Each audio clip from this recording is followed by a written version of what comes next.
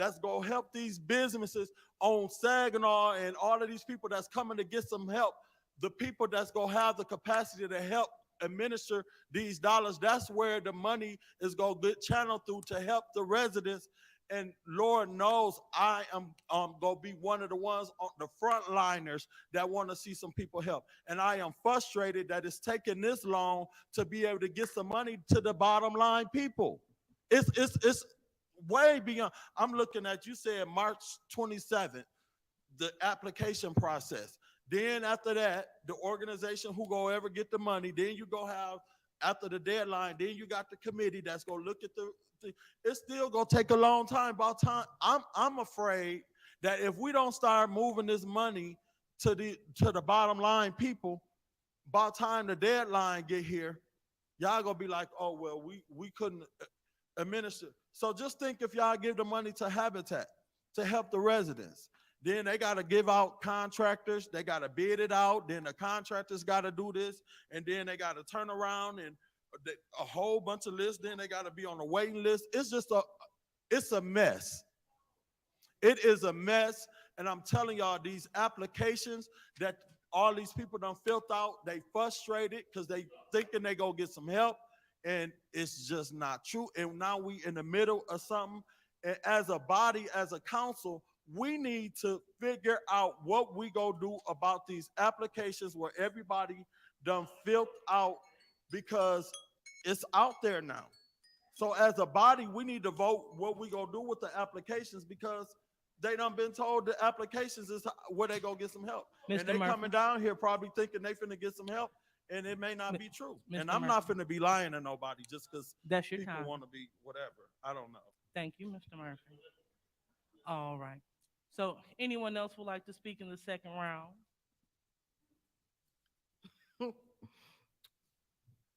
Thank you, Madam Chair. Um, and this is to Councilman Murphy. Councilman Murphy, I look at that form as an intake form, okay? And it was a good form because the compliance firm actually looked at all of those forms, and they came up with a total, and I think the total was $7 million and some dollars. Now, in my opinion, that form should have been used to actually come up with the budget for home improvements. Because we should have looked at all of those forms and say, okay, well, this individual need, home improvement. Okay, set it right here. This organization wanna, need something, sit it right here. The form is a good form to intake. And we should have used that form too to look at the budget, because we, as a council, voted $5 million for home improvements, but we're seeing that we have well over $5 million. Months ago, maybe a month or so ago, it was 7 million and close to 8 million. I'm sure it's more than that now. So that form should have been used for that purpose, okay? I wouldn't say that the form was a bad idea. And I'm sure that the residents all know that that was just a simple form, that they will be getting another form to fill out to receive the money. And I'm sure that the residents understand that the city cannot allocate funds to individuals. I'm sure of that, okay? So I don't even know why we're talking about this form. I don't. And with that, I call for the vote. Call for the question, you mean? I call for the question. Okay, so Pardon me? we Was it something that you said, Councilwoman Worthy? okay, so we have a call for the question. Is there support? Support. Okay. Madam Clerk? Mr. Mays, Yes. Ms. Lewis, No. Mr. Murphy, Yes. Priestley? Yes. Ms. Winfrey Carter? Yes. Ms. Burns? Yes. Ms. Circhenroder? No. Mr. Pfeiffer? Yes. Ms. Worthing? No. The vote is 6 yes, 3 no. The vote is 6 yes, 3 no. So we will go into voting. So we are voting to, that's so off track. So we are voting to have an ARPA discussion with 1 round of 5 minutes. Madam Chair? My fault, Madam Clerk. Ms. Thank you. Lewis? Yes. Mr. Murphy? Yes. Ms. Priestley? Yes. Ms. Winfrey Carter? No. Ms. Burns? No. Ms. Circhenroder? Yes. Mr. Pfeiffer? Yes. Ms. Worthing? Yes. Mr. Mays? I can count the votes, so therefore I abstain. The vote is 6 yes, 2 no, 1 abstention. The vote is 6 yes, 2 no, and 1 abstention to have a special order for ARPA right before public speaking with 1 round of 5 minutes. So next on the agenda change, we are going to, let's put a motion on the floor to include ARPA in the special add-on. Madam Chair, Mr. Mays? since this motion have not been seconded, and I'm the maker of the motion for the agenda change, and the hour is getting late, I want to withdraw that motion and let this agenda change come with the rest of the resolutions, and I would ask that the chair order that without objections. Okay, so we are looking to put resolution add-on number 1 right before resolution 2, 3. No, right in with resolutions. Before resolution 230011, and that has been ordered without objection. Point of order, Madam Chair. Mr. Mays? You're understanding that we have resolutions and it would be in with them. We can move them as a master. We can separate it. So I'm saying right in with resolution. Point well taken, thank you. I object. Okay, we have an objection. So, Madam Chair, Mr. Mays? since he objects, then let's go the long route with it. I'm trying to help the audience, help us. He want to object, then I would put the motion back to, I would make it a formal motion to have this included in resolutions at that time on the agenda Support. change, and I so move. Support. Mr. Mays, can you please repeat that? Yeah, I'm making a motion to put this in with resolutions Okay. at that point of the agenda, yeah. Okay, so there has been a motion on the floor to put add-on resolution number 1 with the rest of the resolution. And it has been supported by Councilwoman Priestley. Any discussion? All right, any discussion in the first round? All right, any discussion in the second round? All right, so no discussion in the second round. Madam Clerk? Roll call. Excuse me, Mr. Murphy? Yes. Ms. Priestley? Yes. Ms. Winfrey Carter? Yes. Ms. Burns? Yes. Ms. Circhenroder? Yes. Mr. Pfeiffer? Yes. Ms. Worthing? Yes. Mr. Mays? Yes. Ms. Lewis? Yes. The vote is 9 yes, 0 no. The vote is 9 yes, 0 no. So add-on resolution number 1 will be put in with the rest of the resolutions. All right, so now Now Point we're- of order. We just voted to have a discussion on Ms. Priestley's agenda change prior to public speaking. Thank you, Mr. Mays. Good, excuse me, good point. Point well accepted. So we're going to go on to our ARPA discussion. And so just as a reminder, the ARPA discussion is going to be one round of 5 minutes per council person.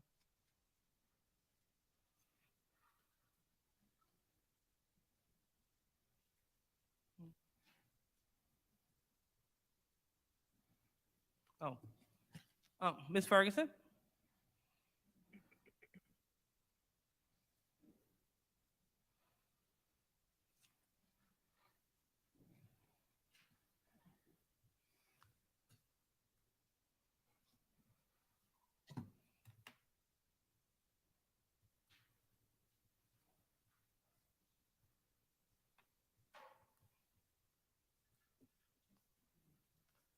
All right, so the special order will begin now.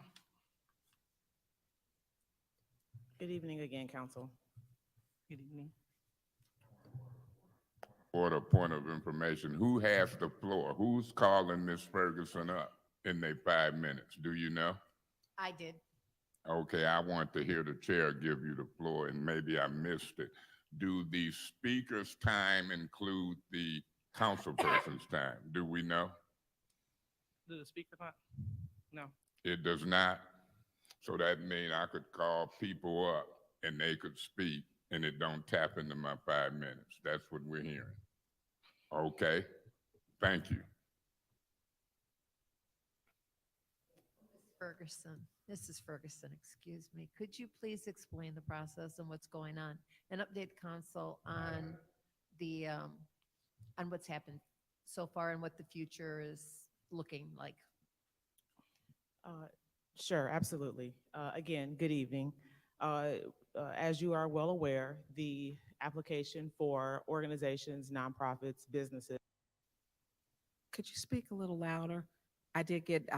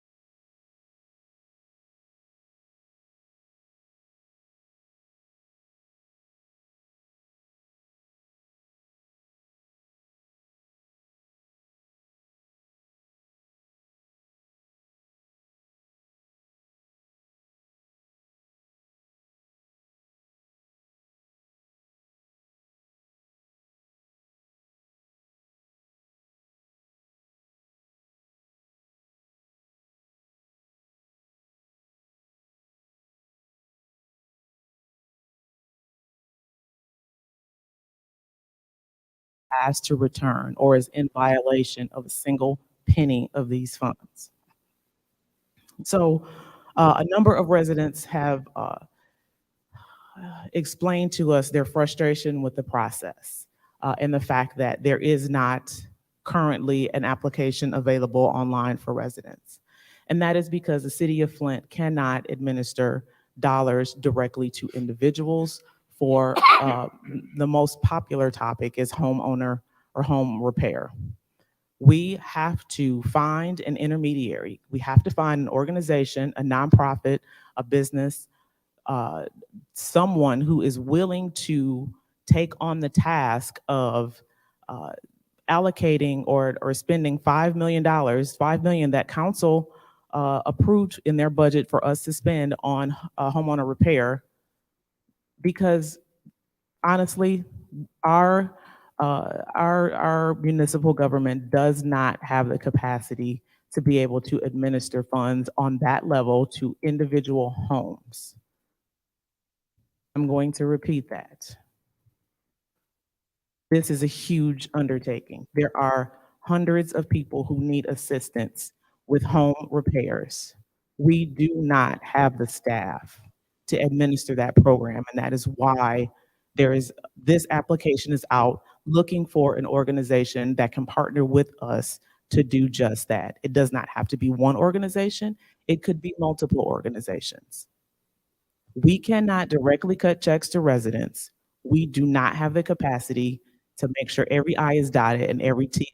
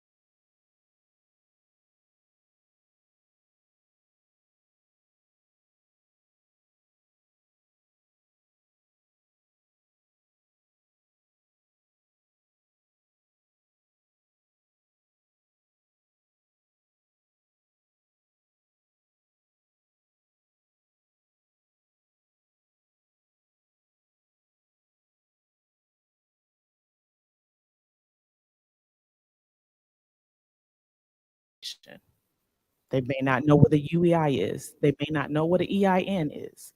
They may not know how to file their tax returns. There may be questions that they, and so we have, 5 technical assistance partners who are willing to hold their hand and help them complete this Point of application. information. What's your point? This is the second time I heard you say 5 technical firms willing to help folks. Mhm. Can you name those 5? Yes, sir, I can. They're all community-based. They're all community-based organizations right here in Flint that have track records of assisting folks. The first is North Flint Neighborhood Action Council. Who? North Flint Neighborhood Action Council. Help. I'll wait. folks. Can you name those 5? Yes, sir, I can. They're all community-based. They're all community-based organizations right here in Flint that have track records of assisting folks. The first is North Flint Neighborhood Action Council. Who? North Flint Neighborhood Action Council. I'll wait till you stop writing because I want to make sure you get this. Oh, I want to make sure I get it. Go ahead. Neighborhood Engagement Hub. Neighborhood Engagement Hub.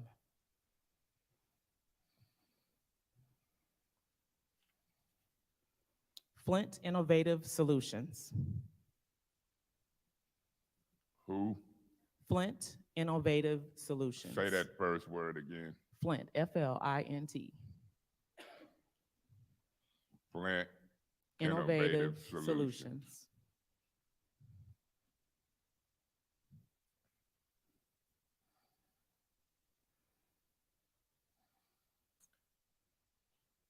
The Power Initiative. Who? The Power Initiative. The Power Initiative. Yes.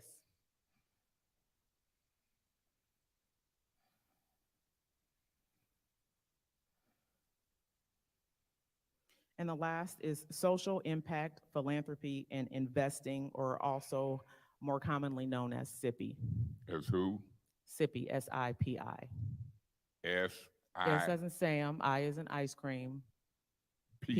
Yes. Social Impact, Philanthropy, and Investing is their full name, but they're more commonly known as SIPI. And point of information, they're helping people do what? They are helping organizations who may have difficulties or questions. They're providing one-on-one support to help them complete the application. This is inclusive of folks who may have poor internet access, folks who have disabilities that may not be able to see or read the documents. They are there to assist.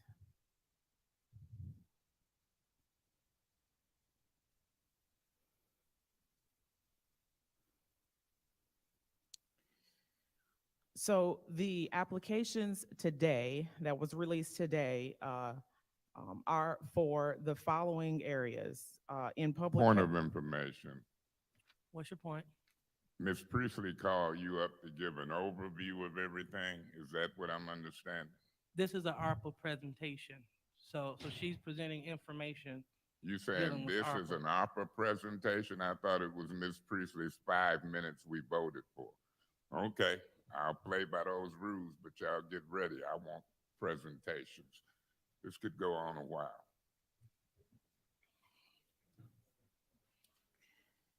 The application that was released today focuses on 3 areas: public health, economic development, and housing and blight elimination.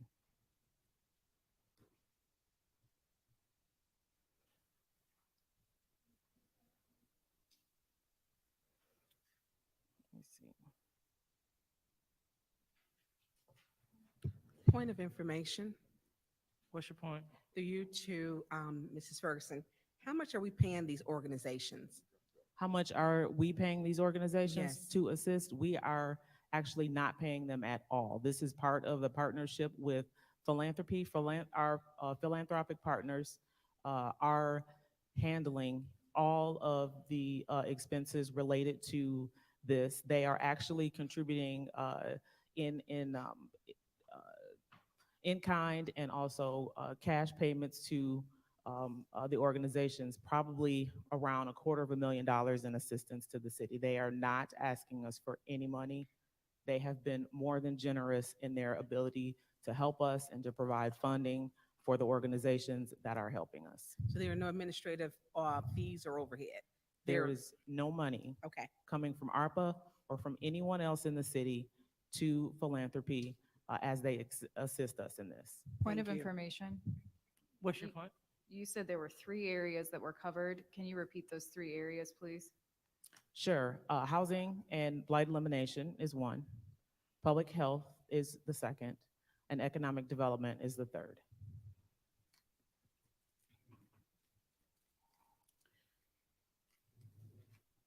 Point of information.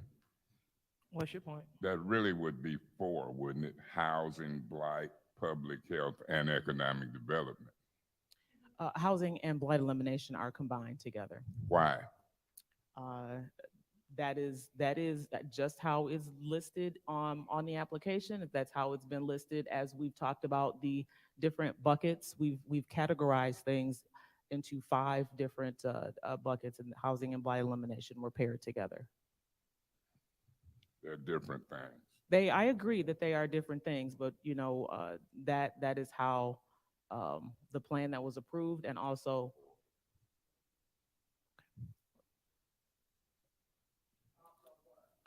and housing and blight elimination, public safety, infrastructure, public health, economic development were all of the buckets that were included in the plan that council approved. If you have additional questions, I am happy to answer them. I know there have been a number of issues raised, and so I don't want to talk for another half hour without knowing exactly what information you need. I'm happy to answer any questions. Point you of have. information. What's your point? What is the amount of money left from the ARPA funds? It started out at 97 million. Do you know the amount that's left? So to date, we've spent about $37 million, and then the grants that we are hoping to get out to the community will total just over $15 million. And then there is still some funds left after that. So 37 minus 94 would be what, about 57 million? That's my question. What's left? That is a great question. If you give me just a minute, I can calculate that for you. Mrs. Ferguson, could you discuss the community committee? Absolutely. So on December 5th, we released an application for people who are interested in serving on the Community Advisory Committee. The applications closed January 5th. We received 96 applications.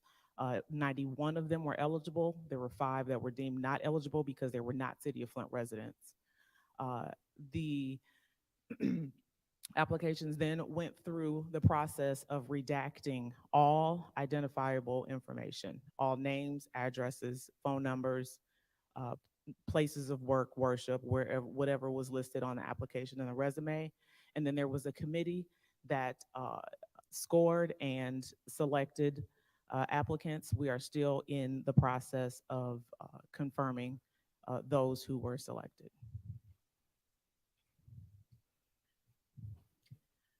And how many people were chosen to be on this committee? 12. Point of information.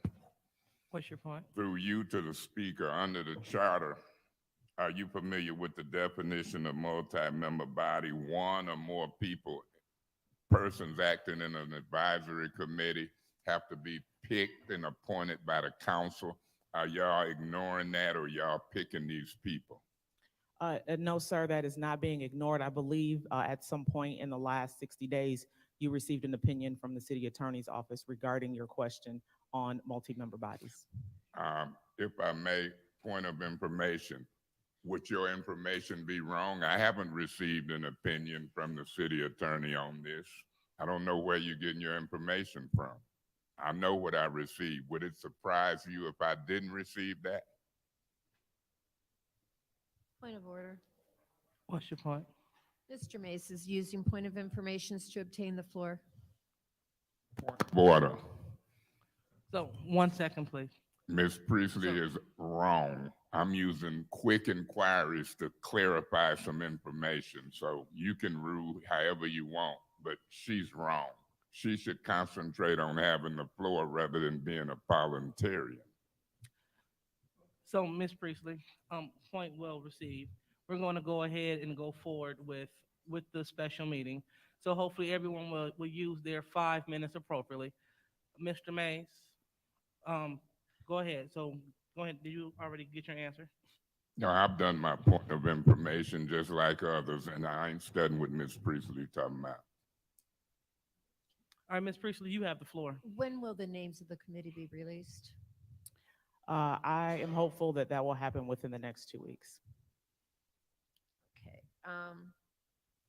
Mr. Whittigan, Mr. Whittigan. So sorry, Mr. Kim. Could you please refresh our memories as to your opinion on the multi-body situation? Sure, Madam Vice President. First, I'd just like to. Point of order. Can you cut your mic on? Testing. Testing. I'd like to apologize to Councilmember Mays. It looks like I did not specifically request that it be printed and delivered to your mailbox. This was sent to the council members on several weeks ago. The question about what constitutes member. Are you referring to the Angela Wheeler opinion? That is correct. That don't even fit. That ain't it. But go ahead. I got the Angela Wheeler opinion. I asked for a legal opinion from you on this particular issue. Proceed, if you will. Yes, as I said in my email, I'm relying upon that prior opinion. I find it to be well-reasoned and that the application to this situation is the same. That these committee members are not a multiple member body as contemplated under the charter. Information.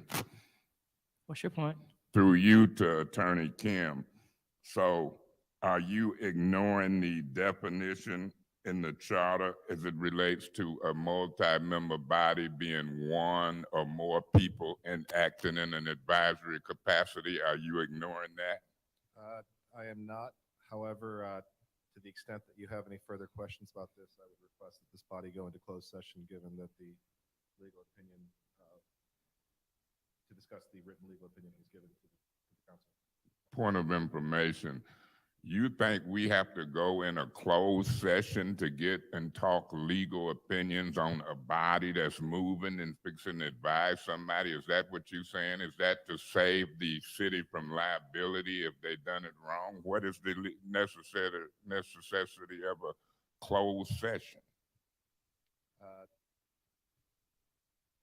Under the Open Meetings Act, one of the reasons why you can go into closed session is to discuss a written legal opinion from the Public Bodies Council that preserves attorney-client privilege regarding those discussions. And so I would request that if you have further questions about that, that this body do so. Ms. Priestley? Yes. Please continue. You have the floor. Will the names of this committee be released to the public?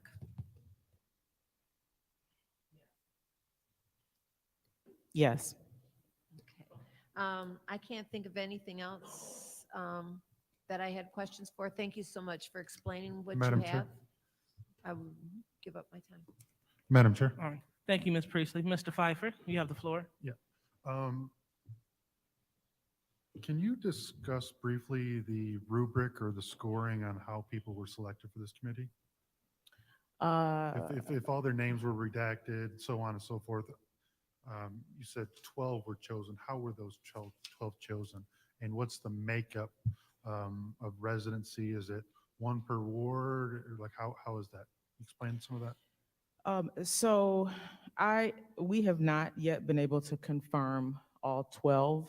And so I would not know the makeup of the board until there is still some due diligence that needs to happen post the meeting. So, So is it possible that all 12 are from Ward 8? no, we did have a question on the application that asked what ward people were from. And in the process of redacting, the addresses were checked to ensure that they were in the appropriate ward. Due to the boundary change in August, there were a number of people who did not list the correct ward, so those were adjusted for them in their application. Okay, outside of address, can you tell us how people were chosen? I have a rubric that I can share with you if you give me just a moment. If you want to ask another question while I pull this up, I can We'll give wait. you. Point of information. What was the question? What scoring apparatus did they use to choose people?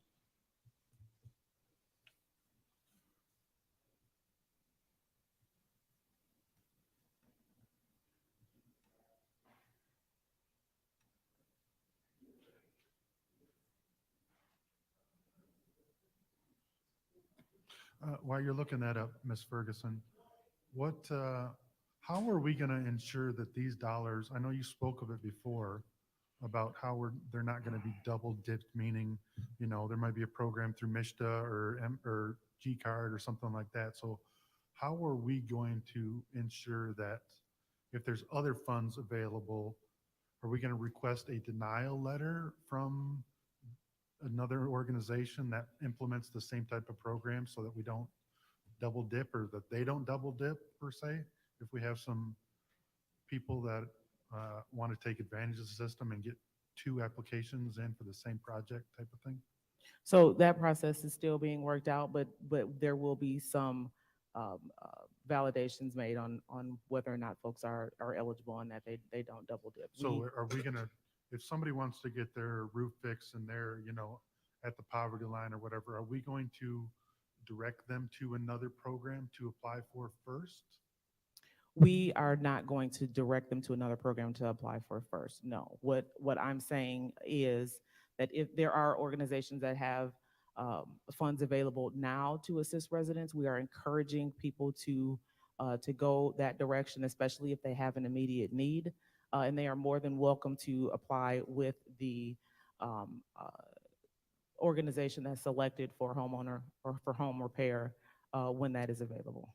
So I guess I don't understand. How are we, if there's, you know, I think it's called the Home Program through MISTA, which has a lot of stuff out there.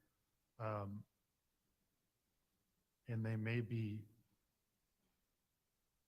funds available to help that person out. We're not going to figure a way to get them the money before we spend ARPA? I'm sorry, can you ask that? Yeah. Yeah. I'm gonna need to get my computer because this isn't working. Point of information, just real quick. Are you referring to the, when you say the MISTA home grants, do you mean the like homeowner assistance funds? Because there are also home grants, but that's a HUD development But thing. there, I think through the Home Program, there's funds available for people to get their roof fixed and stuff like that. That's not home, that's, Something else? yeah, But- because but- home is specifically for like, like big, But developments. to that point, there's a lot of different programs out there that people may be eligible for that may not know about it. So if they come in and apply for ARPA, are we just going to give them ARPA, or are we going to try to get them to the state programs or the federal programs that have a lot more money than what we're allocating?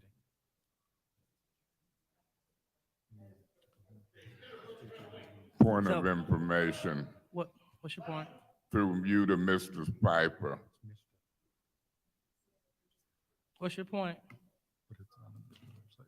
My point of information is to you, Mr. Piper. Don't you believe we should and shouldn't we use those initial forms to help do that?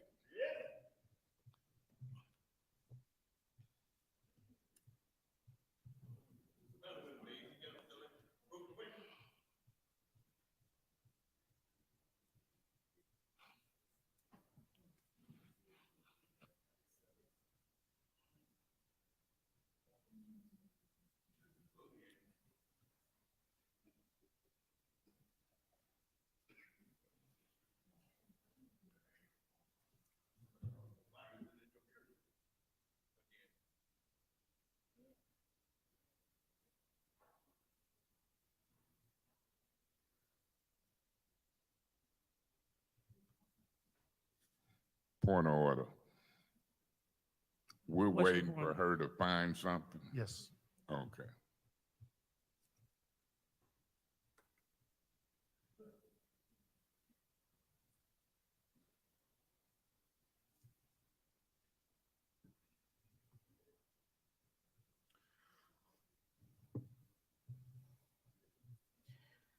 So the rubric, the scoring criteria, the first section is on residency.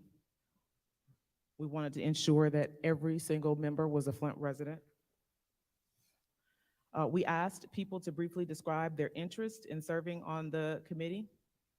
And this took a look at the applicant's reason and motivation for serving. We asked for folks who had experience in housing and blight elimination, economic development, public safety, crime prevention, and public health. We asked if they had experience in one or more of those categories and asked them to describe.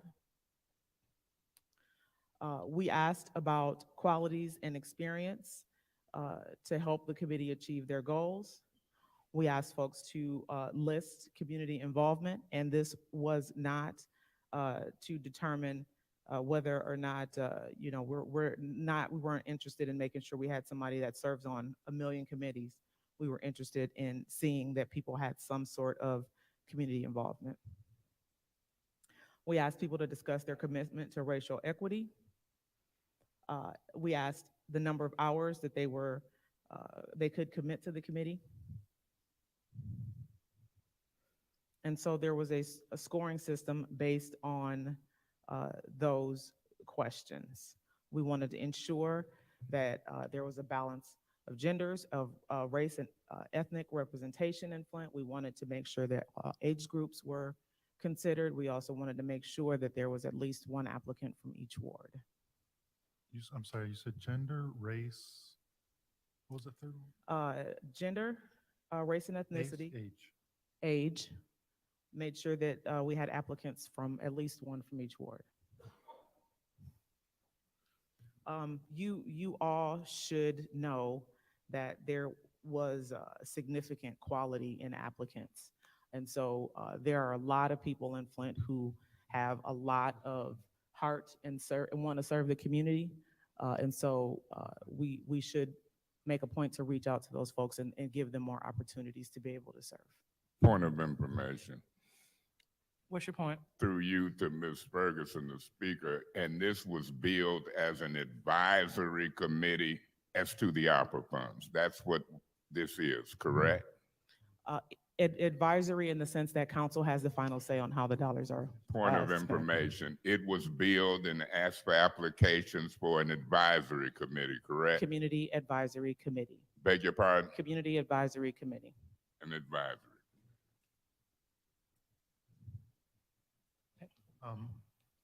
So one of the questions I had is, how are we going to ensure, you mentioned it before about not being able to, if there's other funds available, if there's a different program out there, how are we going to direct them to apply to that first versus MISTA or versus ARPA?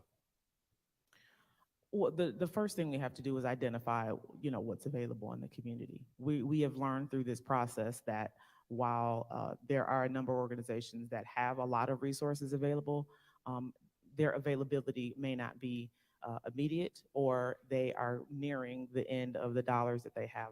So the first thing we need to do is identify. So are we aware of every program that's going to go on?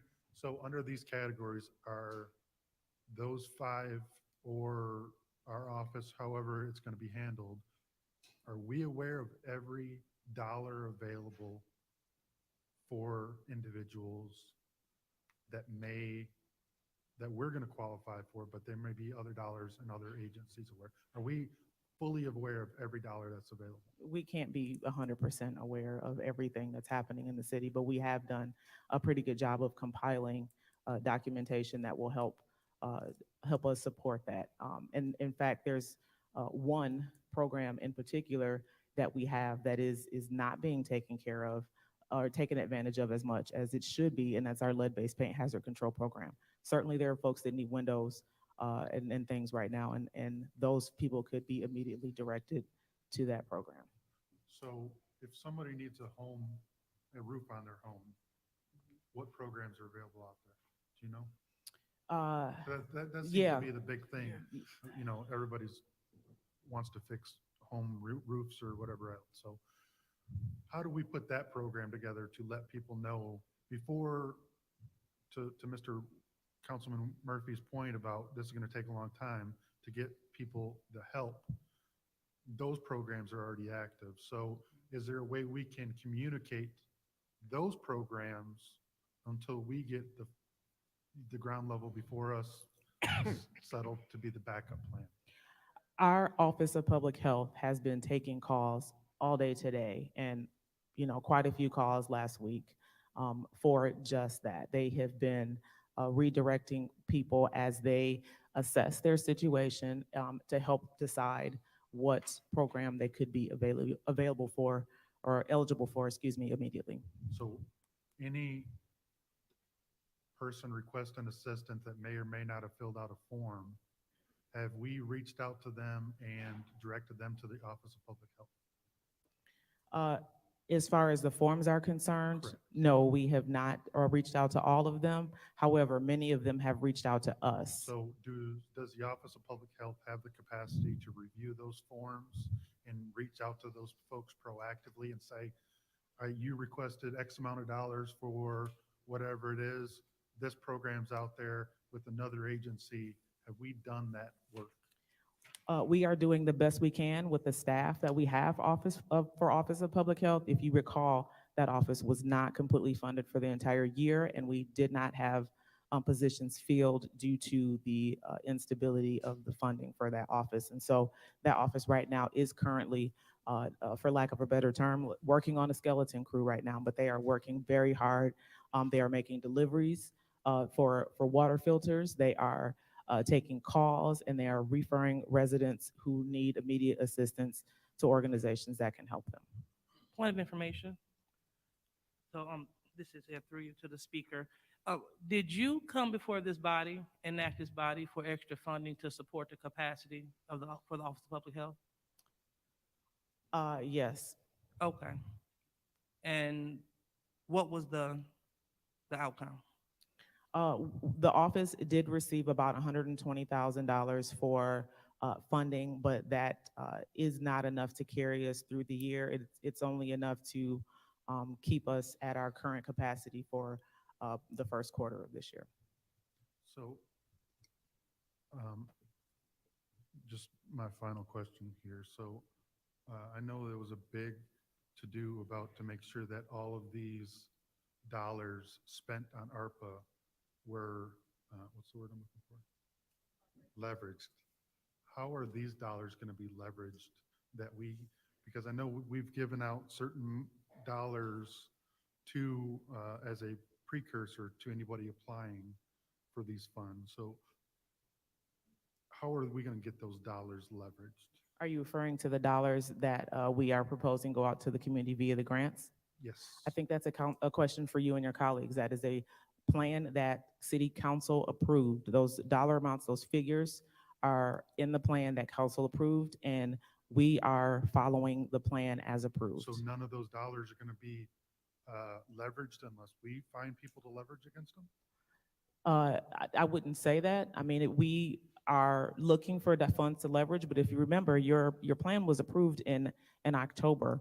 And so leveraging dollars is not an overnight deal. We could apply for something on November 1st and not hear about it until August. So we have to take the plan that you've approved in August, and we'll try to work that, but it is So- not something that happens overnight. So unless it was the administration's plan, leveraging is not a priority. That's what I'm hearing. No, that's not what I'm saying at all. What I'm saying is we have to leverage funds based on the plan that you approved. Yes, housing and blight elimination were in the plan before, but we need to understand what the level of that is before we try to seek additional funding. If we have, for example, $5 million in housing and blight elimination, and I need to go talk to a funder, they want to know what skin we have in the game before they commit to anything. So it was important that we understood exactly how council wanted to spend that money. So that plan was an integral part of this process. So because Ernst & Young sold themselves on leveraging. So we approved that plan, you said in October, so 4 months and we don't have any persons or organizations that are willing to step up to the dollars that we've allocated? Again, that is a lengthy process. For example, we talked about, and I'll use, because it's one that should be front of mind for everyone, I'll use the Office of Public Health as an example. We have been looking for funding for that office for well over a year. While we've had some funding opportunities identified and we've applied for them, we've not heard back from them. It is often, especially with a case of federal funds, we could apply for something on February 1st and not hear anything for 8 months. So it's only been since October, we'll just say November 1st, since it was the end of the month when that was approved.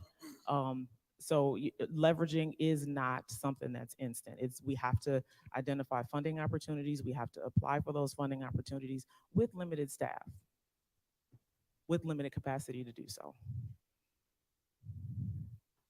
All right, thank you, Ms. Ferguson. Ms. Herkenroder? Thank you so much, Madam Chair. Hi, Mrs. Ferguson. Thank you very much for being here tonight and for answering our questions. I just want to build a quick question off of what my colleague in the 8th Ward said regarding the leveraging. You had mentioned earlier when my colleague in the 6th Ward was asking questions about the administrative fees for nonprofit organizations or for these TA assistants or these TA organizations. about how much money do you think that philanthropy, I don't want to say donated, but provided in kind to be able to help support that? It's estimated about 250,000, but I don't have a concrete number, but that's the estimate. Okay, thank you. So I have a couple questions. I was under the impression that the community grants would total somewhere around 18 million, but then I saw on a press release that number was actually closer to about 15. Where did that $3 million go? So in the plan that council approved, there was specifically a section on gap financing for mixed-use projects. Council approved $2 million for Car Commons, and so that was redacted from that particular section of the funding. So that's where 2 million went. There's also an additional section or funding opportunity that will be available for small businesses at a later date. And so the balance of the funds are between those two projects. Okay, thank you. So I have a number of neighborhood groups who are very active within the 7th Ward, which is phenomenal. If a neighborhood group wants to submit an application through ARPA, do they need a 501c3 status to be able to do so? Yes, they do. They could also work with another local nonprofit and ask them to serve as their fiscal sponsor and submit an application. And the TA agencies would be able to help support, facilitate these relationships? If they already have a relationship in mind, that would be ideal. But yes, they can provide some support to those relationships, but it is not incumbent on the TA providers to find a fiscal sponsor. Okay, so I do just want to clarify what I think you said. So yes, they need a 501c3 status or a fiduciary that also has a 501c3 status. That's correct. Could that fiduciary also be one of the fiduciaries that's managing ARPA? Can you explain further? Sure. So for example, if we grant, dollars to Habitat for Humanity to be able to help support the housing and blight elimination grants portion of this portion of ARPA, if I'm a neighborhood group, can I go to Habitat and say, hey, will you serve as my fiduciary as they go through to apply? I would not speak on behalf of Habitat in that. That's completely up to them, but they would be able to apply. Okay, so then that actually segues perfectly into my next question. The qualifications for different grants, I understand with the different categories of ARPA, there's obviously going to be different qualifications that you need. Will the requirements be the same between each nonprofit depending on project area? They're not the same. For example, the funding available for mental health services has a requirement of providing services for a minimum of 5 years, whereas grants for alternative uses for vacant lots does not have the same requirement. So Right. it's different for each funding opportunity. So, right, but my question is, or I guess for clarity and for understanding for my benefit and for the benefit of the community, is one entity going to be the fiduciary, man, I cannot think of my words today, the fiduciary for all of the mental health grants? Or is it going to be, a third is going to go to, I don't know, the Health Coalition, a third is going to go to GHS, and a third is going to go, I don't know, to Catholic Charities? There are caps for each funding opportunity that vary.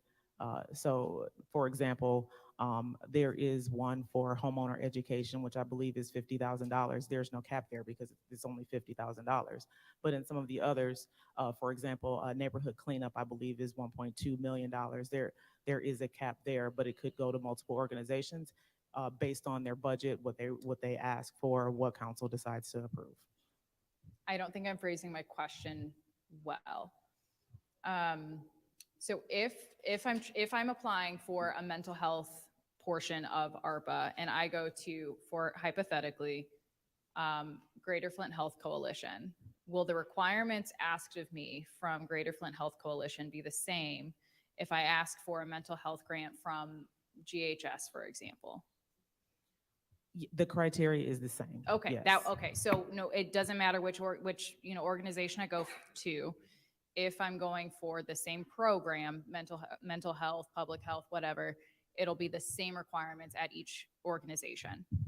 It'll be the same requirements for each funding opportunity. Okay, perfect. Thank you for clarifying that. And I do want to go kind of back to this committee process. Who was on the committee to select the candidates, those 12? So there was representation from both Ruth Mott and Community Foundation. I was there. Both of the ad hoc committee members were also in attendance. Okay. Can you clarify the relationship between Ruth Mott and the Greater Flint Community Foundation? Absolutely. They are here to provide support to the city. They do this work every day. They select committees. They do grant making every single day. This is not something that the city does on a regular basis at this scale. And so they have offered to provide assistance to us to make sure that the process is done well. We want to make sure that we, as I've said before, dot every I and cross every T, because we don't want to send any dollars back. And we also want to make sure that the process is accessible for organizations to apply. And they do this. They've done it for years. And so they are merely providing support in that process. They have no decision-making ability as far as how funds are spent or influence on the matter. So they're supporting the capacity They are supporting the capacity. and they're providing this support through in-kind donations? They are, and they are, I'll put it in air quotes, managing the technical assistance or convening the technical assistance They're providers. supporting, They're supporting. helping making sure everyone's on the same page. Because Yes. this is a pretty intense process. I mean, the compliance alone was almost 500 pages, Yes. which is a lot, which is why we have a compliance firm and which is why we understand the capacity is so, I mean, that's a lot. Especially when we're working with, almost $100 million.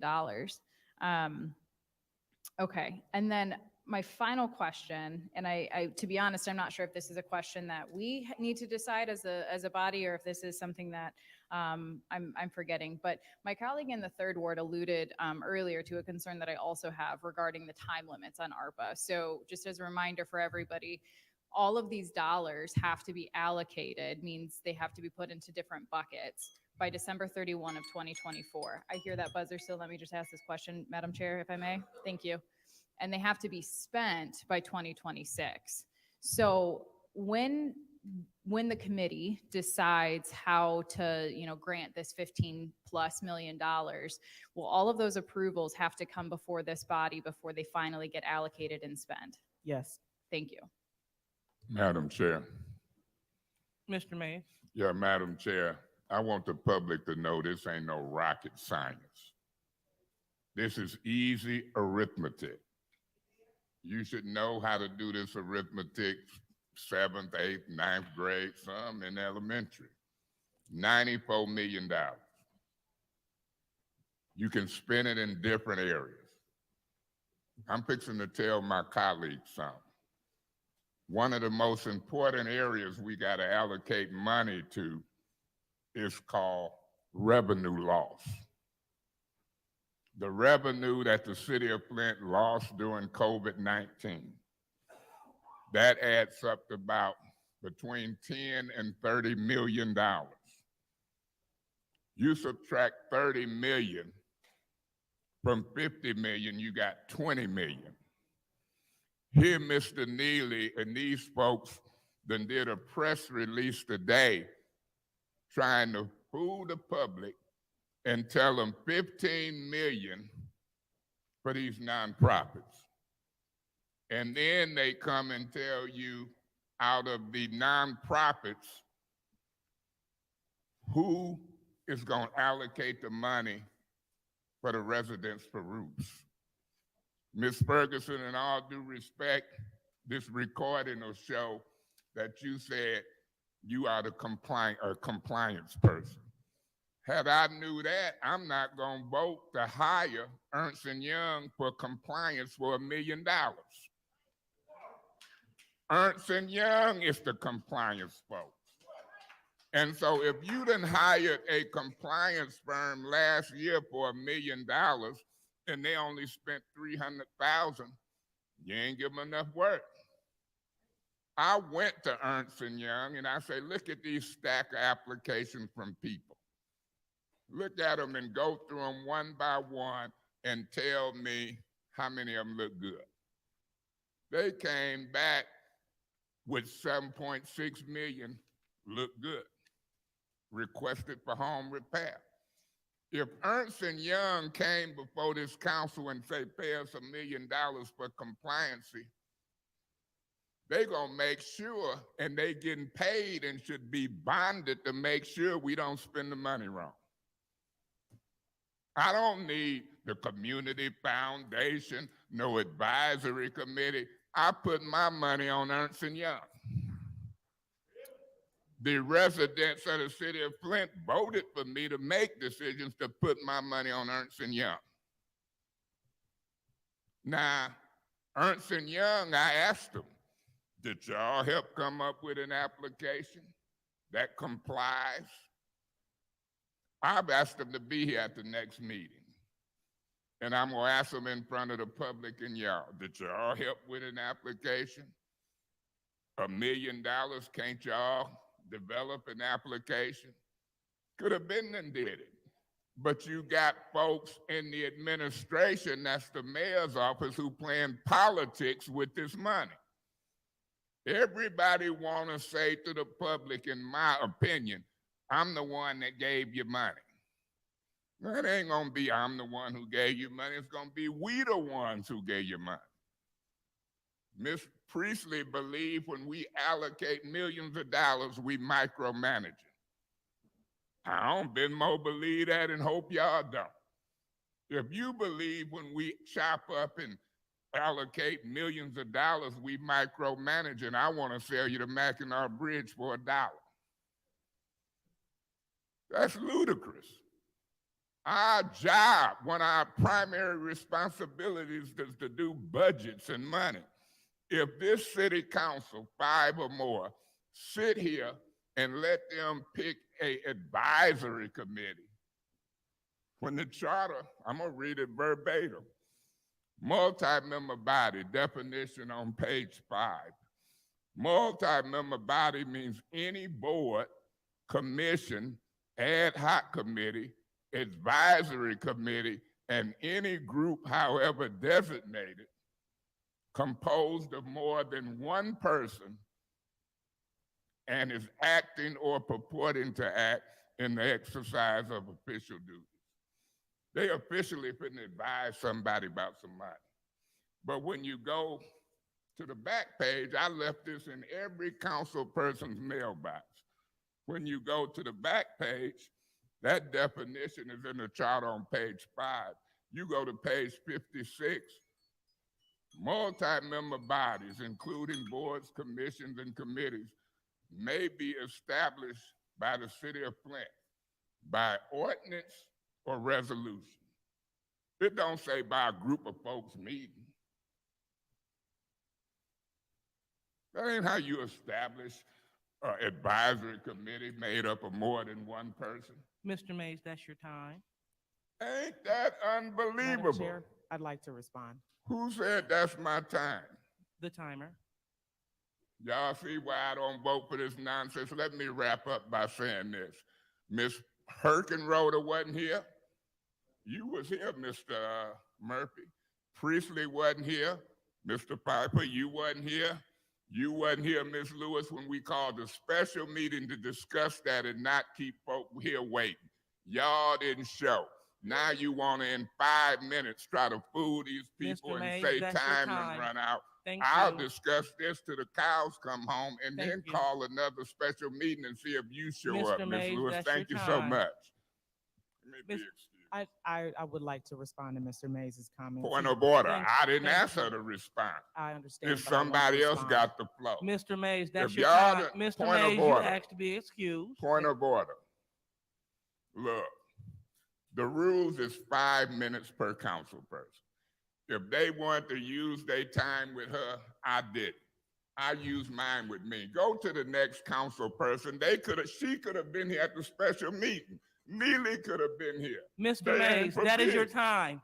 Thank you. Point of order. What? That is your time, and you asked to be excused. Yeah, so go to the next council person.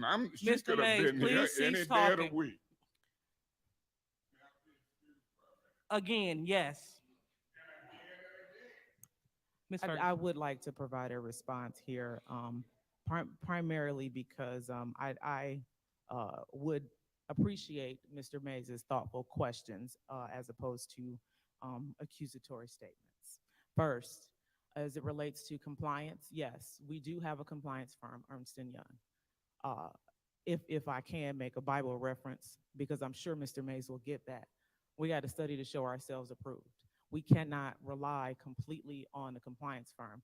We have to be able to provide pushback, ask questions, and make educated decisions based on what we understand about compliance. I am very happy to have the support of Ernst & Young, but I need to know for myself what we're doing with this money and how we are maintaining compliance. Because we are ultimately responsible. If the hammer falls, Ernst & Young isn't going down, it's the city of Flint that's going down. So we need to understand exactly what all 500 and some odd pages of that document is about. Secondly, about the advisory committee, I have the utmost respect for all of you, including Mr. Mays. But I did find it extremely frustrating in his comments that it appears that he would rather the community not be involved in this process. And it is very important that they be a part of this process. We had 96 people apply. It is clear that they want to have their say Point on of order. this. Could we have What's the your point? audience be quiet, please? Not a problem. Pardon me, audience, due to the poor acoustics, it's kind of hard to hear up front. So thank you so much for your cooperation. And that's all I have on that. Okay, thank you, Ms. Ferguson. Anyone else would like to speak? Mr. Murphy? Oh, thank you. I have a couple of questions and I wrote them down. My first question is, since we hired a compliance firm, what can you provide us of additional dollars that they have applied and received that we was awarded due to us giving a compliance firm $1 million in the first year to help make sure that we dot the I's and cross the T's, and in addition, lobby for additional dollars? Because when we awarded them the funding, that was one of their responsibilities that they said that they was going to try to do. So I would like to know, you don't have to answer it now. You can give us a copy of all the money in addition that they have brought to the city of Flint since we gave them $1 million. The other one is, what is your opinion on the 400 and some applications or the one pagers that Councilman Mays put out to the community that we use for our 4 community meetings? What is your opinion on awarding them or giving them some money for those who believe that that application was an intake form to be able to get some funding, because some appear or believe that that application will get them some assistance for their homes? My other question is the Parks and Recreation. I know we earmarked some money for Parks and Recreation. I don't see no money here. What are y'all plans on either bringing a resolution to City Council so that Parks and Recreation or Keep Genesee County Beautiful, whoever will be administering the projects that need to happen throughout the whole entire parks in the city of Flint that we maintain, and some people have adopted. They got some park improvement. I know I have many of them in the 3rd Ward that I would like to see improved on. So what is the plans for the Park and Recreation funding?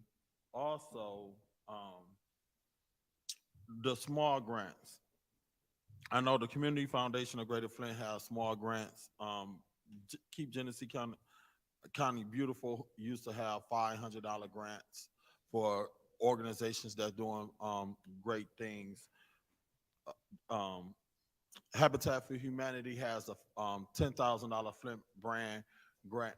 what category do you see that being up under to be able to help those organizations, those block clubs that is doing neighborhood cleanups? My Councilman Murphy, if, if I could, you've sent out a bunch of questions and I want to be able to answer them and not forget them. yeah, I just wanted to use up my 5 minutes and then you could answer when I finish, because I wanted to make sure I get all my questions out. So that was my goal while I was over here typing. But if you want to stop me, you more No, than continue. Please continue. continue. Okay. What is the goal to market once the process has taken its place for the real applications to go out? So what is the plan to deal with the residents that did not fill out the form? Because some of us told them that was not the form. So you have some residents that did not fill the form out that want to get some assistance. And I'm sitting up here looking at my text messages and people like, okay, I want to get some help with my roof. Somebody talked about their small business, getting some help with their small business. So I'm constantly answering questions from people that's inboxing me, asking me, when can I get some help? So is there a marketing piece once everything is in place for us to either mail applications to residents to be able to apply through Habitat for Humanity, Communities First, whoever will be the fiduciaries to help with the home improvements or the small businesses that is waiting, or these residents that put this application in, 400 and something plus residents that put an application in that believe that that might be the application to get them some assistance. Are you guys planning on taking those applications and doing something with them, or that's the number one question I would like for you to answer, and I'm wrapping up. Do you have a plan for all of those 400 some applications where people apply for? And then what about the ones that didn't apply, that believe that there was a different process? And I think I'm done, because my bell ain't went off, so I might got some more minutes. All right, I'm done. So I will address the question about the intake forms first. It is unfortunate that so many people filled out those forms believing that that would yield immediate results for getting their homes repaired. I have not looked through all of them. I have seen some of them. And from my cursory look at those forms, there are some that don't have contact information. There are some that are asking for things that we just can't provide. There are some that are very much aware of what they need, and their list of needs is extensive. What I would like to do, what my opinion is of those forms is, it is clear that there are a lot of people who need help.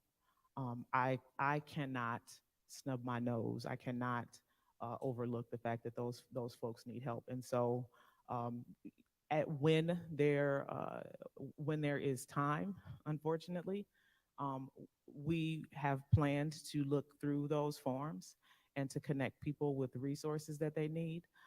But again, that is the primary job of the folks in our Office of Public Health who are willing to help, who are currently understaffed, who currently only have limited funding available through the first quarter of this year. I don't have the capacity by myself to look through each and every one of those forms and refer folks to programs that can help them. As it relates to leveraging funds from Ernst & Young, I know that there is some progress being made on the city's end. If you have questions about funds that they're able to leverage and what they have in the works, then I would pose that question to Ernst & Young. Parks and Recreation, because Parks and Recreation are not owned if I could say, by community organizations and the like, then they would not be a part of this particular grant process. You did allocate in your plan money for Parks and Rec, and so as those expenditures come up, they will be sent to you in a resolution for your approval. I do believe that there have been some conversations around what needs to be done with the money that has been allocated for in the plan, and you should see some resolutions in time for work to begin in the spring. As far as neighborhood small grants are concerned, there is available through the application process $1.2 million for neighborhood cleanups, and there, I believe, is a $500,000. Don't quote me on that one. I'm not remembering that number quite as easily as the neighborhood cleanups, but there is money for innovative use of vacant lots. And so community organizations are able to apply for and be awarded those funds to do the neighborhood cleanup work that you mentioned. Is that through the Community Foundation of Greater Flint that they would apply, or do they got to apply through Nope. this application? They would apply through our application process. The community foundation's application process is completely different. That's their funds, not ours. Did I answer all your questions?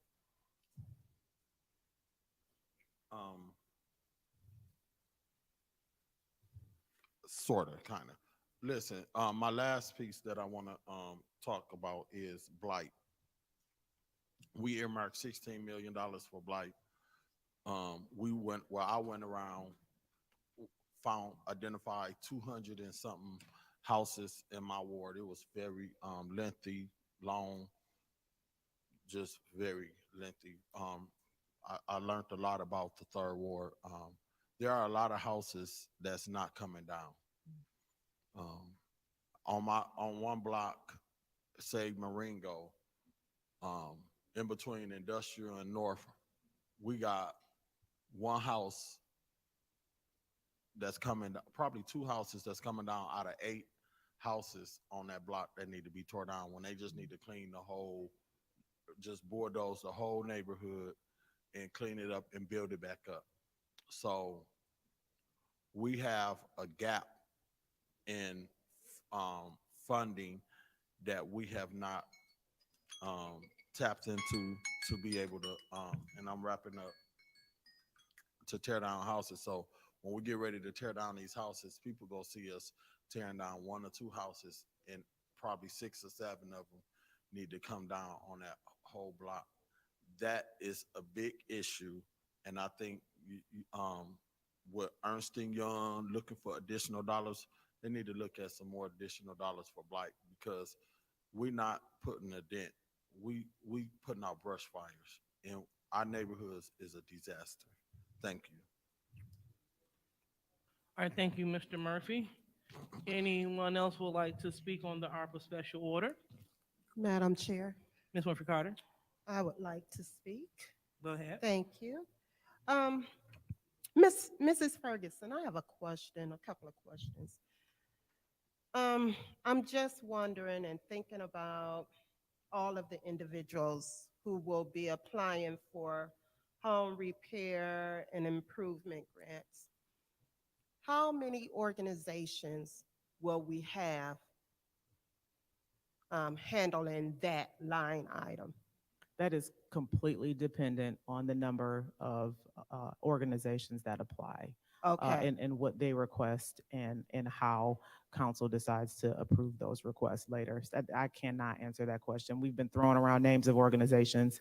They may not even be willing to apply. right. We need to, get the applications in and see what happens next. Okay, because I'm just thinking about what Councilman Murphy said and all of the individuals who have filled out the intake forms. And I told people that I'm sure that you're gonna have to fill out another form on top of this intake form, because it really wasn't enough information. However, how are they gonna handle all of the people who,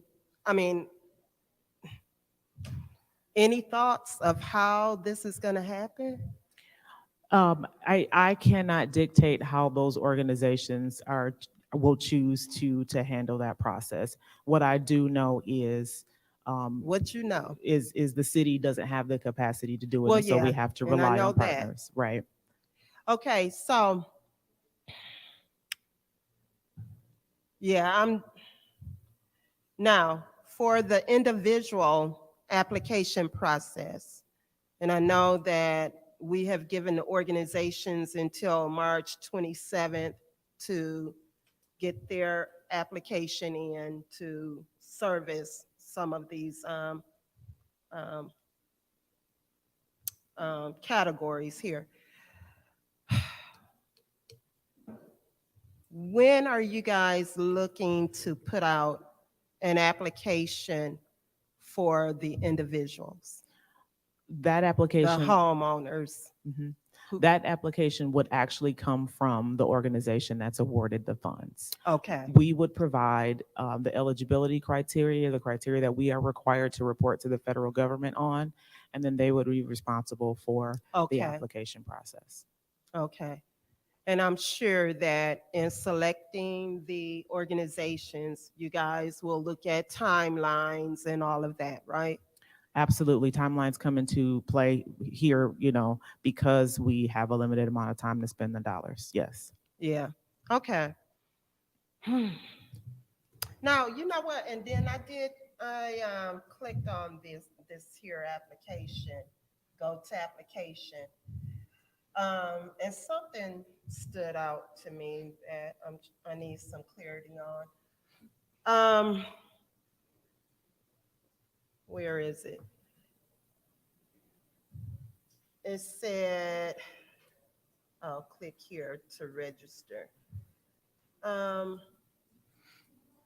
Redeem invitation. Did you guys send out invitations to organizations? There were no invitations sent out to organizations. I will have to follow up on that. That should not be on the site.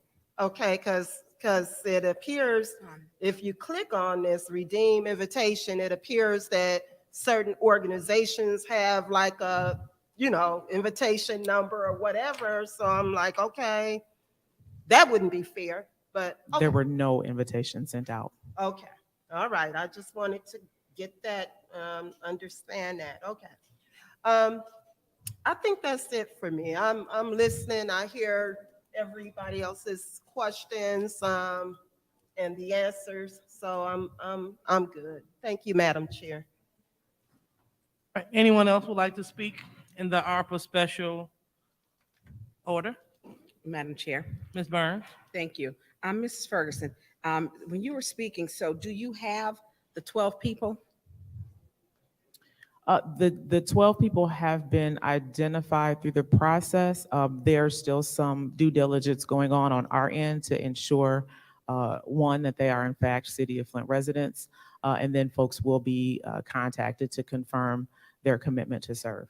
Okay, so the 12 people have been identified, but there's still some due diligence that you have to do. And I want the public to know, we had nothing to do with picking those, because that to me is important, that I would want my ward to be represented of what it's comprised of, because there are going to be some duplicates. We only have 9 wards, we have 12 people. So someone's going to be, we don't know how they're, are they all from Flint? They are all from They are all Flint. from Flint. So someone's going to have more than 2 people, more than 1 person in a ward. That's possible, yes. Yeah, it's going to have to be with being 12.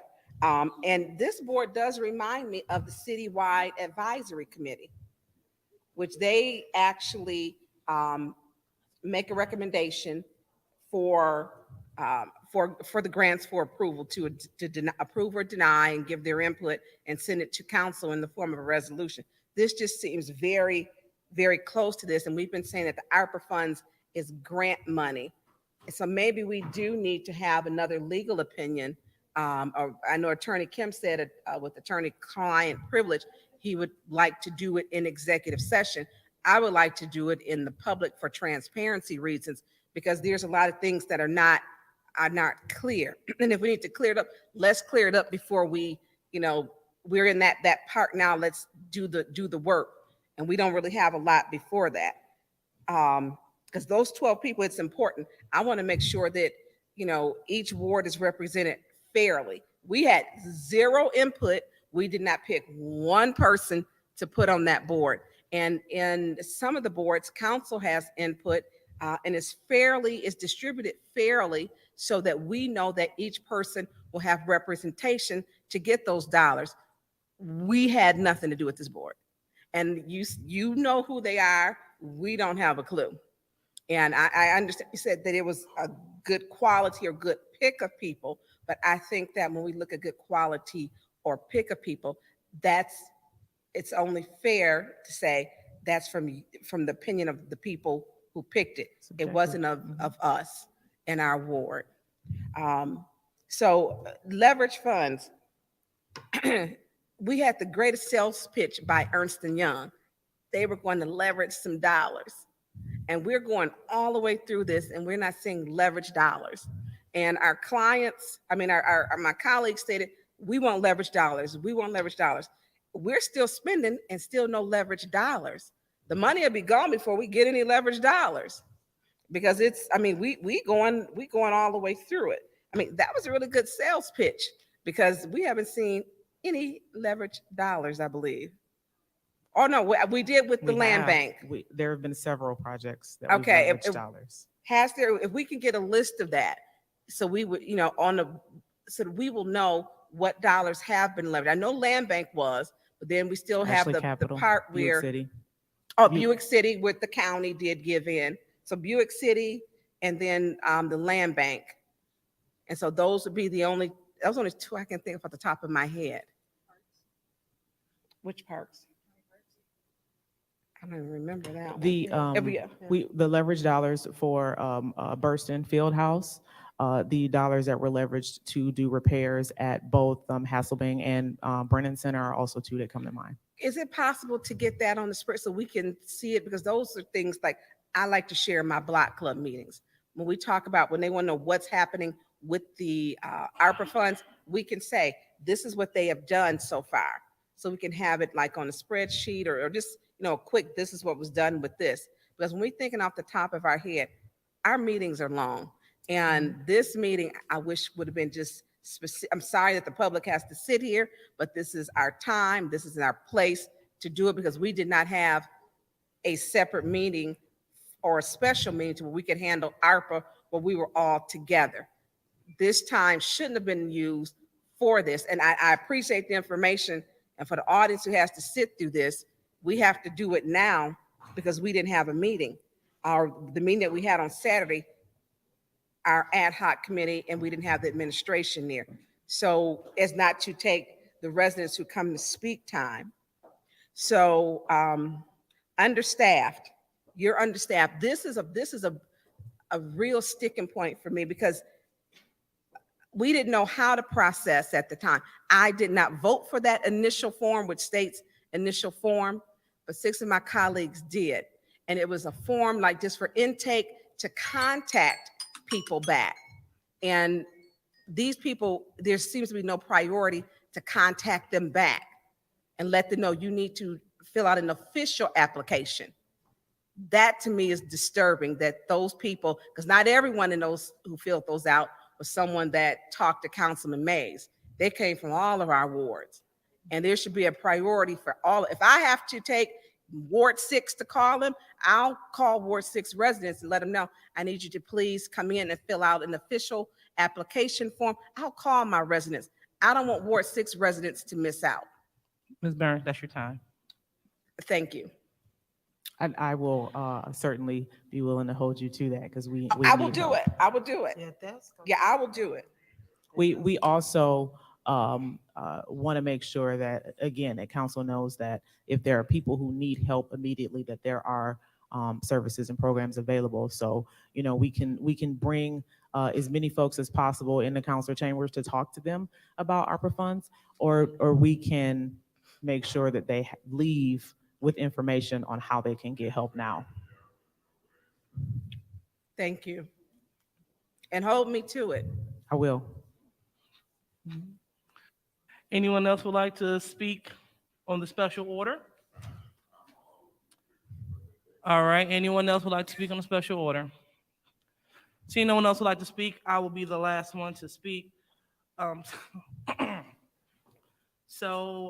Lottie, Ms. Ferguson, excuse me. Do you have anything else that you would like to add? The only other thing that I think that I have to add is that if anyone has questions, feel free to reach out, especially, through City Administrator Edwards, to make sure that you get your questions answered. I do not want misinformation out there. Disinformation needs to be combated with reality. And the reality is we have a limited amount of time to spend dollars. We have to grant funds to organizations first, and those organizations can in turn assist directly with residents. And so if there are concerns or questions, we are happy to answer those. Okay, thank you so much. So please, don't leave right now. I probably won't need you for much, but just stay around. All right, so what we must realize is that I guess the word of the day is repurposing. Repurposing. What happened was we initially voted on a form to accompany our citywide listening sessions. And that form was to serve as a data collection piece. So after we went throughout the different parts of the city of Flint, we did 4. I wanted to do 9, including 1 with young people and 1 virtual, because we still have a lot of people that are staying home and staying safe. My colleagues wanted to proceed and just only do 4. That was fine. So with our first session, we didn't have anything. We saw that it really wasn't too fruitful going throughout the wards without any standard form to collect the data of what the constituents were saying. So a form was proposed to council, a form to gather data.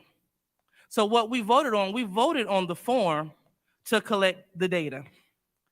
After the meetings were over, we were taking those forms, we were tallying them up, we were compartmentalizing the forms so we can see how the community wanted the dollars to be spent.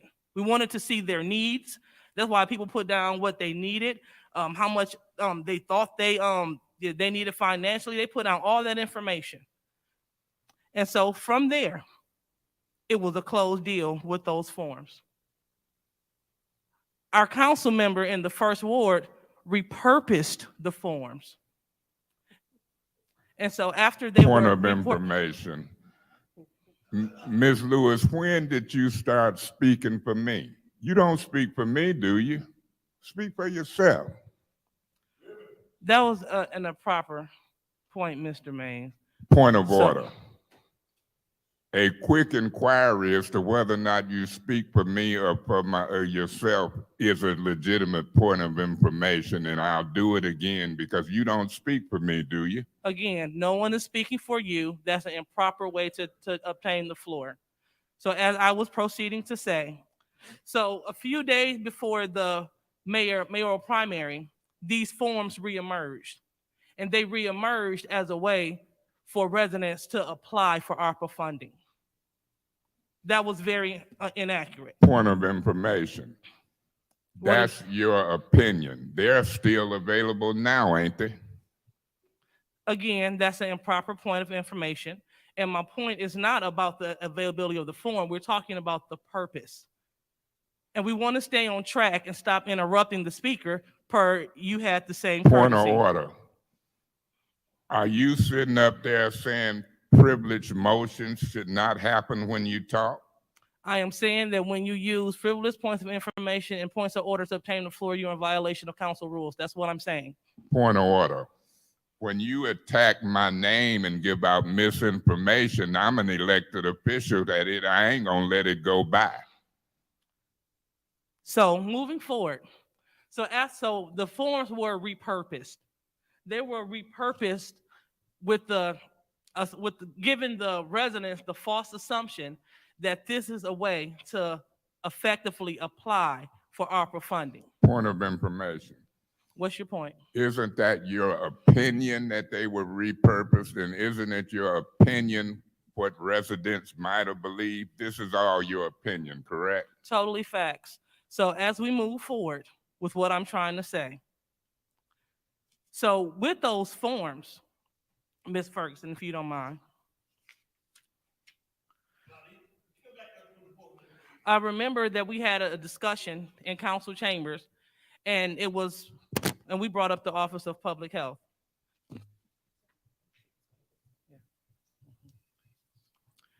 So did council, when funding opportunity from council was brought to us to fund the Office of Public Health, didn't we vote that down to fund the Office of Public Health? It was voted down twice, and then the third time it was partially funded. Partially funded. Okay, thank you. So this is the office that that serves as, I guess, a mediator between the community and various agencies. So they tell the community what services are available and what resources are available, correct? It's part of their job, yes. Okay, thank you. All right, so going back to this ARPA request form. And so we were talking about expanding the capacity of that office.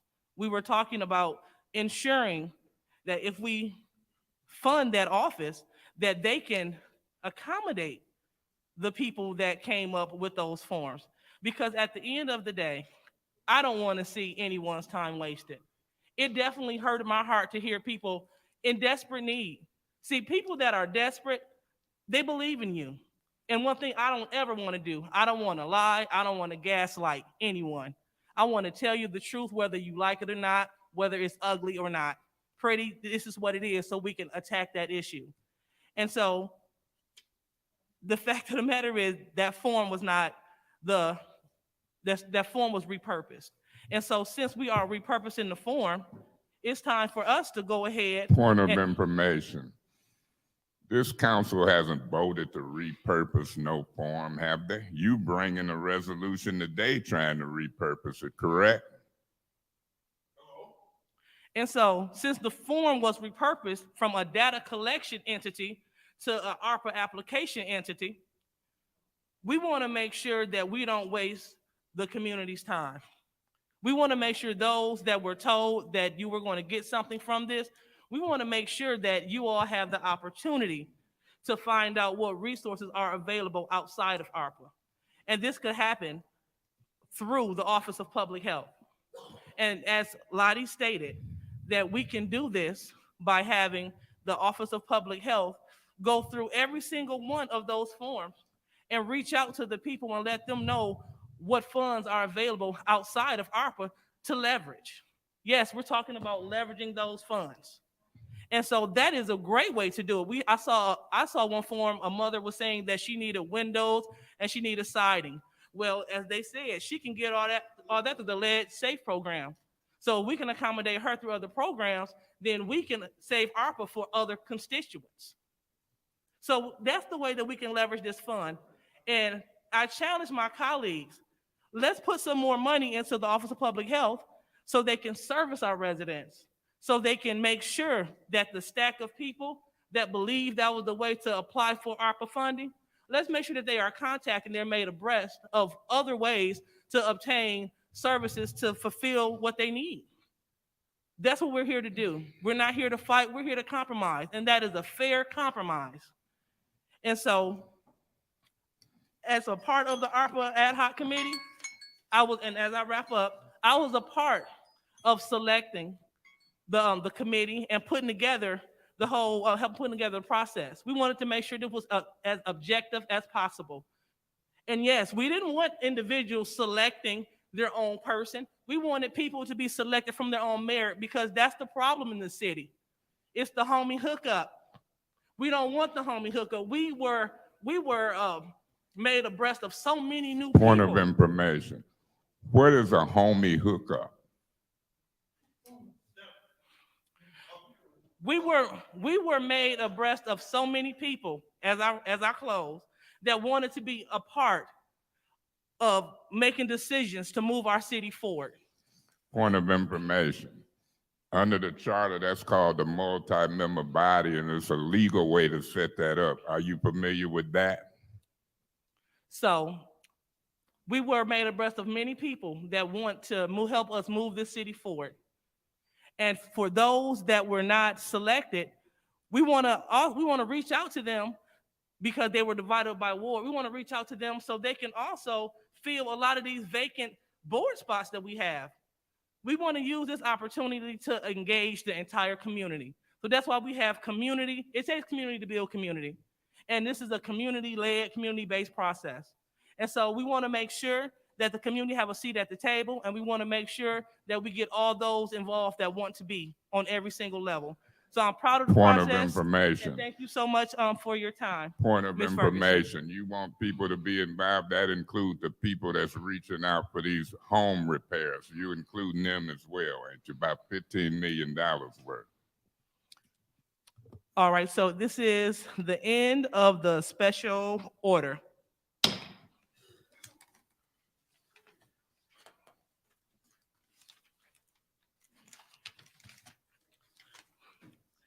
Next, we have public speaking. Point of information, Madam Chair. What's your point? Why did so many of y'all, including Ms. Ferguson, the mayor, why did y'all all miss that meeting Saturday? Do you know? Why did we have to spend all this time when we had a meeting Saturday? Where was you at? Great question, Mr. May. So why do we have to spend time tonight? Because we couldn't spend time Wednesday when this ARPA presentation was supposed to take place. Point of information. You walked out on Wednesday and then you wasn't here Saturday. Why did we have to spend all this time? Did it have something to do with y'all absence? Do you like doing this job? So as we move forward with the meeting and not waste anyone else's time, we're going to move on to public speaking. So first, public speaker, please.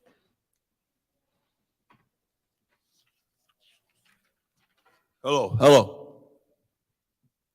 Hey, you know, I'm our L. Mitchell.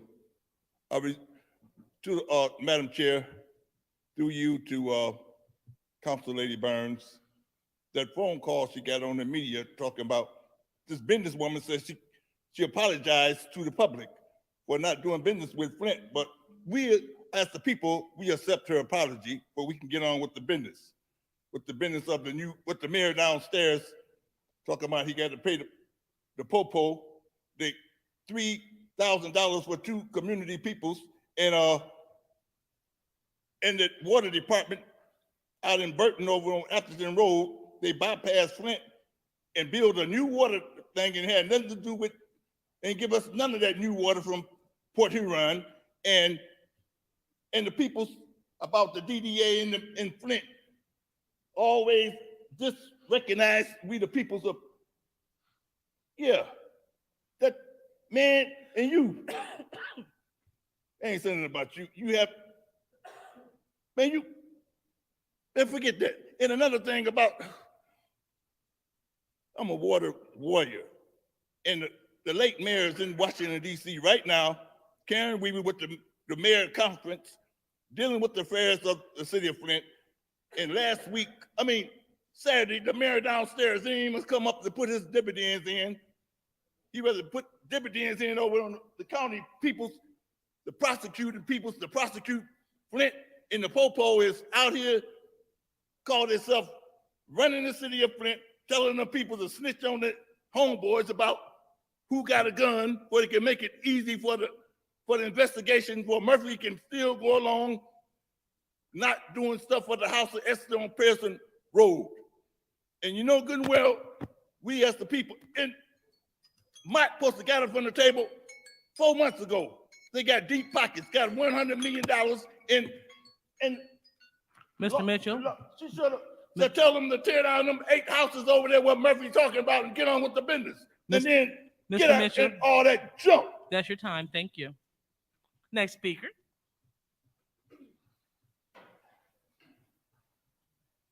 Tracy Frazier, 4th Ward.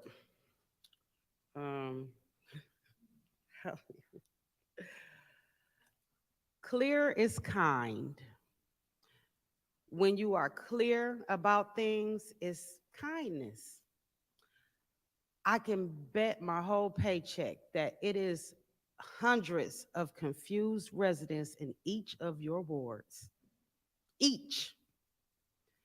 So I'm not going to put all this on Mr. Mays and say, oh, he was just doing this for political stuff, and all of y'all voted on it. Most of y'all voted on it. The form, it appears to be that of an application with the questions that's on it. So the form itself is misleading. We trust all of you to represent the wards. It breaks my heart to hear someone say that is not my job. I do not have the time. I will not. I am 43 years old. I've been a Flint resident my entire life. I've attended Flint public schools. I've been on the right side. I've been on the wrong side. I am a graduate of the University of Michigan, Flint. I've taken classes in the master's program for public administration. So a lot of the stuff y'all saying, it ain't going over my head. It is not. It hurts me that all this time has went by and we have one person that is, her middle name is Compliance, and we have paid $1 million to a compliance firm, but yet we have not found the capacity to help the little people. If you are a big organization, if you are a big business, you got in the door and out the door quickly, expeditiously. But here it is, the little people, we are still waiting. And it's going to be probably a long time. And now we are hearing we ain't going to get nothing. We are at the mercy of the nonprofits that has been selected so we can get that trickle down effect. And everybody know how the trickle down effect work with nonprofits. Ma'am, that's your I time. know I do. So here's the thing. Ma'am, that's your time. Okay, I'm gonna wrap up. If you ever sat on the phone with Salvation Army trying to get help with your bill, and it's a lottery, and you have to keep hanging up and calling back, it's the same thing over again. I'm just saying, please find a way to build capacity to get it to the people.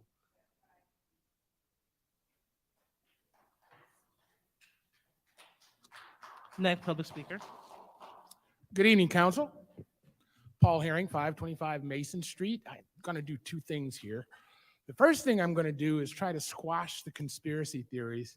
We're getting a lot of calls and texts regarding Channel 17 not being live this evening.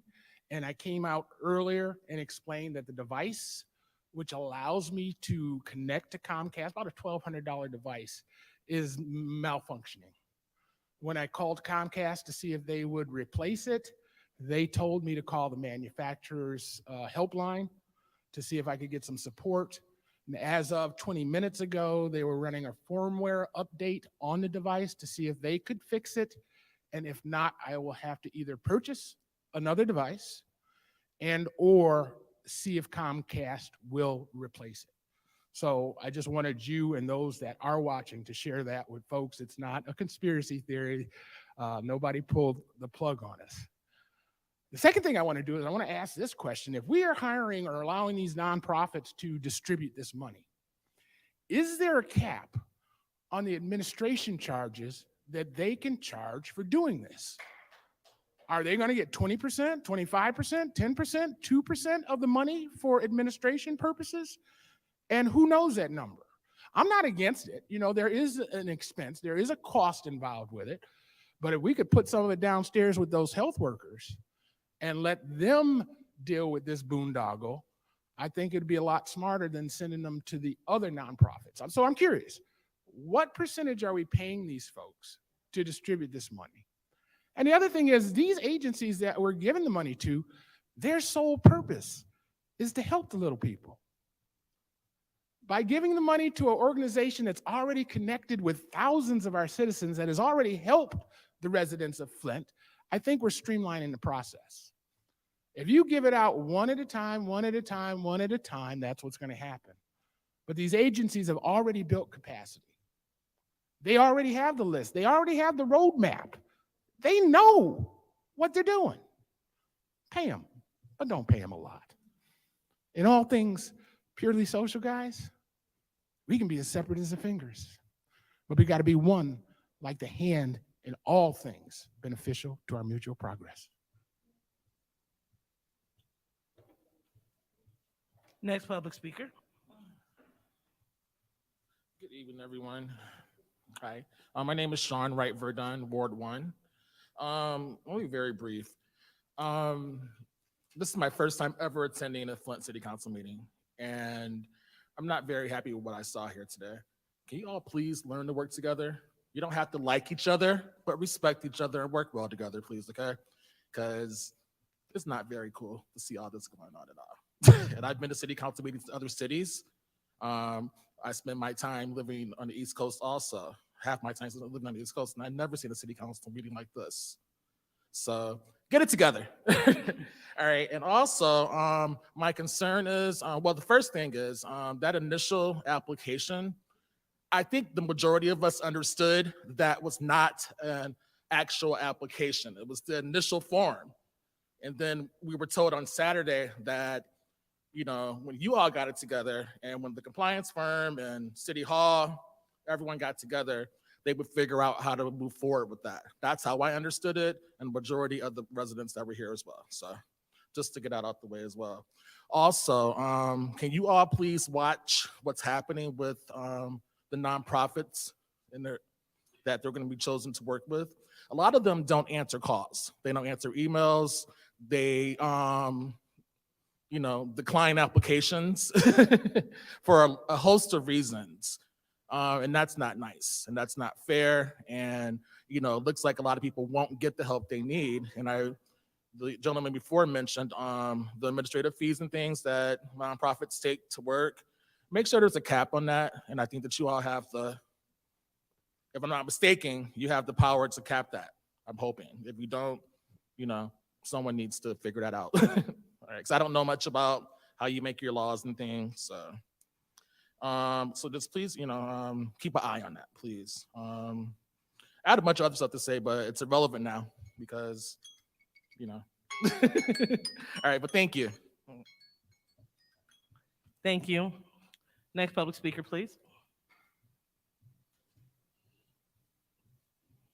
Hello, my name is Kristen Stevenson, 4th Ward. I'm here tonight addressing my appointment, a proposed appointment to the Building Board of Appeals. I just want to share that I'm a Flint native and resident. I served as a City of Flint planner for 7.5 years, and during that time, developed a true appreciation and understanding of what it means to be a public servant. My time working on planning, zoning, and development efforts at the city, and since has prepared me to serve on Flint's Building Board of Appeals. As I no longer work for the city, I'm excited by the prospect of volunteering to be a public servant again in a different role. The opportunity to learn and participate as an unbiased body is one I take seriously. It's my understanding that concerns have been raised around conflict of interest, and though I believe this has been determined a non-issue by the city's legal department, I would like to acknowledge that should any requests come before the board that may seem a conflict, I would and will gladly abstain from discussion and voting. I will also point out that my voluntary service to the board is unpaid, and thus no personal gain would be had. I hope you'll consider my interest, commitment, experience, and aptitude for public service good reason to approve my appointment to the board. Thank you.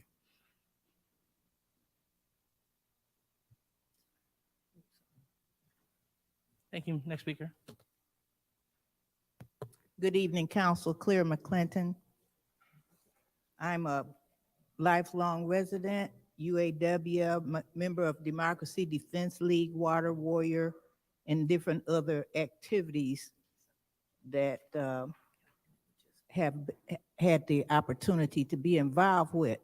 I'm very conflicted and upset at what I'm hearing tonight. One of the things that we have said is that we do not want the 501c3 nonprofit complex to spend this money. We've said that. And today, the announcement is that only nonprofits can apply for our money. And I'm kind of disappointed at the council. And I know Ms. Ferguson mean well, it's not personal. The council should be telling her what to do. You asking her questions like she bringing the plan to you.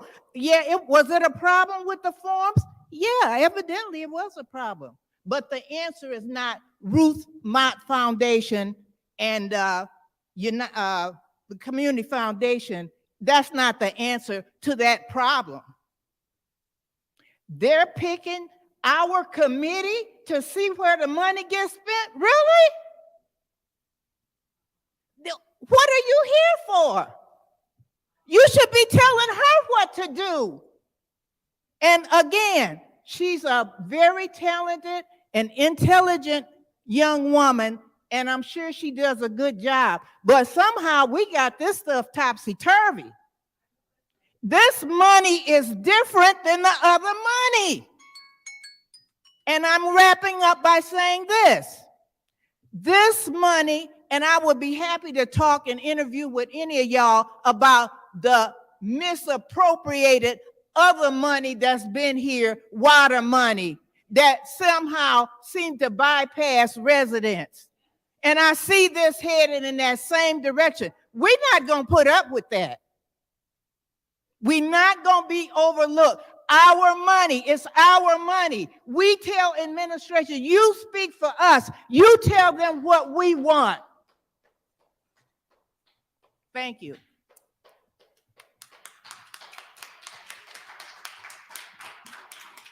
Next public speaker.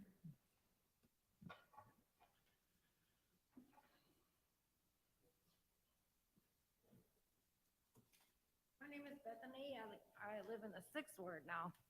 So I agree with what Claire said too. So I understood when they gave me that form that it wasn't the application. We were told that over and over again throughout the meeting. So I don't know why some people got it so confused. Yeah, but the people aren't informed on where to go to get help, and to trust the Mott Foundation after what they did with our water money, why would anybody even go there?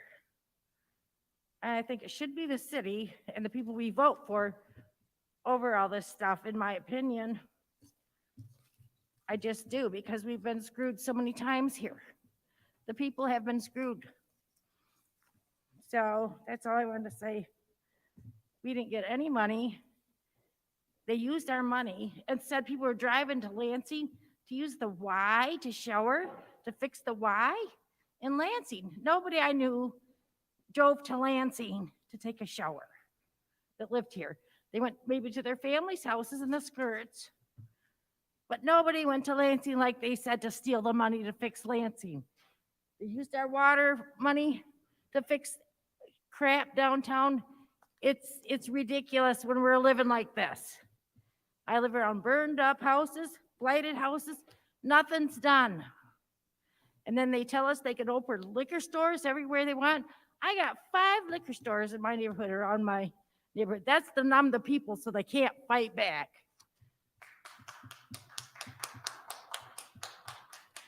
Next public speaker. Good evening. My name is Mercedes Kenny, and I live in the 7th Ward. And I'm going to address what I'm going to say to the 7th Ward council person. I remember when you got elected, Ally, and I remember when you walked by 2 ladies that were sitting here, and one was Miss Galloway, and I don't know who the other lady was. And you said, you know, you didn't vote for me anyway, but you didn't look at me because I had voted for you. So when you said that to them, we had always in the 7th Ward looked to have someone that was accountable, that would speak to us about things that was going on within our community on both sides of 69. I live on the cultural side of 69, and there are people that live on the other side of 69 that have trees in their yard, trees on their roofs, trees on their garages. They have broken windows. They're senior citizens. And I remember when I ran for city council in the 7th Ward, and I took pictures, because Tanya Burns and I ran at the same time. And that's when Miss Eva Worthy ran as well. I took pictures to show that the other part of 69 did not look like my side of 69. So when you came along and we thought that we were going to get this here accountability, someone is going to explain to us about some of the things that she saw, whomever saw, that was not right in the other part of 69. That didn't happen. I waited. I even tried to make myself available to you to show you that I didn't have animosity. I've been married to a Caucasian man for 43 years. So I didn't have no problems on who you were or how you looked. However, what bothered me was the fact that 69 is still on the outside of the 7th Ward. The houses I saw with seniors in them still have these problems. When I received that. Ma'am, please wrap up. That's your time. All right. When I received that paper about the ARPA, I never took that as being an application for anything. So Saturday, when all those people came in here, and there was only 3 people here that represented us, those people were so totally disorganized, they didn't know what to do. And I feel sorry for them because now they're going to find out they're not going to get anything. But if we had somebody that said, listen, this is what they're doing, this is how it looks, you're going to need some help. I'm going to open my door so that you can see that we're going to help you. Because a lot of these people from the South, they worked at General Motors, they may not have the best of education. I have a U of M. My granddaughter has a master's. I don't know what to say. Ma'am. I know how to do a spreadsheet. Yes, ma'am, I hear you. I know how to do a spreadsheet. But some of these other people that's in the 7th Ward don't have the faintest idea of how to do a spreadsheet. They don't know how to come. All they know how to do is ask you for some help. That's all they want is some help. Give them some help. And start talking about what y'all should have did with all that money. All that money been coming to Flint for years, because I've been here all them years. And y'all ain't gave nobody nothing. And I heard y'all when y'all came up to the front and said y'all want to be on this council. Y'all all came up here talking about how good y'all was going to do, what y'all was going to do for the city. What did you do? You sit here and talked about each other. You sit here and didn't do nothing. And it's time somebody called you out. It's time somebody say something. And Lord knows I'm going to say it. So if you're going to shoot somebody, shoot me first. Shoot me first. Because I'm going to stand up here and tell you. No, you didn't do it. Point of order. You didn't do it. So y'all can take this here. But you didn't do what you said. What's your point? Okay, never mind. Time was way over.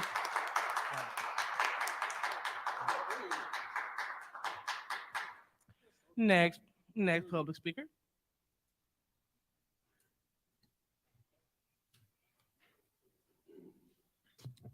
My name is Fred Bashir. I'm out of the 7th Ward. And I see we got the tail wagging the dog. Got it backwards.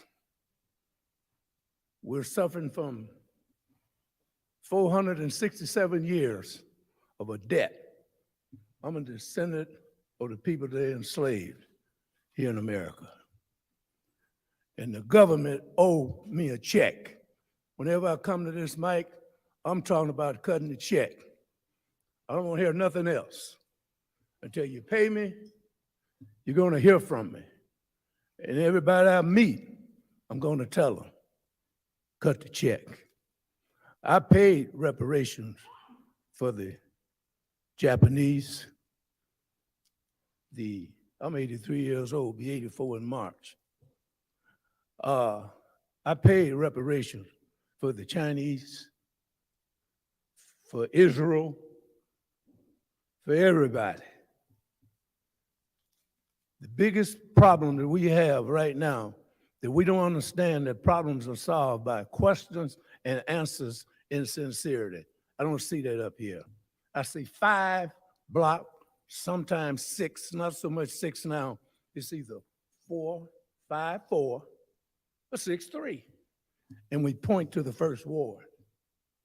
I've sit here and seen and watched on television. He bring forth a good motion. It died for lack of support. If Winfrey Carter Burns don't second the motion, or if he come up with an amendment. We got a problem. We need to stop dilly-dallying around with it. The biggest problem we have, not only here, but from here to the White House and in the world, is white racist supremacy. That's the problem. And you're not going to solve nothing until you attack the problem. You just can't do it.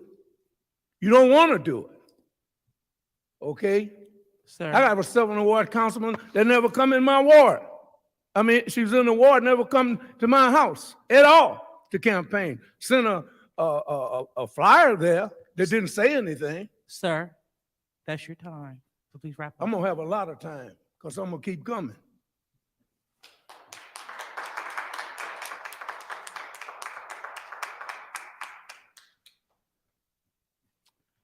Any more public speakers? Any more public speakers? Well, public speaking is now closed. Now it's time for council response. Where? Oh.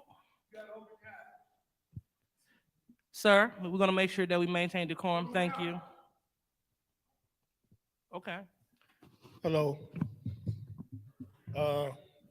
Rodney Thomas, 1st Ward, 3rd Ward, whatever it is now. But anyway, like he was saying, you know, we got a problem with racism and all that, but I ain't here to talk about that. I just know one thing. You know, love is the key. Until we all work together, I ain't on nobody damn side. It's just all about unity with me. And whoever right is right, wrong is wrong. And if we got all this money and don't see it, it's gonna be such a shame. So, you know, I'm willing to do whatever, not whatever, but I'm willing to work in the community. I'm trying to help out. So I'm part of the Peacekeepers, Urban Peace Corps and Black Lives Matter. And we got some things we want to do, and we appreciate some of that funding, you know. And I want to see something about, you know, with the home, helping homeowners. Like, I ain't got nothing against Habitat, but, you know, as I said last time, me and my sister went to them twice and gave them all our information, you know, and they just, for them not to get back with us and say nothing, I mean, that put a real bad taste in my mouth. And that wasn't cool. That ain't right. You know, they should at least got back with us and said something, you know. But so I ain't knocking them or nothing, but I'm just saying that wasn't cool. It ain't like we, you know, we all right. I mean, we got decent little homes, but we still need help too. I mean, you know, just because we got I wouldn't say a couple of dollars because I'm still poor. I can use a bridge card right about now, but you know, it seemed like they were just like picking and choosing or whatever. You know what I'm saying? So I'm just saying I mean, it'd be cool if y'all had other alternatives to where you get the money from or whatever. But really, we just gotta come together. I mean, Flint, we could be the pilot of showing other cities how to come together and move forward because we ain't been all the way to the bottom. Only way up is, you know, only way, you know what I'm saying, we got left is up. But all that, you know, all arguing, all that stuff ain't cool, you know, and we could just all come together. Thank you for allowing me to speak. I wasn't even planning on speaking. I was just come really listen, but anyway. Thank you. Any more public speakers? All right, so seeing none, public. I would like to respond. That'll work.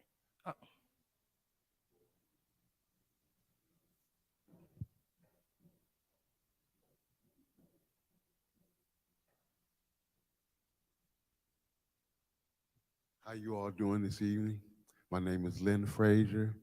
I'm in the 7th Ward, and I would like to make a prediction today. that over half of you are sitting here right now will not be here in 2 years if you don't do right by the people with this money. It is time to call you all out, that you all need to do right by these people at Flint with this money. In 2 years' time, half of you will not be here if you do not do right by these people with this money. And all the money that you're making now will leave you if you do not do right by these people in 2 years with this money. Your jobs will be given up in 2 years. I make a prediction. Thank you. Thank you. Any more public speakers? Just want to be fair. All right. So public speaking is now closed and council comments are now open, and Councilman Murphy. Thank you so have the much. floor. Thank you, and thank you for all the speakers that spoke. I'm gonna go a different direction in responding to some of the speakers that spoke. Let me, as an African-American man who grew up on the north end of Flint, Myrtle Street, Moore Street, over there around Dewey Park, Jefferson School, when you look at the last 30 years, over $1 billion done came into the city of Flint. And if you look at some of our elected officials who we have elected in the last 30 years, some of the people that look like us, Black African-American people, some that's not Black people. When you look at all the people that we have elected in this community, our neighborhood is jacked up. When I got elected to be the councilman for the 3rd Ward, my neighborhood was jacked up before I got there, and that neighborhood still got a long way to go, and I only been in there for a year. And it didn't just get there overnight. So when you come here and you hit this podium and you want to talk about Black African Americans and what we ought to be doing, I want you to know that our people that look just like us has been part of the problem, has tore our neighborhood up to the floor up. And when I ran for office and became a city council, I didn't become no city councilman because somebody thought I was finna rubber stamp something. I come up here to do the right thing for this community. So when I speak and when I make a decision, whether it's with 5 or 6 of us, it's because I'm doing it and I'm following my heart. And I don't care who hit this podium. I am not gonna vote no way to vote because somebody else think I ought to vote with 2 or 3 other people. I'm gonna vote what God called for me to do. I'm gonna vote for what my heart and my conscience feel that I need to do to move this city of Flint forward, because people voted for people to come here and do the same thing. And when you go out there and look at and touch and feel the work that I've done, go walk through Dewey Park. Everything you see in Dewey Park is because I use my mind and my brain and my head to come and make stuff happen for Dewey Park. And when people came out there and volunteered with us, it was people that didn't look like me. It was people that looked like Eva Worthy. It was people that looked like Judy Priestley. And it was some of us. So when it came down to me moving my ward forward, it wasn't only Black people, it was all color people, all race people. So I am not finna sit up here and do nothing because somebody come up here and want to call a race car. I'm working with everybody who want to move this city forward. Whether you Black, green, yellow, orange, white, gay, straight, Christian, don't believe, whatever you is, if you Mr. want to Murphy? move this city Flint forward, I'm going to work with you. So keep coming to this podium because I'm going to keep doing the right thing, regardless of what somebody say. And the people who talk about me coming down here Saturday and you felt like I needed to leave, I left because my car was Mr. messed Murphy, up. Mr. Murphy, that's your time. I'm done. Thank you. Anyone else would like to speak? Ms. Herkenroder?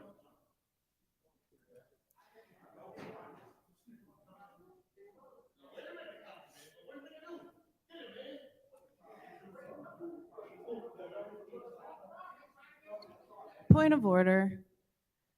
I What- think we might need an officer for order. We have some commotion. Well, Madam Chair, do I have the floor? Yes. Okay. Well, first of all, I do want to apologize to the public. I did not realize that public speaking was starting. I did have to step away, so I apologize for the beginning of public speaking that I did miss. I do want to address Ms. Mercedes, if I may. I first of all want to say thank you for coming down here. And you're right, I definitely did run on the purpose of accountability, and I still stand by that. It definitely does not fix all of our ward's problems overnight. Absolutely, it does not. But perhaps I need to be better about this myself, but I do a lot of things in the background because I don't do this for accolades. I do this to serve the community. And maybe I do need to get better about promoting that. I'm not very active on Facebook. I'm not very active on social media. That's just because that's not how I operate, but that should not be confused or, I don't want it to come across as lack of empathy or apathy.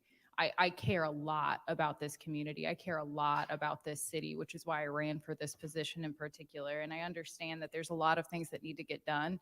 In fact, your comments are actually incredibly prescient because earlier this morning or this evening, I actually sent an email to all of our neighborhoods, including the Evergreen Block Watchers, Fairfield Village, Central Park, CCNA, to come together so that we can figure out how we as a ward can work together as we potentially put forth an ARPA allocation because Paul always says it the best, and I'm probably going to butcher this, but through all things purely social, we can be as separate as the fingers and we can be as one as the fist. And I truly believe that. And maybe that's on me. I probably do need to get a lot better about, advocating for that, but I try to seek to understand first. I try to understand everything that's going on first before I try to get out there and try to tell people the information because I don't want people to have portions of information or false information or have misleading information. So I apologize if that's how it's come across. That is most certainly not my intent. Point of order, ma'am. Ma'am. Yeah, council responds. You don't respond back. Okay. But,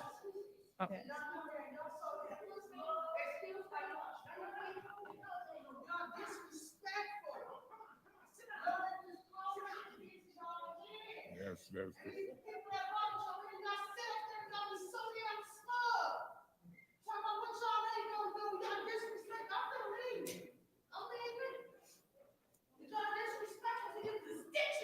You're right.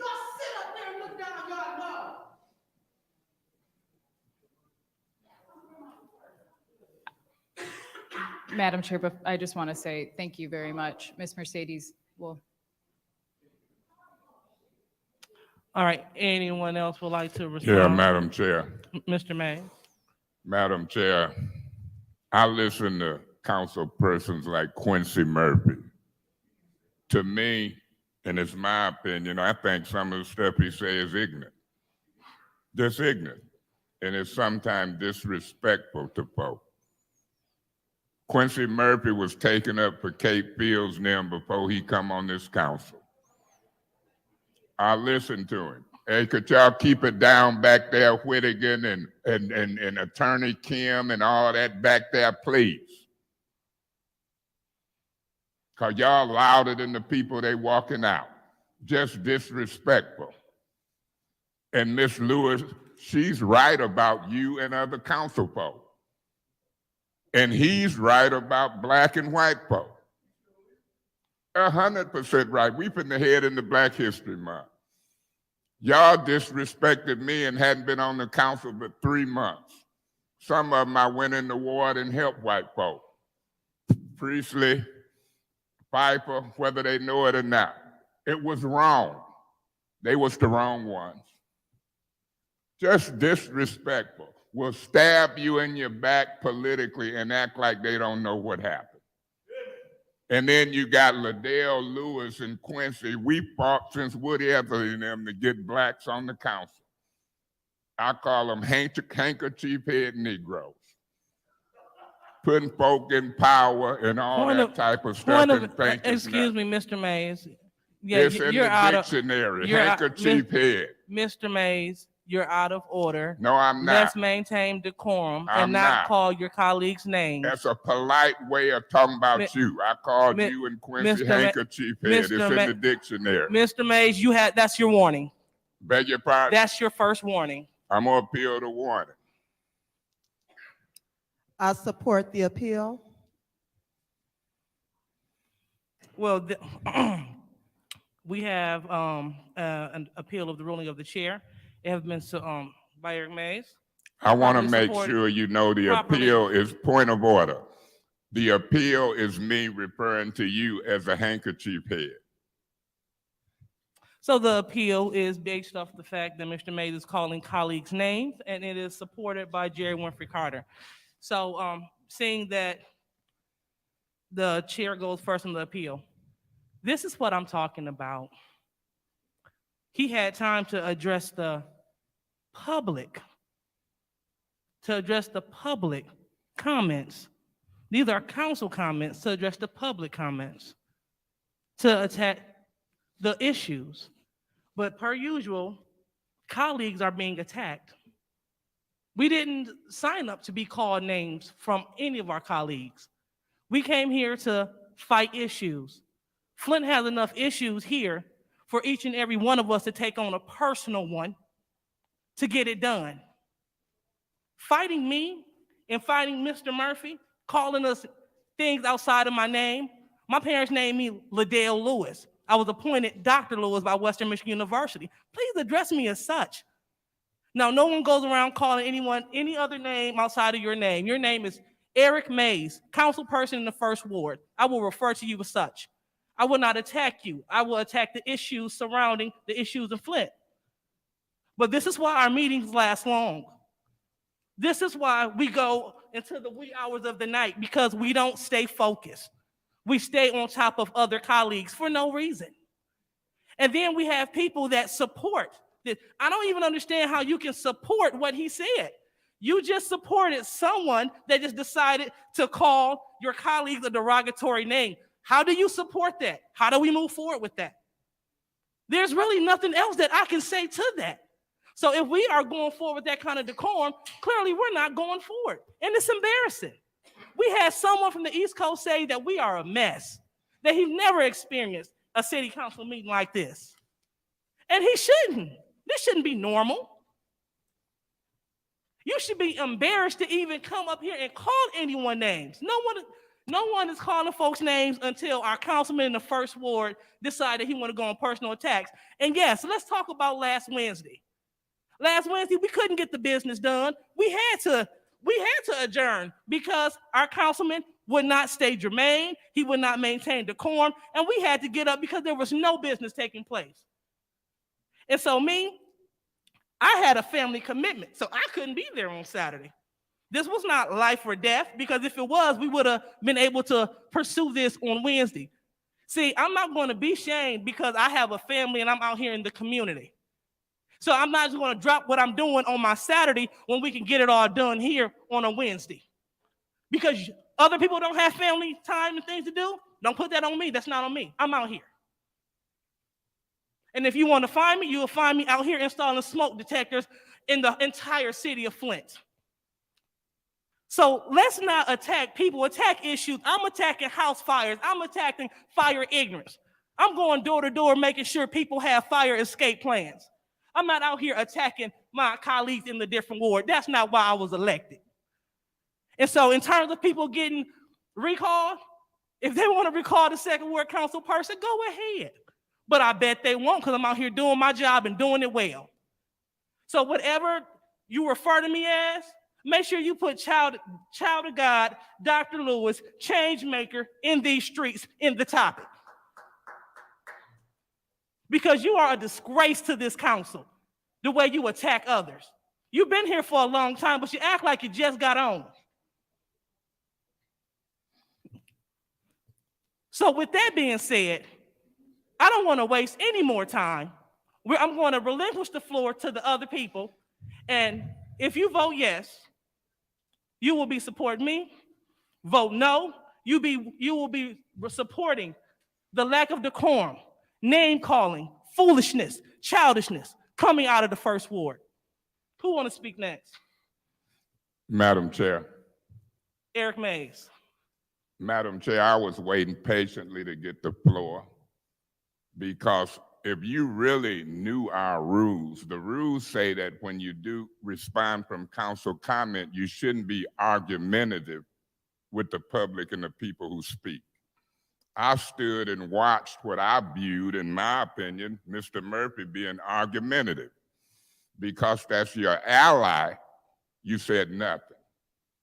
You said nothing about decorum. You said nothing about the council rule that say you shouldn't be argumentative.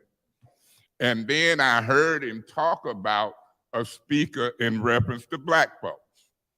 You said nothing. I stick by it. I call you a handkerchief head Negro. I call him a handkerchief head Negro. And I'm sticking with it. Google it. You got words like gaslighting, handkerchief head Negro. All that's in the dictionary now. You just outdated. Point of You- information. What's your point? Through you to the speaker, do you know my name is Quincy Murphy or Councilman Murphy or Third Ward or Mr. Murphy? Not handkerchief, Negro, or none of those words. I view you as a handkerchief head Negro. I don't know how you view Point of yourself. information. Through What's your you to point? the speaker, my name is Councilman Murphy, Mr. Murphy, or Third Ward Councilman.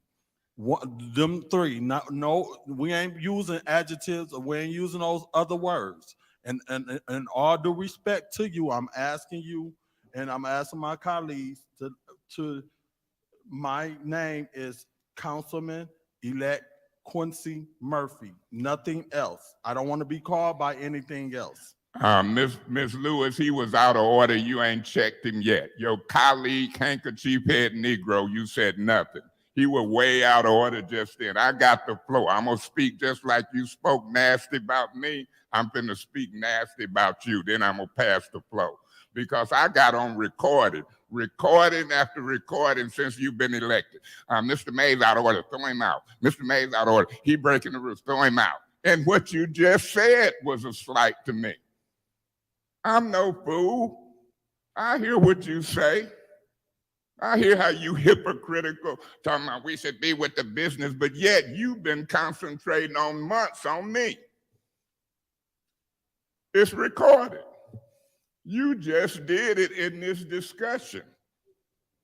Very hypocritical, talking about me. What you doing in the second ward ain't no different than what some of us done over 9-10 year period. We didn't know you from Adam. You ain't all of that. Talking about what I'm doing in the second ward, what I'm doing. Quincy talking about what he doing at Dewey Park. Man, that third ward gonna look pretty much the same from the time you got there to the time you left. Y'all ain't doing all of that, but your ego got you thinking you are. That's usually how handkerchief head Negroes act and talk to other Negroes. I'm gonna talk about it. They used to call him Uncle Tom. Go ahead. I've stated before that my name is Councilman Murphy. My colleague need to be given a warning because he is not respecting our position. We are our elected council people. We do not have a right to Point of call order. people out of their name. How long Thank- you gonna let him Thank, interrupt? thank you, Mr. Murphy. And- Illegally. And point well taken. Okay, may I Mr. continue? Mr. Mays, please refrain from referring to your colleagues as derogatory names. This is an appeal on me calling y'all handkerchief head Negroes. And so I'm gonna talk about handkerchief head Negroes in the appeal, win, lose, or draw. That's what this appeal is about. I call you and him a handkerchief head Negro. Now y'all don't want me to say handkerchief head Negro in the appeal. What do you want me to say? Mr. Murphy, handkerchief head Negro. Councilman Murphy, handkerchief head Negro. Quincy Murphy, handkerchief head Negro. I know your name. Hell, I know y'all. And Ms. Lewis, you can sit up there all you want talking about we need decorum. I can go video after video where you and Quincy done attack me left and right. We can't get nothing done. He's a disgrace to this council. You just said it. I've been here for about 10 years and y'all came on in November, didn't vote for me for president and disgraced me the whole time, giving speeches. We're not gonna be able to get no work done until we get him out of there. He's a disgrace. And you think I'm gonna sit here and applaud you? You're a handkerchief head Negro. There's other names for you. Point- Uncle Tom ain't the right Point of one. order. What's your point? My What they call colleague them? is using derogatory. Sambos. My colleague is making derogatory comments No, towards I'm his talking about colleagues. point of order. Not only him, you also have someone from the audience. Point of speaking order. out. He need to be warned. Point of order. Will you warn him to quit using privileged motions to take the floor and make statements? This is an appeal Mr. on Mays, Sambos and handkerchief Mr. heads. Mays, the appeal was about the handkerchief head Negroes, That's correct. and now you are calling your colleague Sambo. Sambo. That is your second warning. So, Mr. Mays, you please. Point of order. We on an appeal. And And you- I'm telling you, I can talk handkerchief head Negroes and Sambos as I try to win this appeal, Mr. Mays. which I probably won't win because Mr. white Mays. folks gonna vote with y'all. Mr. Mays, you have been warned for the second time For what? about using derogatory names Using towards descriptive names. derogatory names towards I your think colleagues. it's derogatory for you to call me a disgrace. Warn yourself. Do I need to put a motion on the floor to remove you from chair? And I so move. I'm not gonna argue with you when you attacking me. I make a motion to remove you as chair for calling me a disgrace. I ain't no disgrace. Pastor Mays didn't born no disgrace. The first ward didn't elect no disgrace. I'm tired of y'all. So I make a motion to remove you as chair for calling me a disgrace unless you let me finish making my Sambo and handkerchief head argument. I get to use them words when I'm arguing what I view y'all to be, hypocrites, Sambos, and handkerchief heads. And at the end, people gonna vote. If Piper and Priestley and them believe you ain't a handkerchief head, so be it. There is a motion on the floor. Oh, well, then you're thank not you. gonna warn me in the middle of no whatever. Y'all speaking up, you're out of order. Y'all got the wrong one. Mr. Mays, you I'm have not gonna received. sit and Mr. argue with Mays, folks you who have try to received your second discriminate warning. against me. Mr. Mays, Beg you your have, pardon? Mr. Mays, you have received your second warning. Okay, I'm making a motion to remove you as chair for that in the middle of me describing and trying to win an appeal. I'm gonna use Sambo, handkerchief head, and all of that when I try to win or lose an appeal. And it ain't out of order. That's what the appeal is about. And Quincy was out of order, kept interrupting me, and you trying to condone it. I move that you be Point of removed order. as chair. I- Your point of job order. is to ask Well- for a second. What's your point? I believe you can remove a member based on what you read at the beginning of the meeting, disorderly persons, and I absolutely believe that this is disorderly.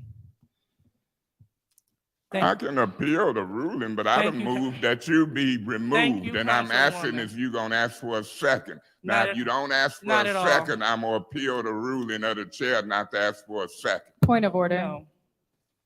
Councilwoman Hercroder. In an appeal, it is improper to have any other motions. You have to finish the appeal first. Well, then you shouldn't warn me first when I'm in the appeal. Don't Point of order. information. Point of order. information. They making up point of order. What is your point? What is your point? For clarity, is the councilman in the first ward aware that this is an appeal regarding the first warning for the comments that he continually makes? Yeah, the councilman in the first ward who has the floor, Ms. Herkenroder, is aware it's an appeal for a first warning for calling them handkerchief head Negroes. And so if you can't get a second warning in discussion of appeal and you can't make motions in an appeal, then what is she trying to give me a second warning because I'm using the term handkerchief head Negroes and Sambos? So I'm aware exactly what the appeal is. I appealed it and it was second. And it's for dealing with a first warning. She want to issue a second warning because I'm steady using the term handkerchief head Negro. All right. So per the advisement of legal, we will go, and thank you, Ms. Herkenroder, for your point of order.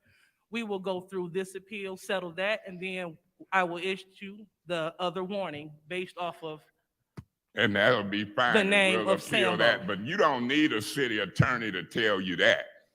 You sitting up in a seat trying to chair and Mr. discipline Mays, black folks. May I Mr. finish? No, you may not. That I is your got the time. floor. That is your time. Point of order. Thank Point of order. Mr. Mays, I that's got your the time. floor. You had the floor. It That was is your never time. no time on no appeal. It's And al- you didn't it's- have a it's time always- period. And it- y'all it's done al- interrupted Mr. me Mays, with that is your points of time. information and points Mr. of Mays, order. that is your time. Point of information through you to the was you stopping it on Quincy's points of information and they distraction. Yes. Okay, I'm gonna ask to be excused. Y'all can decide it if you want, but I'm tired of playing games with Mr. you Mays, that is your handkerchief-head time. Negroes. That is your time. Thank you. I say, may I be excused? Yes, you may. That is your time. Yeah, I would like to speak. Mr. Murphy. Thank you so much. We not gonna be able to continue as a collective body allowing to be called out our names like that. And I am not will not allow my colleagues to call me outside of my name, whether it's Mr. Murphy Quincy or Councilman Murphy. I think it's inappropriate. We ought to do better. And it's like the more I ask my colleague to refrain from calling me out my name, I could go down that road with him, but guess what's gonna happen? I'm gonna get put out. I have been put out before because I got that other side of, and I don't want to go there. I want to come here, do the business, and move on and come back and do what I was elected to do. If we allow our colleagues to call us out like that, and it's okay, and they're using those kind of words, and then you hear people from the audience amen and them, they can say what they want. And I know I was told it ain't really what people say about you, it's what you respond to. I know who I am, and I'm comfortable with who I am as a person, as a human being who my mother raised a good man. Been doing work in the community for a long time, many years. And I hold my head up high, and I could pack this council chamber with a whole bunch of my peoples. They even be wanting to come down here. I told them, no, my sister came down here Saturday and she was out in the audience and she heard an audience member talking, and it went from there and there. And I know how my peoples get, because my peoples out there love the work that I do. They love Quincy. They respect me. People who voted for me, they respect me. They respect me in this position. I'm getting text messages, keep up the work, keep speaking up for what you feel is right. I am comfortable with who I am as an African-American Black man. And I don't care who hit that podium, how long y'all been in this neighborhood, where y'all came from. I am comfortable with who I am, and I will not let this councilman or any other one of my colleagues, or I don't even let my family and friends or people who I work with outside of this job talk to me any kind of way or say derogatory. Anybody who know me know Quincy. If you said something like what he said to me, anybody knew Quincy. And if you go ask my mama, be like, well, Quincy was doing it, she gonna say, what did you do to him? That's what she gonna say. And my mother, I was raised, when somebody come and talk to you or treat you any kind of way, you better go out there and stick up for yourself and speak up for yourself. And I've been doing that since I was little, because that's how I was raised. And I'm not gonna change it. And I'm gonna stick up and take up for people who can't speak up for themselves, because I want everybody to be treated equally. And as a council, we need to quit letting this man in the first ward that considered himself 9 years, 10 years, been on here, treat people any kind of way. And I always said it, and I'm still saying it from this day, I'm gonna teach you how to treat me. You not gonna treat me any kind of way. Ain't nobody gonna treat me any kind of way, because I'm not gonna disrespect people, because I'm not no disrespectful person. And I want to come here and get the work done and see my city get moved forward and see my neighborhood get moved forward in a better, positive way, because my neighborhood jacked up, and it ain't just got like that. It's been like that for over 30 years. We gonna have to stop allowing our people and our colleagues and us to treat and talk to people any kind of way. I will be supporting the chair, and we need to start giving people warning. Give me a warning. If I get out of order, give me a warning. I don't have a problem because I know I can get out of order. I know I can.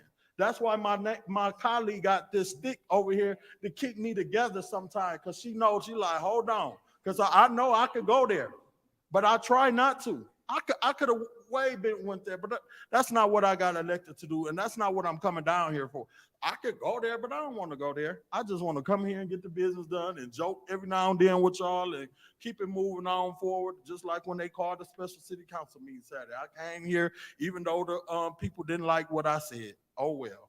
I'll be supporting the chair and give that man a warning and get him out of here so we can get this meeting moving forward. If he ain't gonna act right, put him out. Simple as that. Thank you, Mr. Murphy. Anyone else would like to speak on the appeal?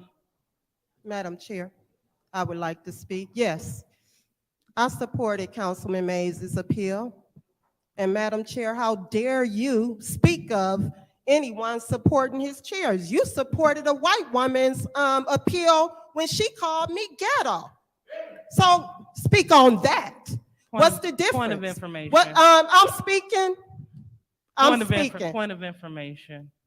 She didn't call you ghetto. She said that what you said was ghetto, and you also She said, "Oh, she's so ghetto." But for the record, I was not over there, so I didn't hear it. But what I did hear, you make a remark about turning it out up in here. That's per you. Oh, Please she's proceed. so ghetto. Point of order. How about that? Point of order. So when you speak, Point of order. Point of order. Ms. Lewis, we let you run your mouth without interrupting you. You can't do a point of information and then start making statements toward her. You out of order. And you need to remove yourself, because a point of information is a quick inquiry. It ain't you telling her what happened and going over history and debate. You way out of order. Point of order denied. So- So back to you. I want to finish what I gotta say. So when we speak about decorum, that goes for everybody on this council, okay? So you're talking about Councilman Mays calling you guys handkerchief, whatever. How come you supporting an appeal when a white woman called a black sister, your black sister, ghetto? Okay, let's get real. But then you circle back around and you sit there during this appeal and you call Councilman Mays a fool. You said a fool. He's a fool. Then you said he's a disgrace. Come on now. That's not right. Is that practicing decorum? Everybody needs to get it right up here.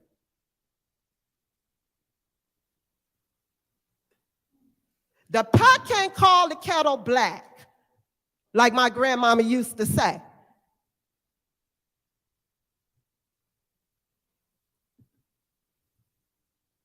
If we're going to practice decorum and not talk about each other and call each other's name, that should be across the board.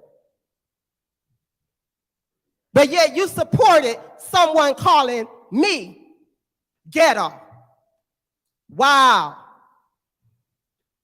I'll be supporting Councilman Mays' appeal. Thank you. Anyone else would like to speak in this appeal? Point of order.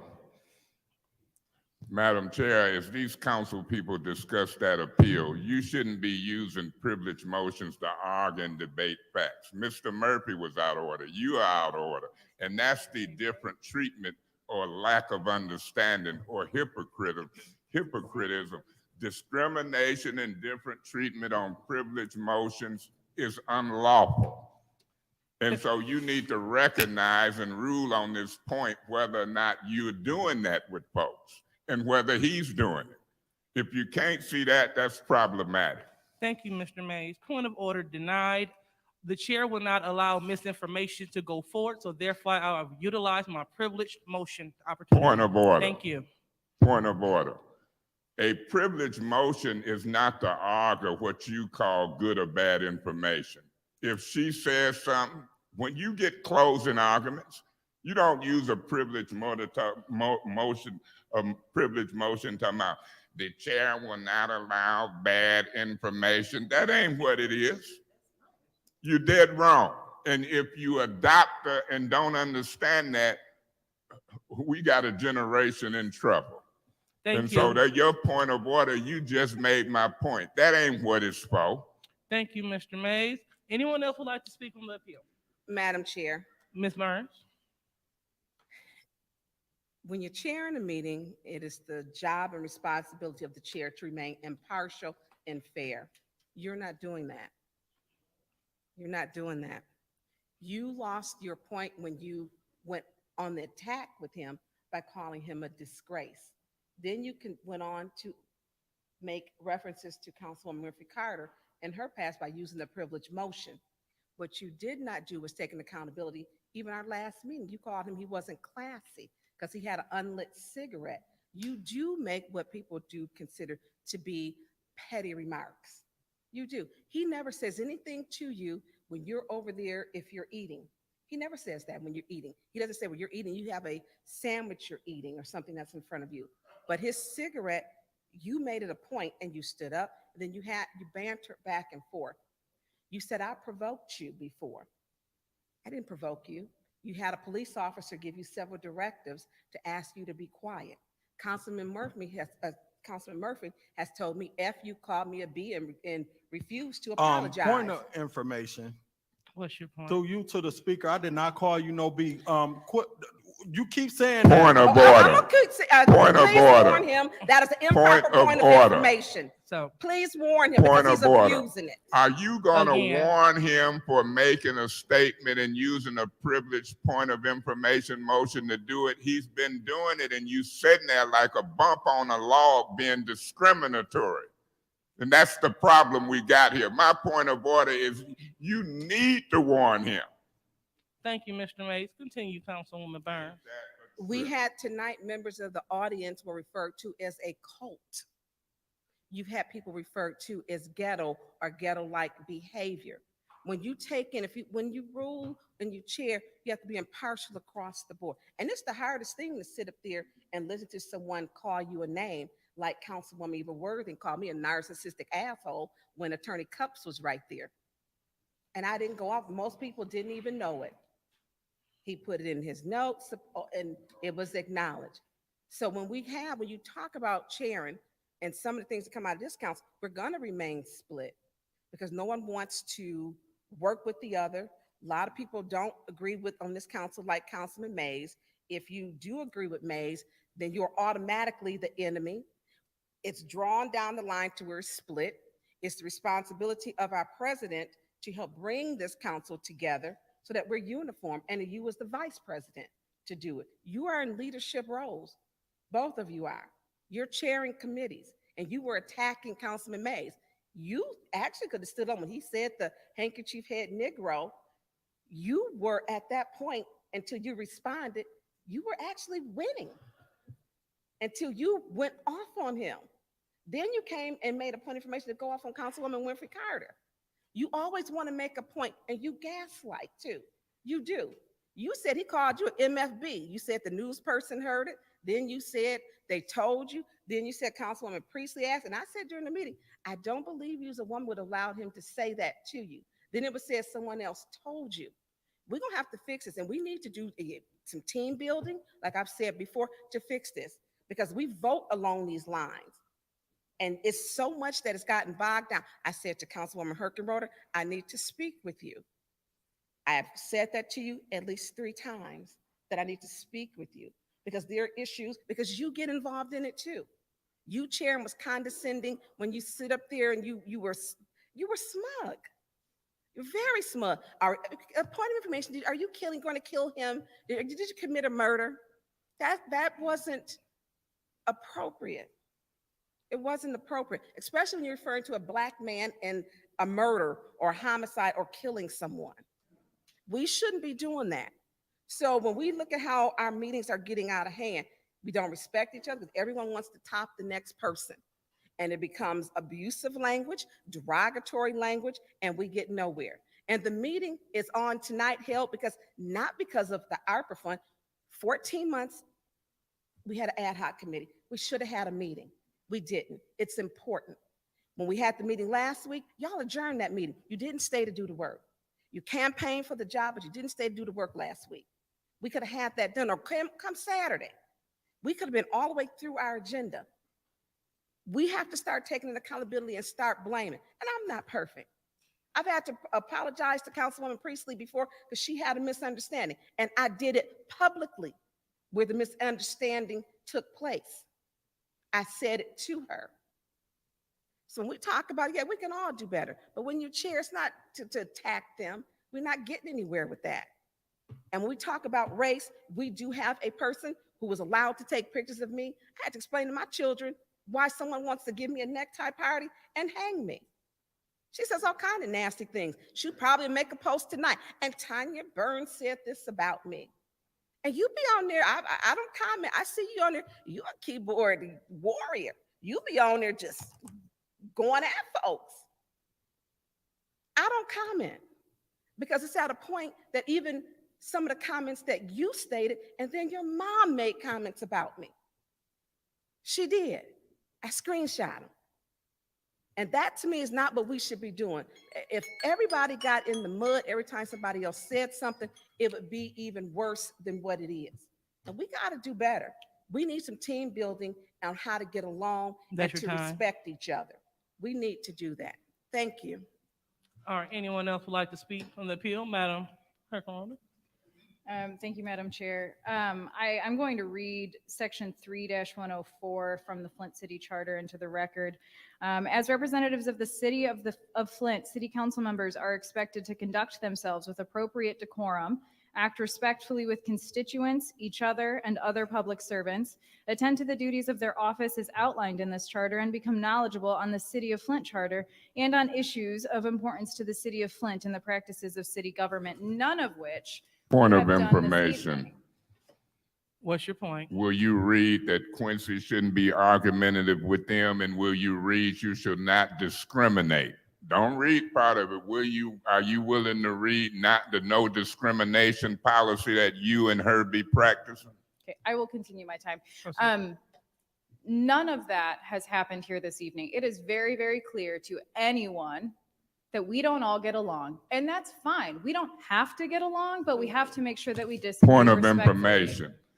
It might be fine with you, but do you think it's fine with me? Speak for yourself. Can you do that? It's not fine with me. Okay. Please proceed. So as I was saying, we're not always going to agree. We're absolutely not. However, if I don't agree with Ms. Burns, or if I don't agree with Mr. Pfeiffer, I'm not going to start calling them names. I'm not. Have I made mistakes in the past as a chair? Absolutely. Absolutely. None of us up here are without fault. None of us. Because we are first and foremost human, and we're not, no one up here is perfect. And we have these long meetings and we debate all of this stuff, but we don't have to resort to these awful names, and to continue to say them over and over and over again is so disrespectful to our colleagues, is Point so of disrespectful information. to everyone. Have you ever Googled handkerchief head to see if it's an awful name? Do you believe it's in there? fact, I It's did, a Mr. nice Mays. name under the In circumstances. fact, I did, Mr. Mays. In fact, I did just Google that. And I've also Googled the word Sambo, which has been thrown around quite often. The purpose of this appeal is not to have a debate with you, Mr. Mays. It is No, not. my point of Mr. Mays, you information are out is of order. point of Mr. Mays, information. you're out of order. Point of information. So you Googled it today or lately? I Googled it as soon as you said it, because when I don't know something, I try to make sure that I am informed about it. I am incredibly disappointed that this is what this has dissolved to. It is 9:03. We have not yet gotten to any resolution because instead of actually attacking the issues, we consistently attack each other. We don't all get along. We aren't all perfect, and we got to quit trying to get each other in this gotcha game. It's okay if we don't get along, but it's not okay to be disrespectful. It is not okay to sit in these chambers and try to call people on this council out of their name, and especially in such horrible ways. Point People of have been information. consistently- What's your point? Was it proper for you to use a privileged motion and ask Mr. Murphy, was he a murderer when I was a No, it speaker? wasn't, Mr. Mays, and I'm the first person to admit that. However, what I did not do was turn around and dehumanize somebody by calling them a dog or a snake, which are both things that you have said directly to me, both in these chambers and back in the council offices. Point of information. Was it human for you to want to take presidency and vote me out and didn't ever vote? Was Mr. that Mays, human? That's whatever really conspiracy degrading, ain't theory it? you have about this is entirely up to you. Okay, I'm going to finish my appeal, and I'm going to finish by saying we don't have to get along, but we have to act like adults, and we have got to stop calling each other names and wasting 5 hours of everybody's time, because it's 5 hours that we aren't discussing the business. Point It's of 5 information. hours. What's your point? If you had have been here and the council had have been here for the special meeting, we might not have still be here because we'd have had that ARPA business out the way Saturday. Do you think? If we didn't waste time, you saying this was a waste of time today? Clarify for me. I will clarify for you, Mr. Mays. First of all, I was never contacted regarding that meeting on Saturday. Perhaps I was doing something, which, oh, by the way, I was. Secondly, 5 hours of productivity is totally different than 5 hours of arguing with each other over nothing. Over nothing. Point of These comments information. are, You think race and getting put out of meetings and folks arguing with the audience about race ain't nothing? This race argument been going on for a while, hasn't it? Mr. That's- Mays. that was that a is total something to manipulation some of what I people. just said. That was a total manipulation. Sorry. No, it's fine. Mr. Mays, you are abusing points of information to gain the floor. Ms. Herkenroder, please proceed. Thank you. I will finish my comments by saying I will support the chair, because these comments are incredible. It's okay. You don't have to agree with me, but you don't have to act like that. It's okay. It is okay. Beg your pardon. I Point said of it is okay that information. you What don't are have you to- saying to me? I said it is okay that you don't have to agree with me. That's fine. We but you don't don't have have to it. act Point like of that. information. Mr. Mays, you don't have the Point floor. of information.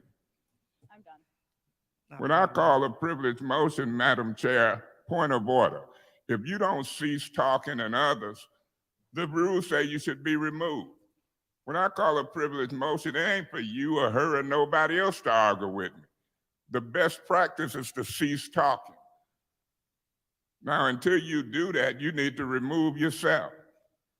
Now, my point of information, I had passed that she don't think the race discussion is important. I do. I had another point of information, and you blew that. So I wish people would quit talking and honor the privileged motions and live up to the rules or remove yourself.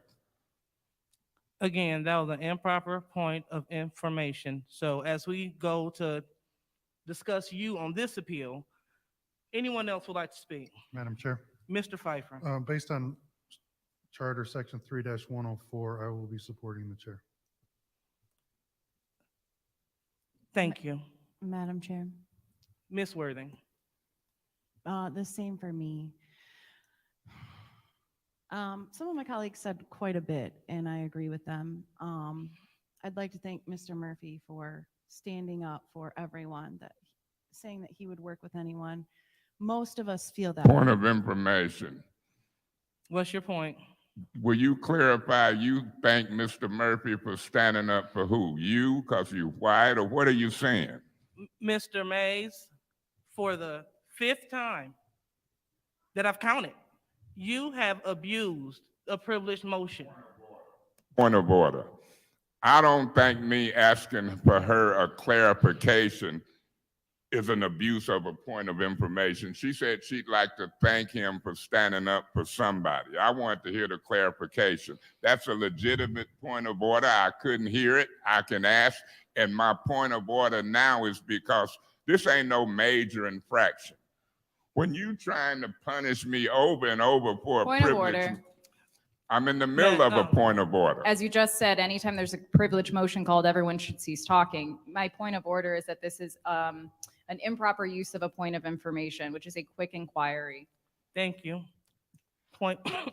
Madam Excuse Chair, me. I'm in a point of So- order. What did she so- do, a point of information or a point of order?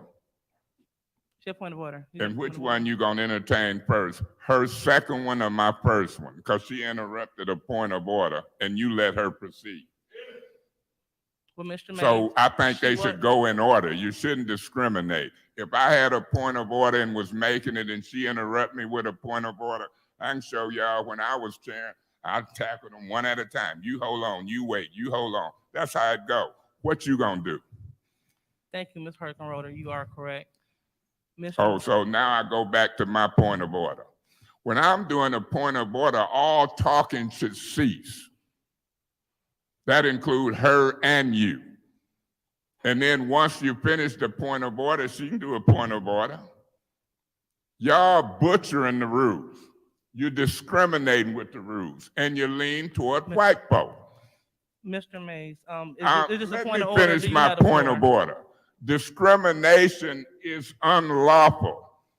Not only under the charter, but discrimination is unlawful in Michigan and the United States. And that's why we're in this appeal, because you practicing it even on the privilege motions. And you ought to be ashamed of yourself. Now, I don't expect for you to rule on this point of order that you discriminating wrongfully against me for them. But that's my point. Ms. Worthing? Point of order, rule on it. Are you discriminating against me for them, even on these privilege motions? Rule on it. You gonna say no, and others looking, no, it's true. Rule on my point of order. That's the rule. Thank you. So point of order denied. Let's go ahead, Ms. Worthing. I gotta remember where I was. Hold on a minute. What was I saying?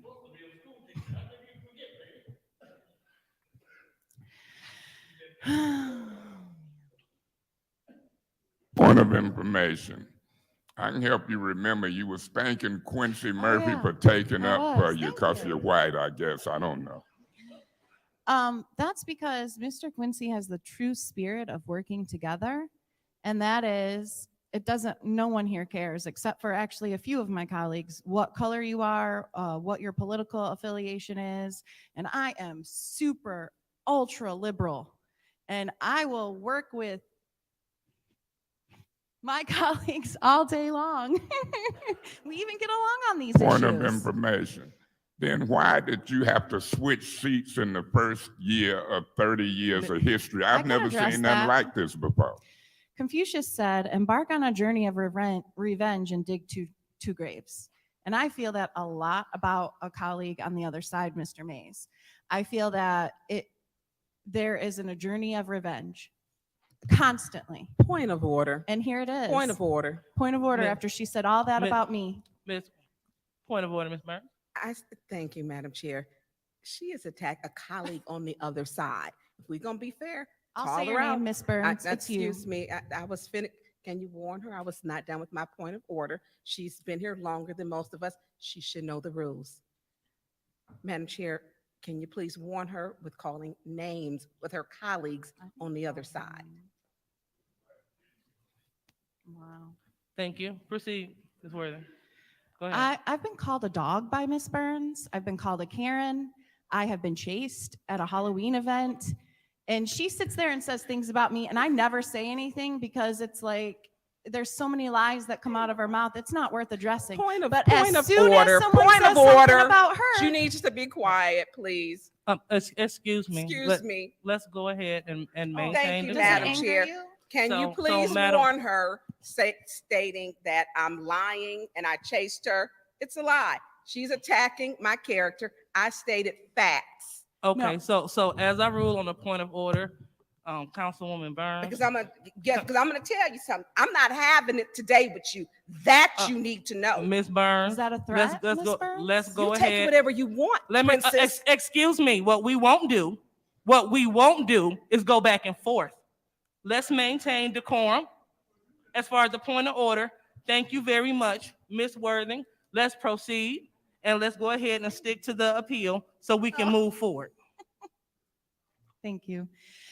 So I have to listen to constant attacks on my character, constant, but it's unable to be handled by Ms. Burns when anything is said about her. And I don't constantly say point of order. I let you just say a bunch of stuff about me, Ms. Burns. And it's every meeting. Point And of I just don't information. normally address Point it. of information. What is Does your she know point? she's not being truthful? I stated facts. I have not called her name like that, but she did, and what she said was facts when she took pictures, and she was allowed during the meeting to take my picture and post it. Okay, so let's go ahead and say, this is the back and forth banter that we don't need. So the point of information, we're gonna let people speak, just like we let you speak. Let's let Ms. Worthing speak so we can move on with this appeal. I don't feel safe over there. Honest to God, I don't. I've been screamed at by several council people on the other side. I'd actually rather Point sit of by Mays. information. What's your point? Do you realize I don't feel safe around you? Well, You I'm took a not sure picture why. of me and posted it on Facebook. No, I never And did. called us mean girls. Yes, you did. Okay. I got the screenshot. Okay, so again, let's not take the floor to go back and forth. I teach middle school, Miss Lewis. This is beyond, I mean, beyond the drama. This is just insane. I've never worked in a professional environment this way. I expect it of my 8th grade students, but my colleagues, this is just, it's always pointing fingers, calling names, screaming with hatred because I'm here. I'm not going anywhere. I never will. And we talked about B.B. Nolan and how kind he was and how he worked with everyone. And we did all that, and here we are. And you guys had some compassionate speeches, but I don't see it being practiced. So every time you want to scream at your colleague just for existing, then think about order. BB. A point of information. What's your Who point? is she referring to? Which colleagues screaming at her? Okay, thank you. Go. Miss Are Burns they- and Miss Winfrey Carter have both screamed at me. You just did. And I don't understand. I'm just here to do my job. I don't talk about you. I don't sit here and say, Miss Burns did this, but Miss Burns did that. Point of information. You posted what's your on your point? Facebook. I'll send you the screenshots.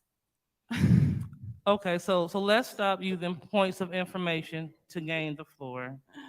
Go ahead. Okay, I guess for the next, how many more years we got of this? 4? This is what it's gonna be. Miss Worthing did this, and I just will never forgive her. And I'm gonna bring it up at every meeting.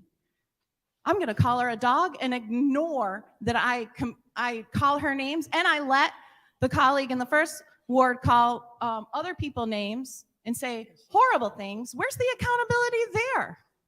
Talk about transparency and accountability. You let Mr. Mays call people all kinds of Point names. of information. What's your point? Do you remember calling me a narcissistic asshole in Absolutely. public twice? And none of them said a mumbling word. You do Narcissism remember it. means that you Absolutely can't you do. forget the Correct wrongs that are point of done to you. information. Excuse me. And Point it's of all about you, Mr. information. Mays. What's your point? You said absolutely you remember it, don't you? And I've been called a prostitute. I've been called a nasty white Point of woman. information. I've been called a lot of names. Point of Mr. Mays. information. A Have I dog. ever called you a Mr. Mays, prostitute? That was public comment, wasn't it? Under the old council. But it was allowed. But I didn't call you a prostitute, did I? So don't quit overloading. This, I don't know how much longer I'm going to stay because I came for a meeting and it started at 4:30. It's almost 9:30 and we've not voted on one thing. And I will wrap up, but I want my chance too. I don't speak very much. Point of order. I'm not going to allow, I'm not Point going to of be bullied order. out of my seat. well, So you can just calm Miss- down. Point of order. Ms. Worthing, 1 second. So It's what when is your her, she point? talking to Quincy Murphy and he talking to her, the time's still going. Yeah, the time's gone. The goal is to get Quincy or I to leave because we have jobs or anyone else. The goal is to be, it's like Mean Girls. It's mean.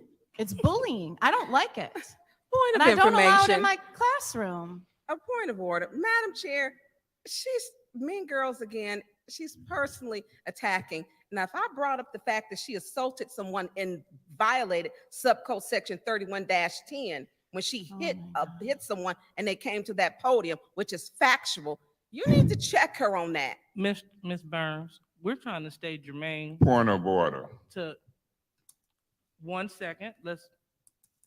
What was your point? Go on, finish with No, hers. no. What's your point? I'll wait.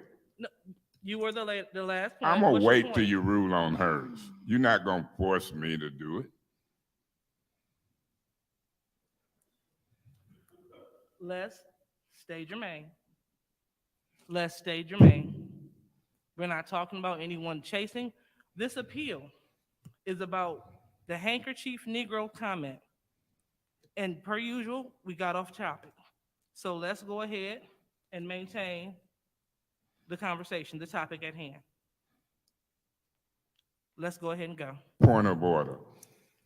Why do you discriminate and put Ms. Burns in check, but you let her say stuff not relevant to Handkerchief Head? She done went from one spectrum to another. Don't you realize that you're being discriminatory and that's not a minor violation? Point of information. A point of Well, order is a what's your major point? violation. I was talked about first. I'm only just finally addressing it because I'm getting tired of it. It's just childish behavior. I'm gonna see when you let me finish my point of order, because Yeah, it was already on the floor. Point well received. Let me say ahead. this, a discriminatory treatment. Point of order. What is he in a point of order? What is going on? Trying to figure it out. Okay, because he If doesn't she have the floor, I listened do. and you direct this meeting, she would know I'm in a point of order. All talking should cease. Mr. Mays, what's your point? My point of Like, order, that quickly. discrimination is not a minor violation. This point of order is for a major violation. Madam Chair, there needs to be a rule that's been broken. The ranting of Point of order, she's There's out got to of be a order. rule that's been broken. And you ain't warning her as I'm trying to conclude my point of order. You just steady letting her do this, and you ain't saying a mumbling word, like Jesus hanging on the cross. Never said a mumbling word. You're discriminatory, and it's showing. And so my point of order is that discrimination, even in chairing meetings, is unlawful. Not only under the city charter for race, sex, age, and political orientation, because these are your allies. Discrimination is unlawful in the state of Michigan and the United States of America. So I'm making a point of order because it's a major violation.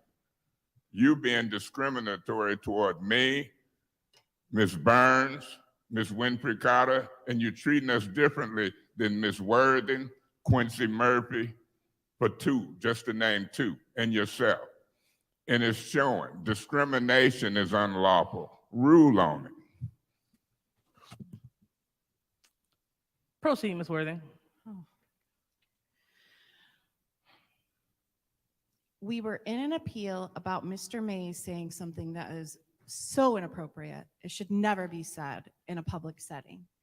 And it turns into what happened at every single meeting that's ever happened in this auditorium or whatever you want to call it, City Hall. It turns into, well, she did this and he did that. This is about Mays. So you must not have a good case if all you can do is point at others and instead of defending the behavior. Can you defend what he says? Can you honestly say it's appropriate? I haven't called anyone a name this entire time. When I said I was embarrassed by this council, this is why. It got way more embarrassing than what I was actually embarrassed. It's painful to be on this council sometimes. It's horrible. I am sorry for everyone watching because this is shameful. Thank you, Ms. Worthing. Anyone else would like to speak on this appeal? Anyone else would like to speak on this appeal? Seeing that there is no one else, I will have the last say. We cannot call each other names. If we're going to fight, let's fight blight. Let's fight poverty.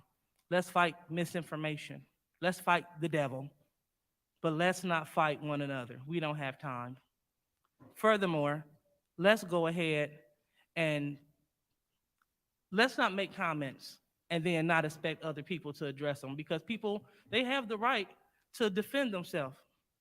They have the right to defend themselves against any misinformation that goes out, because just because someone says it does not make it true.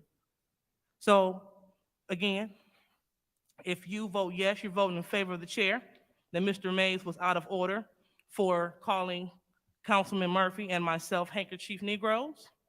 If you vote Point of information. yes, The proper term is handkerchief head Negroes. thank you. So if you vote yes, so if you vote yes, you are voting in favor of the chair in support of Mr. Mays should not be calling his council people handkerchief head Negroes. And if you vote no, you're voting in support of Mr. Mays making derogatory comments towards colleagues. Thank you, Madam Chair.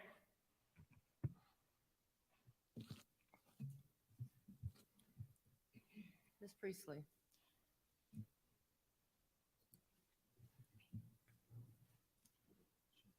I'm sorry. Point of order. Either you vote or you vote. Discussion is over. Y'all love to cheat. So if you vote yes, it's Ms. Winfrey Carter? No. Point of order. Her vote is a yay or nay. Her vote ain't to sustain the rule. It's a yay or nay vote or abstain. Point of order. what's your point? Her vote was yay or nay or what? Her vote is in support of the chair, so therefore she's voting yes. It ain't a therefore, it's a yay or nay vote. Ms. Priestley, could you We go got ahead? rules. Yes. Thank you. Ms. Burns? No. Ms. Herkenroder? Yes. Mr. Pfeiffer? Yes. Ms. Worthing? Yes. Mr. Mays? No. Ms. Lewis? Yes. Mr. Murphy? Yes. The vote is 6 yes, 3 no. The vote is 6 yes, 3 no. Mr. Mays have received his first warning. There's a second warning that we need. He has a Thank- second warning. Thank you. So now we go on to our second warning. Mr. Mays was warned for calling his colleagues, Mr. Murphy and myself, Sambos. I'm gonna appeal the ruling of a second warning. Okay, there has been an appeal of the ruling of the chair. Is there a second? Is there a second? All right, so that appeal dies for lack of a second. Mr. Mays, that is your second warning. Please remove yourself from this meeting. I will remove myself from this meeting, but for this council to let me be in a discussion and then they punish me for the discussion, Mr. y'all Mays. is bad news. Mr. Mays, thank you. That's stupid. That is stupid. And y'all just as bad. Yep. Madam, Thank They you. need to run Yeah. over y'all for that. Mr. Murphy? yes, I would like to move, resolution. Point of order. Hold on. We have not yet finished council response. Oh. Oh. Gosh. Okay, so 1 second.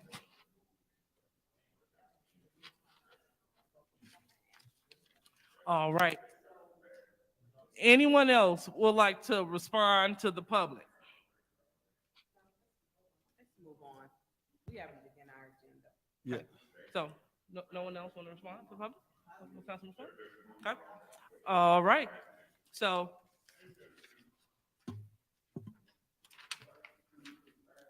So can I The get the floor? Hmm? Can I get the floor? absolutely, Mr. Councilman Yes. Murphy? I would like to move, resolution 230012. Jack Donnelly Supply Vector Park Service and Repairs, 230013. Commonwealth Heritage Group Continued Services. Resolution 230014, Memorandum of Understanding with the Flint Police Department, Lieutenant and Captain's lump sum payment.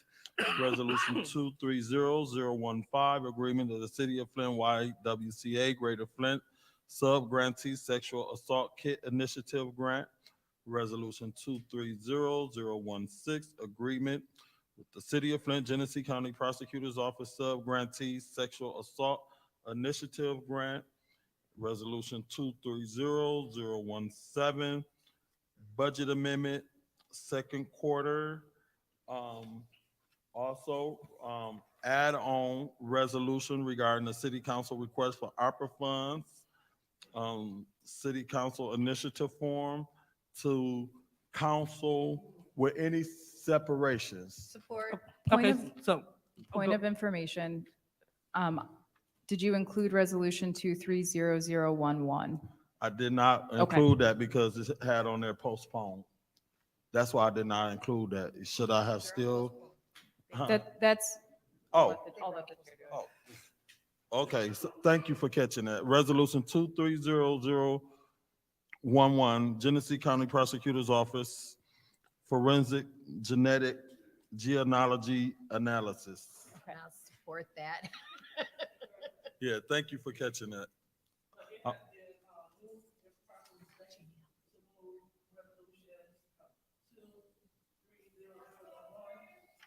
Oh, sorry, thank you, Paul.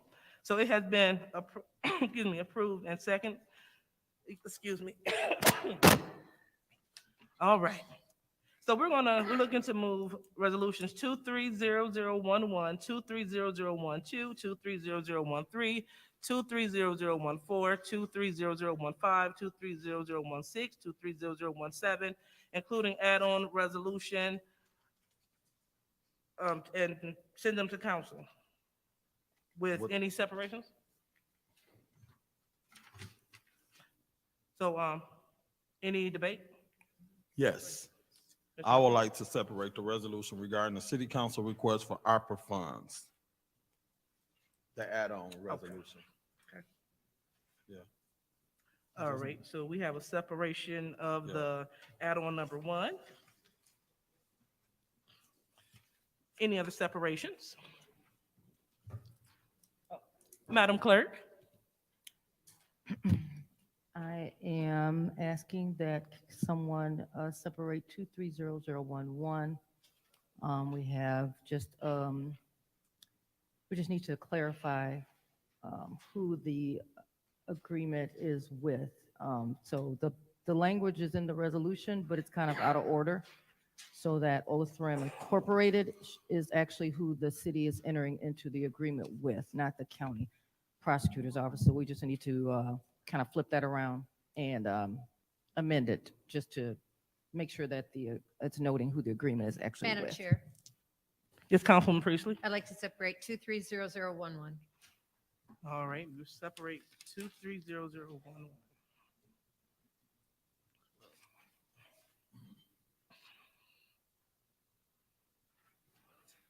All right, any more? All right, so any discussion on the separations? Mr. Murphy, you can have your hands up? Oh, I'm yeah. sorry. So there is a motion on the floor to approve the master resolution with any separations, which we already did. So any discussion? Oh, just point of information. It's to move to council, because we're not even there yet. Just Oh. wanted to clear. Sorry, it's a little late. Feel like we were. All right, so to move the master resolution to council. Any discussion? Thank you, Ms. Worthing.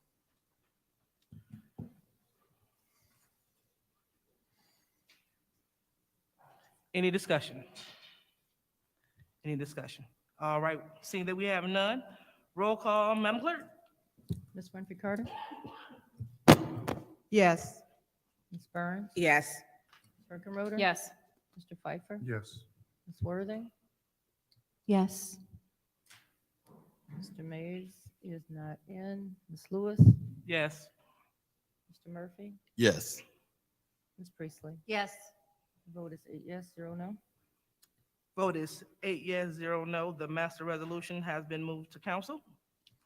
Madam Chair, Ms. Priestley? I'd like to make a motion to Move 230011 to council. There has been a motion to move resolution 230011 to council. Is there support? Support. It has been supported by Councilman Murphy. Madam- Any Madam Chair, discussion?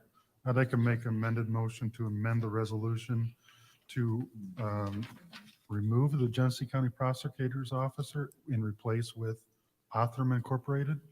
Madam Chair, or Madam Clerk, is that correct? Support. So I would move to 230011 to .1. All right, there has been a motion to amend resolution 230011 to change it to a .1 by removing Genesee County Prosecutor's Office. That's the amended motion. And inserting Othram Incorporated. And inserting Optum Incorporated. Is there a second? I support. All right, seconded by Ms. Priestley. Any discussion? Madam Clerk? If I could I just want to expand on that, just to say, to enter an agreement with Othram Incorporated to provide laboratory testing of the genome sequencing to forensic evidence. So I just want to add the language of what it is. But again, it's all in the whereas, so it's just a technicality. Thank you. Thank you, Madam Clerk. Any other discussion in the first round? Any discussion in the first round? Seeing that we have none, any discussion in the second round? Any discussion in the second round? All right, seeing that we don't have any discussion, we are voting to move resolution Point of 230011. order. This is just to amend the motion. This is just for the amendment, and then we do another motion Oh, to send it. sorry. So this is to amend the motion to 230011.1. Roll call, Madam Clerk. Ms. Burns, Yes. Ms. Herkenroder? Yes. Mr. Pfeiffer? Yes. Ms. Worthing? Yes. Ms. Lewis? Yes. Mr. Murphy? Yes. Ms. Priestley? Yes. Ms. Murphy Carter? Yes. The vote is 8 yes, 0 no. Vote is 8 yes, 0 no. We have amended resolution 230011 to 230011.1. Madam Chair, Ms. Priestley, I'd like to make a motion to move 230011.1 to council. there's been a motion to move resolution 230011.1 to council. Is there a second? Support. Supported by Ms. Herkenroder. Any conversation, discussion? Any discussion? All right, since there's no discussion in the first round, Point of order. What is the motion? the motion is to move resolution 230011.1 to council. Okay. So is there any discussion in the second round? Any discussion in the second round? Seeing that we have none, Madam Clerk, we are looking to move resolution 11.1 to council. Roll call, Madam Clerk. Ms. Herkenroder? Yes. Mr. Pfeiffer? Yes. Ms. Worthing? Yes. Ms. Lewis? Yes. Mr. Murphy? Yes. Ms. Priestley? Yes. Ms. Winfrey Carter? Yes. Ms. Burns? Yes. The vote is 8 yes, 0 no. Vote is 8 yes, 0 no. Resolution 230011.1 has been sent to council. The chair will now entertain a motion to send add-on resolution number 1 to council. Madam Chair, Ms. Herkenroder. so moved. All right, so moved and probably supported by Councilman Pfeiffer. Any discussion? Yes. Yes, Mr. Murphy. Yes, this request form, I appreciate the spirit of the form, but at this present time, being that you have forms that's already out there, and this late in the game to create another form to redirect the residents to fill a form out for resource identification. It is resolved, the city staff shall retitle the council form as the City of Flint Resource Identification Referral Form. So the form that we did for the 4 community meetings, and then a form that was put out for the residents to apply for. Now you have another form that you want to change that form to identification referral form. I think send the message of confusion to the public, because we already got over 400 people that don't put in the application already that believe that that was the form.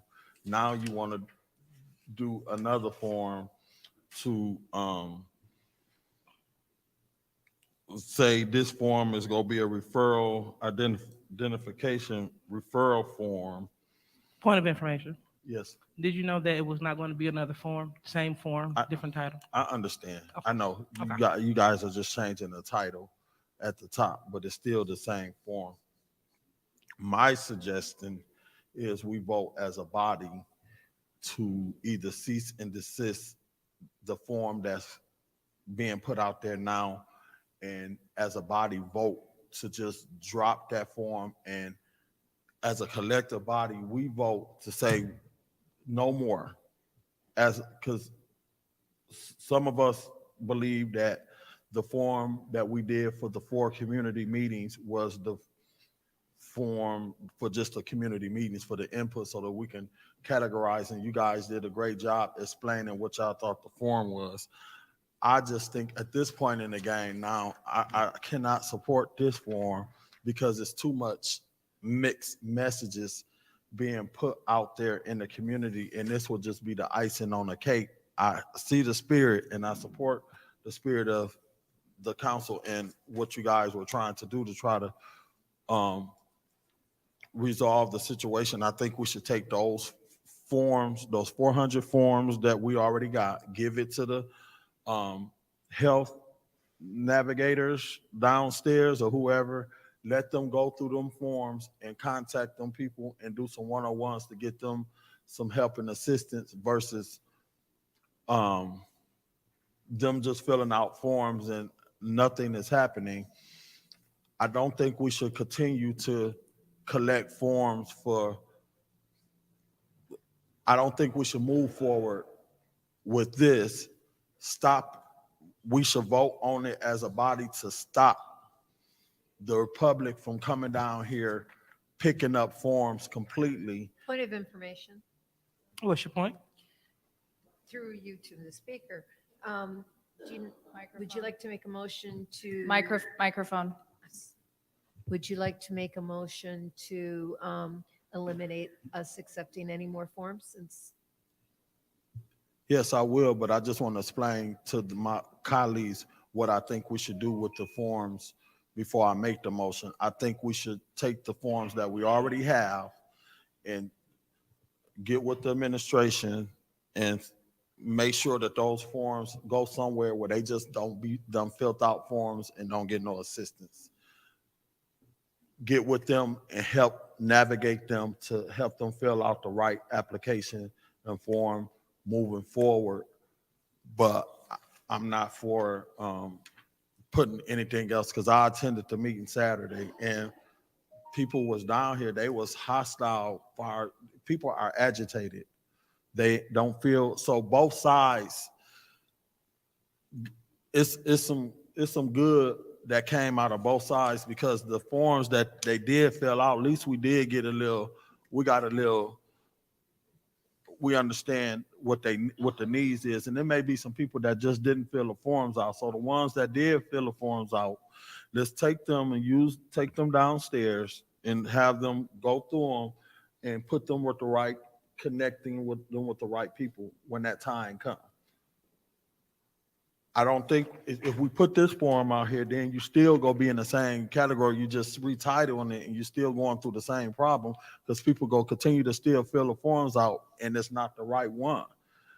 Wait until they give the agencies the money and the agencies come out with they request for applications, and then the health navigators navigate those 400 applications that's already been submitted and work with them. But I think we should I think we should stop this completely as a body, because it's been confused. Some of us thought it was, some of us thought it wasn't the form that they could fill out. So I think we should just leave this form alone right now, because from Lottie coming here, they got a process in place that they already finna move forward with the application. So I would like to make a motion to stop and cease this application from taking place any further.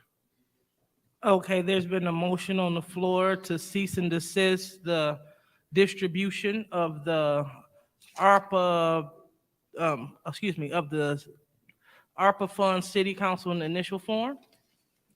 Point of order. Yeah. That is not a technical motion because there's not a resolution with it, but we can amend the resolution that we have to include that language. Thank you, Ms. Herkenroder.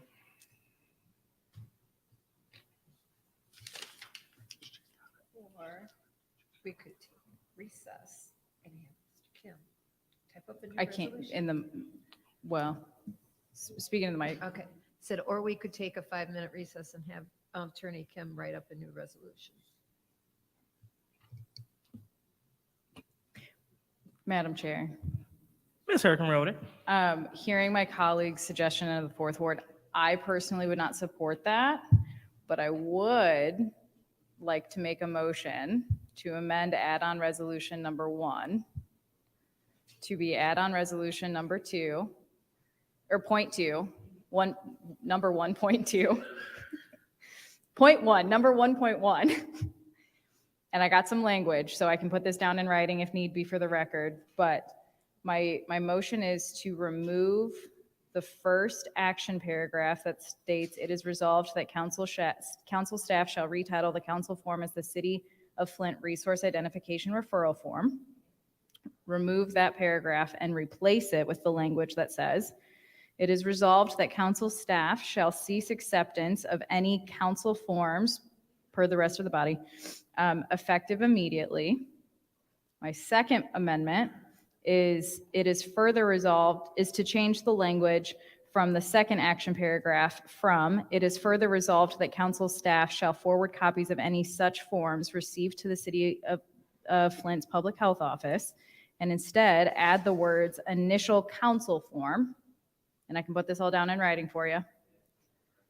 And then the third part of this amendment is, it is to change the language from the third action paragraph, which currently reads, "It is further resolved that the City Council requests the Public Health Office, based off City of Flint resource identification referral forms received, refer submitters of these forms to appropriate community resources for assistance."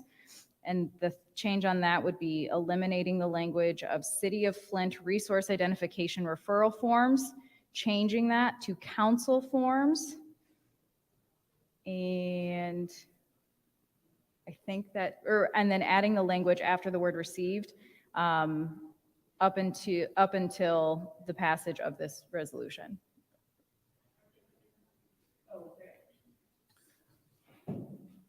Support. All right, so it has been, a motion has been made and properly supported to amend resolution 1.1. Ms. Herkenroder, do you have the language already written? In my chicken scratch, yes. In your chicken scratch, yes. Okay. So, so what I have is, we are removing the first paragraph and replacing it with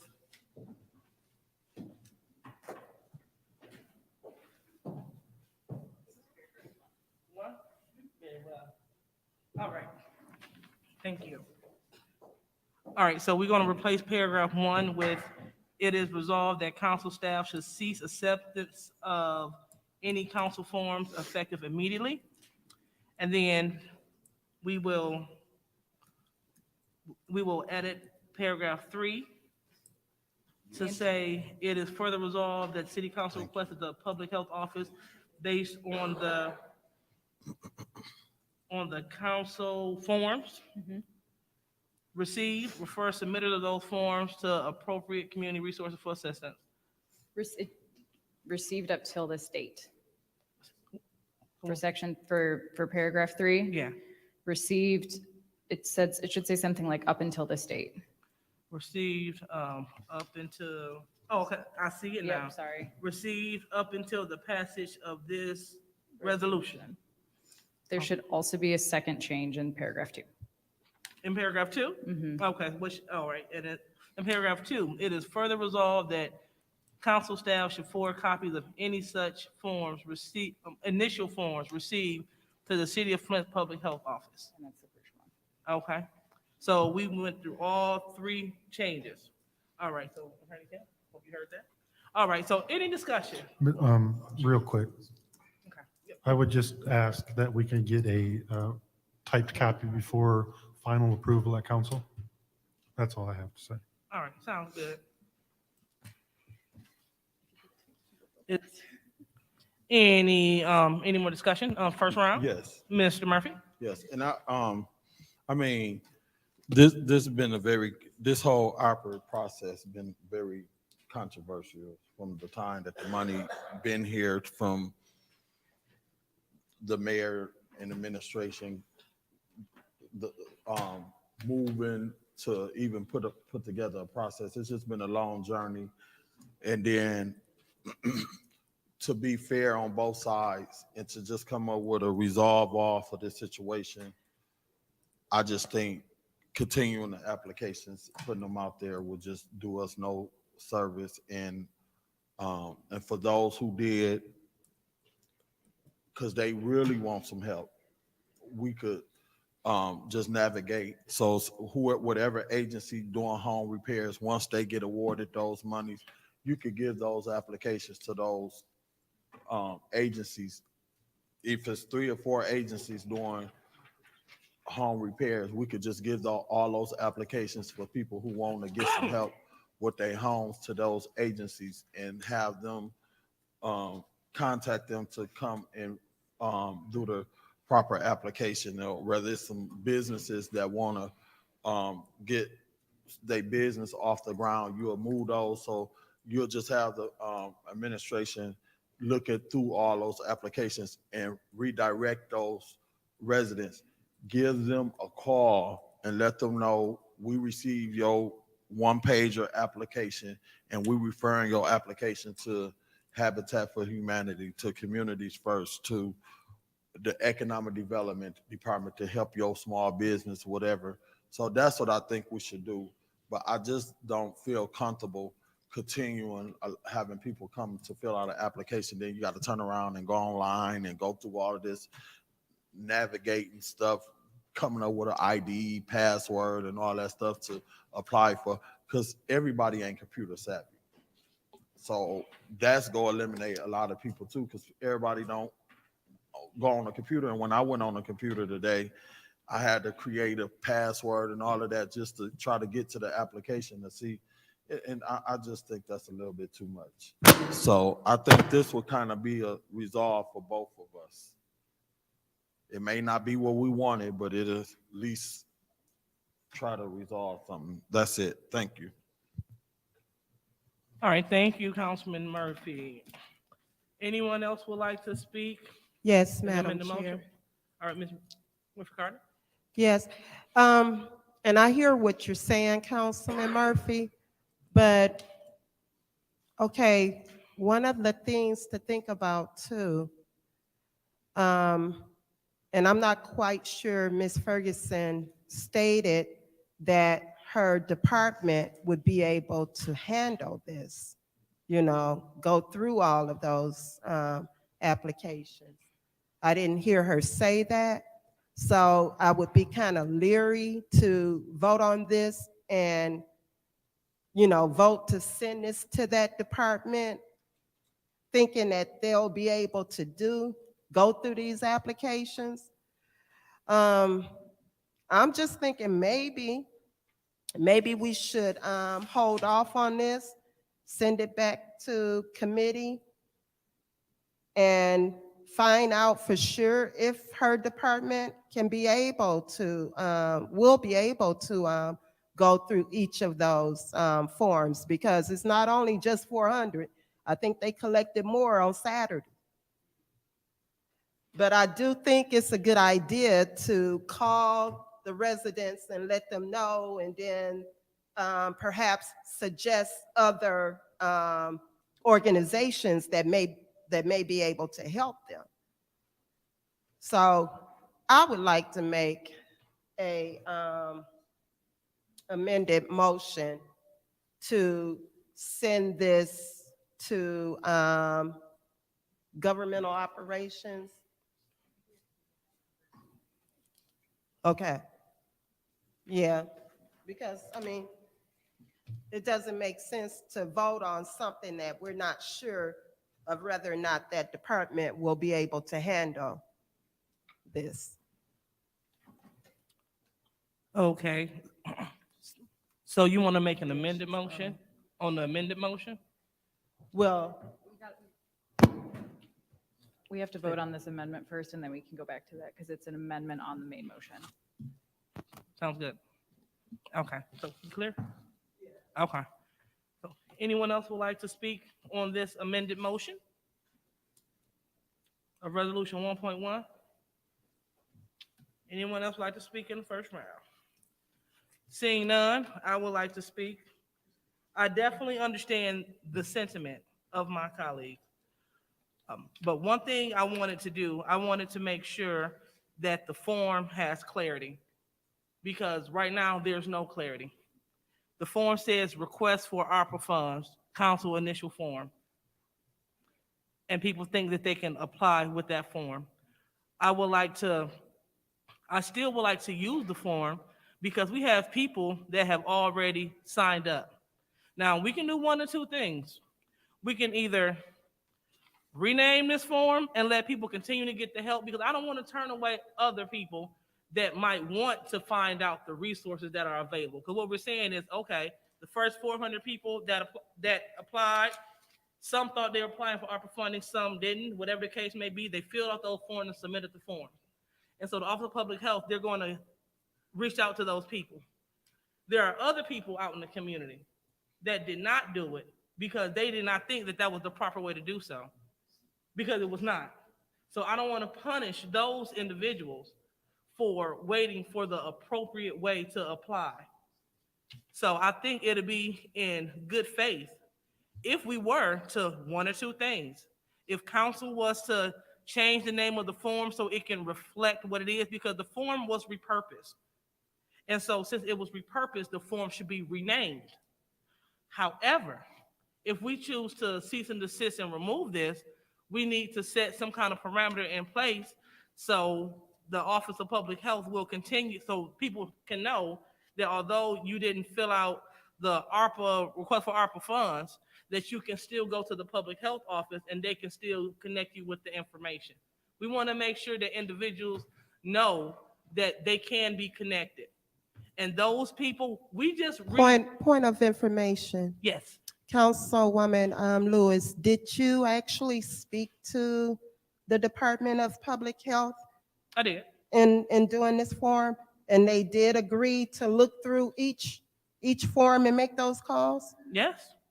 Okay. Point of information. Ms. Ferguson stated she didn't have the staff to do it.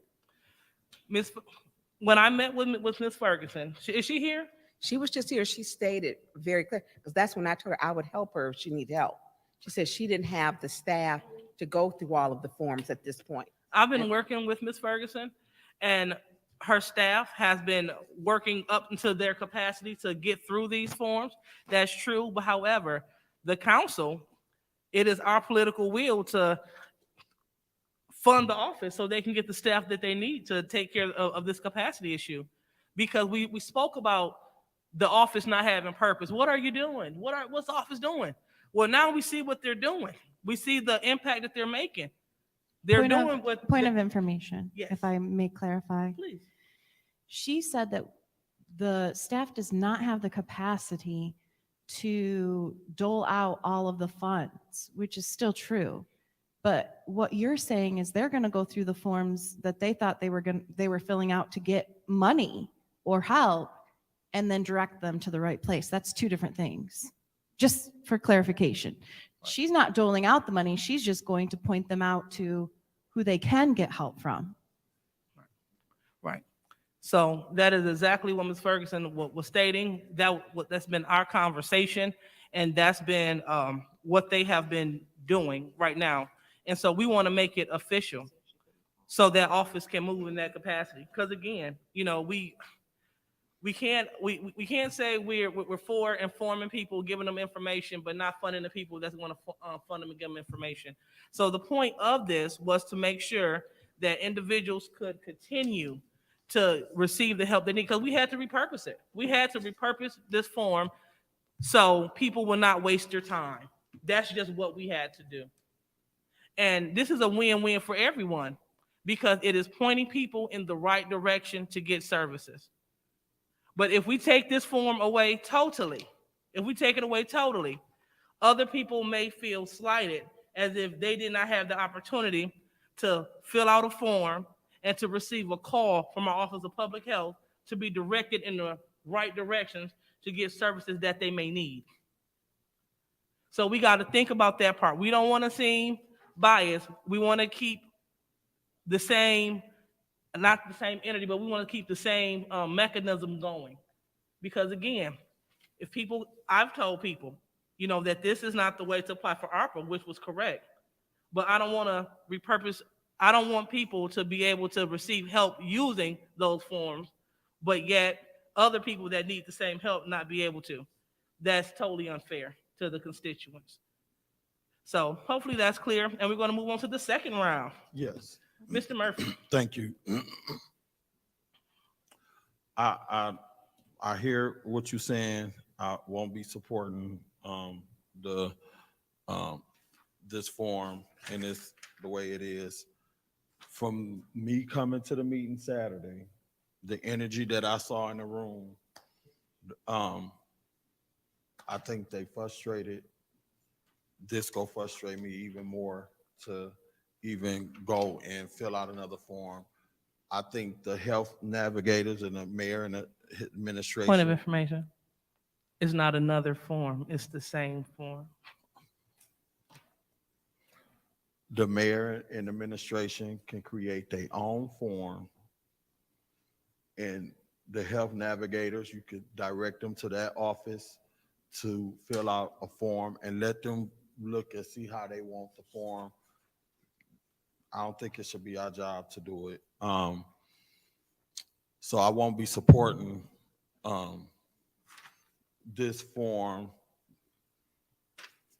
I will support the amendment that my colleague did to cease and desist this form completely. When the applications come out, and to the public that's watching, please do not think Councilman Murphy ain't gonna want people who ain't applied to apply for the funds. Those people who I've been talking to in my ward that called me and asked me about when a house, can they get some money on their house? I say it ain't ready yet. It ain't ready yet. It ain't ready yet. Soon as whoever they award that money to, Councilman Murphy gonna be on that phone, and I'm gonna be connecting the residents with the proper channels. Hey, call such and such. Hey, they call me, I'm gonna be like, hey, call Habitat. They got the applications. They starting to open the applications. That's what I'm going to do. I don't want them to come and fill out a form, then turn around and fill out another form. I want to connect them with the right person. That Billy over there on Stewart and Saginaw that wants some money to help his tire shop, I'm gonna connect him with the economic development. When he gonna be like, well, Quincy, is the forms ready? I'm gonna be like, no, it ain't ready, it's ready. I'm gonna be like, here, connecting. I don't want him to come fill no form out.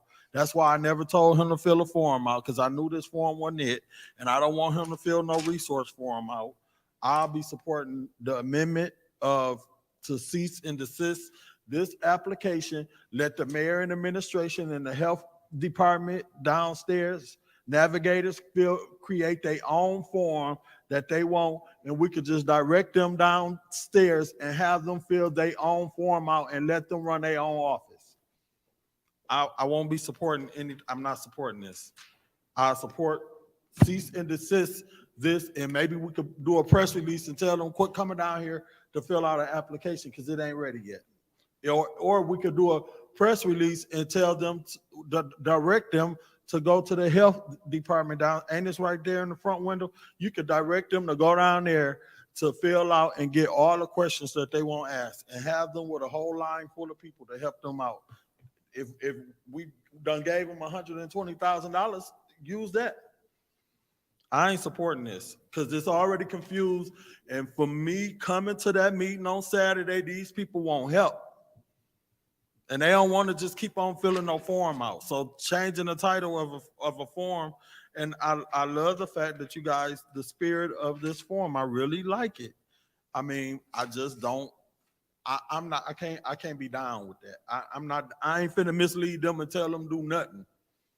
I'm gonna tell them when the money drop, when they said the 27th of March, the applications for the organizations will be in, then the committee go look at the applications. Soon as I know them applications ready and they done got awarded that money, that's when I'm gonna be calling people like, hey, I ain't got time to be misleading people.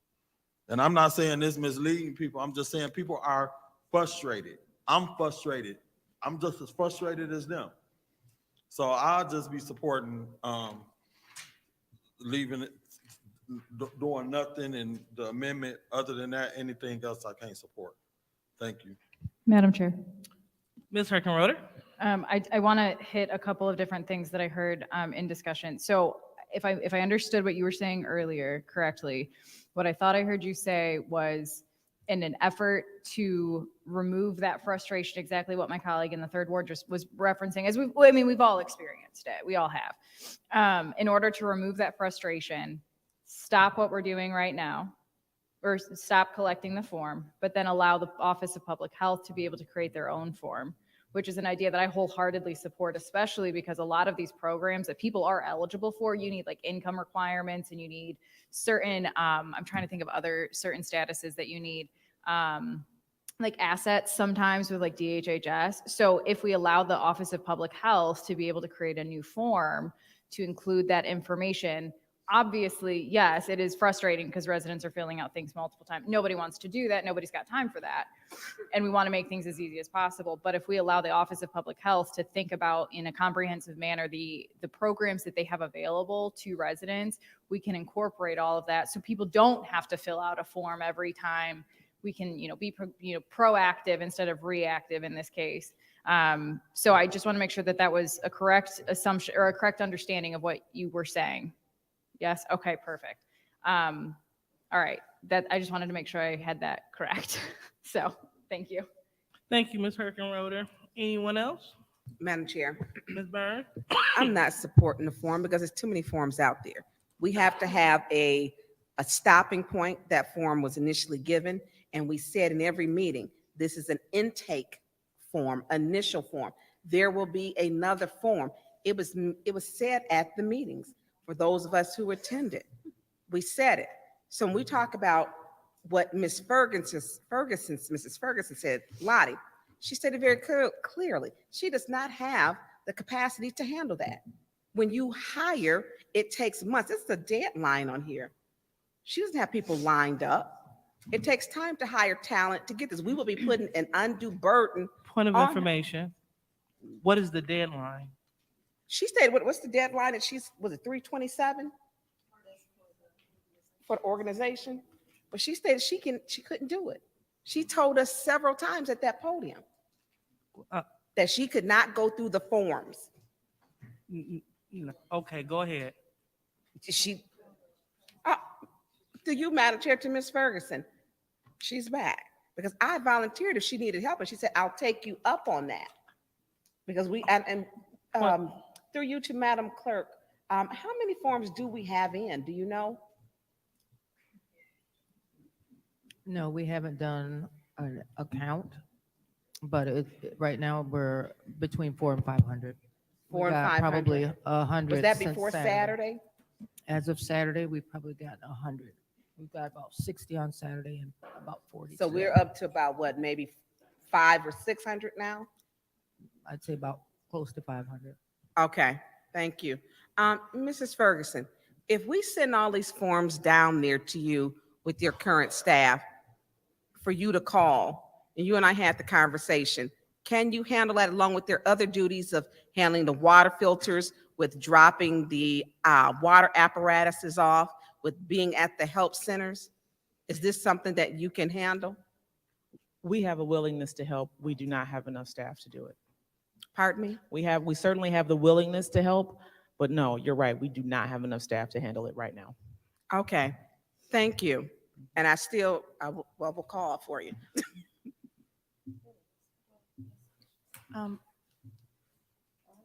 So, One second.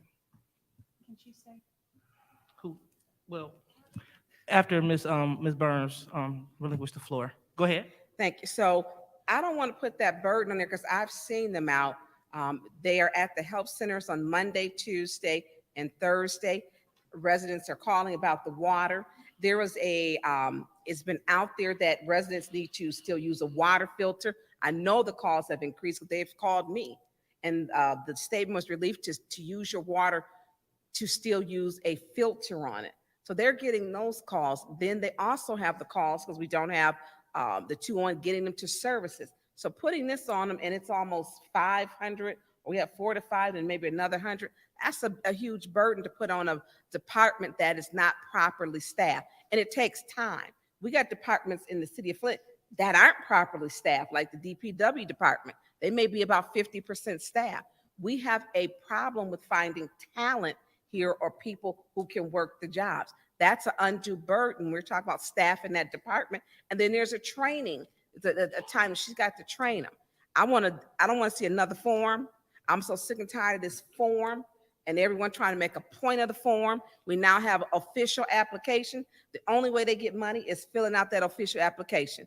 We don't need another form to confuse the people. Fill out the application that's going to get them the money. We need to quit. I don't want to go back on this to try to make a point by having another piece of paper when they have to actually come fill out on the computer, which is going to be a problem for seniors, because looking at that crowd, a lot of these individuals, they're going to have to come here and her department's going to have to help them fill out the application along with them dealing with the nonprofits. That's too much to put on her. We need no more forms. Switch to the application, do a press release, cease desist. We're not taking any of the other forms because the initial form, because we have an official form. And that's where we should be moving towards so that we're not confusing the residents. Saginaw got it right. Maybe we need to see, they know how to get it done. We need to see what they did, how many forms that they have to get the money allocated, because this is confusing to people. And we don't need anything else to cause confusion. And Ms. Ferguson has got a lot that she's got to handle already. I'm not willing to put that on her or her staff. That's way too much. And she just stated again, she has the willingness to help, but she does not have the talent or the individuals to complete the task. Thank you. Thank you. Anyone else would like to speak in the first round of the amended motion? Anyone else would like to speak in the first round of the amended motion? Oh, this is second round? Okay, thank you. All right, second round of amended motion. So seeing that there is no one else, I will go ahead and speak. Ms. Ferguson, could you please come to the lectern?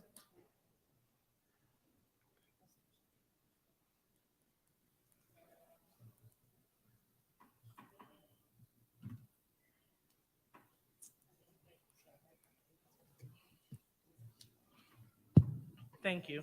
So I'm just trying to maintain a little bit of clarity per what's going on. So your office does not have any capacity at this time to take on the ARPA, the initial applications. I would say they would not be addressed in the amount of time that I would like them to be addressed. They would eventually get to them, but right now, as Councilwoman Burns stated, with the distribution of water filters that has tripled over the last 2 weeks, with the upcoming sampling period to collect water samples from homes coming up, with all of the other additional work, we are currently understaffed by 3. That is almost 50% of the department. So they could start on it, but it would not happen in the time frame that I think we need to get people help. Okay. We're So- understaffed, yes. Okay, so how can this body assist you with your staffing issue? Because this is what it boils down to. It boils down to that stack of 400 to 500 papers going into a file cabinet if you all don't move on them. That's the truth. They're So, our original request was for assistance for the public health office from ARPA funds. It is extremely difficult to post a job and hire when we don't have confirmed funds. Right now, we know that we are good through probably the 1st of April. ARPA applications closes March 27th. That's not going to be enough time to make sure that we get folks the help they need before the applications are out at whomever we decide to award funds to help with home repairs. We got to find a way to fund that office. We got to get them back to 100%. They're working really hard right now, and while we appreciate it, not funding that office doesn't go far with motivation and retention. Thank you. So the Point of fact. information, Go ahead.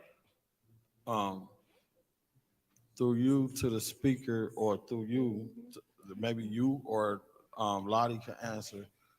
What if they can't handle the applications? What will happen with the existing applications that we have now? Well, I'll let Ms. Thank Ferguson you. answer that. Okay. Because I initially said they'll just be sitting somewhere. Yes, but go ahead, Ms. Ferguson. You're right. You're absolutely right. If Office of Public Health is not helping with those, then they're going to sit. Okay. We don't have any other staff that will be able to pick that up. Okay. Not that I'm aware of. All right, so if this body was to properly fund your office, because this is public health. What we're doing, your office is dealing with public health. At first, this body didn't fully fund your office because they didn't see a value. They didn't see what they were doing. And so now they have an assignment and they understand it. With the cutoff of water distribution, filters have went up. In addition to with the influx of ARPA applications, we have those. And so if we were to fund you to capacity, would that help you? If we were to take public health monies from ARPA to help fund your office, or from revenue replacement to fund your office, would that be beneficial to you helping us get this work done? Yes, it would be. The first, it would provide some sense of security for staff while we continue to look for additional funds to fund that office. And two, it certainly would help with motivation. If you are working in an office that is understaffed and overworked, and you're asked to do more from a body that declined your funding for the remainder of the year, that's a little disheartening. And so I'm happy that folks have stayed around, but I can't imagine that we won't end up losing people, the few people that we have, if we don't get that office funded quickly. Okay, thank you so much, Ms. Ferguson, because this is definitely a matter of public health. And so although my colleagues didn't see the vision, I hope that they see the vision now of what your office can do, because your office will handle those forms. And so if we don't fund that office, we're telling the individuals, the 500 residents, that we're disrespecting their time and their forms, and we won't be able to do anything with them anyway. Point of information, is the navigators the only office that can make the calls? Can the counseling office make those calls since those forms were dropped off there? Or Ernst & Young, they need to earn their money.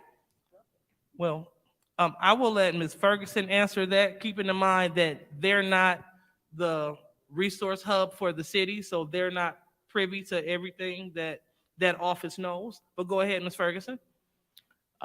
Whether or not Ernst & Young can answer those calls or make those calls is a conversation for them. However, I would say that we have a huge problem in the city of Flint with trust.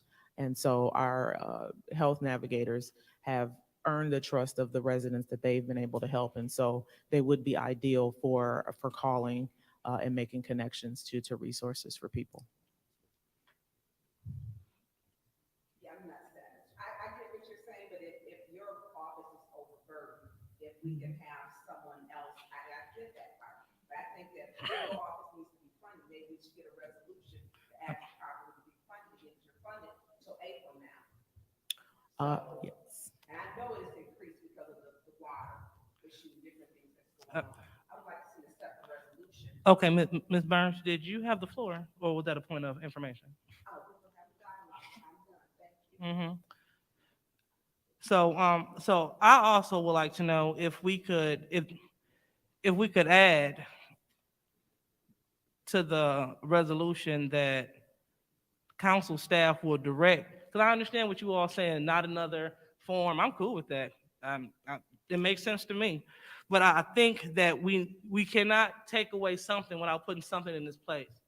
And so what we need to put in this place, we at least need to put in this place a statement coming from the place of retrieval, where to go. So we need to put into that resolution that it is resolved that the council staff will send individuals down to the public health office. That way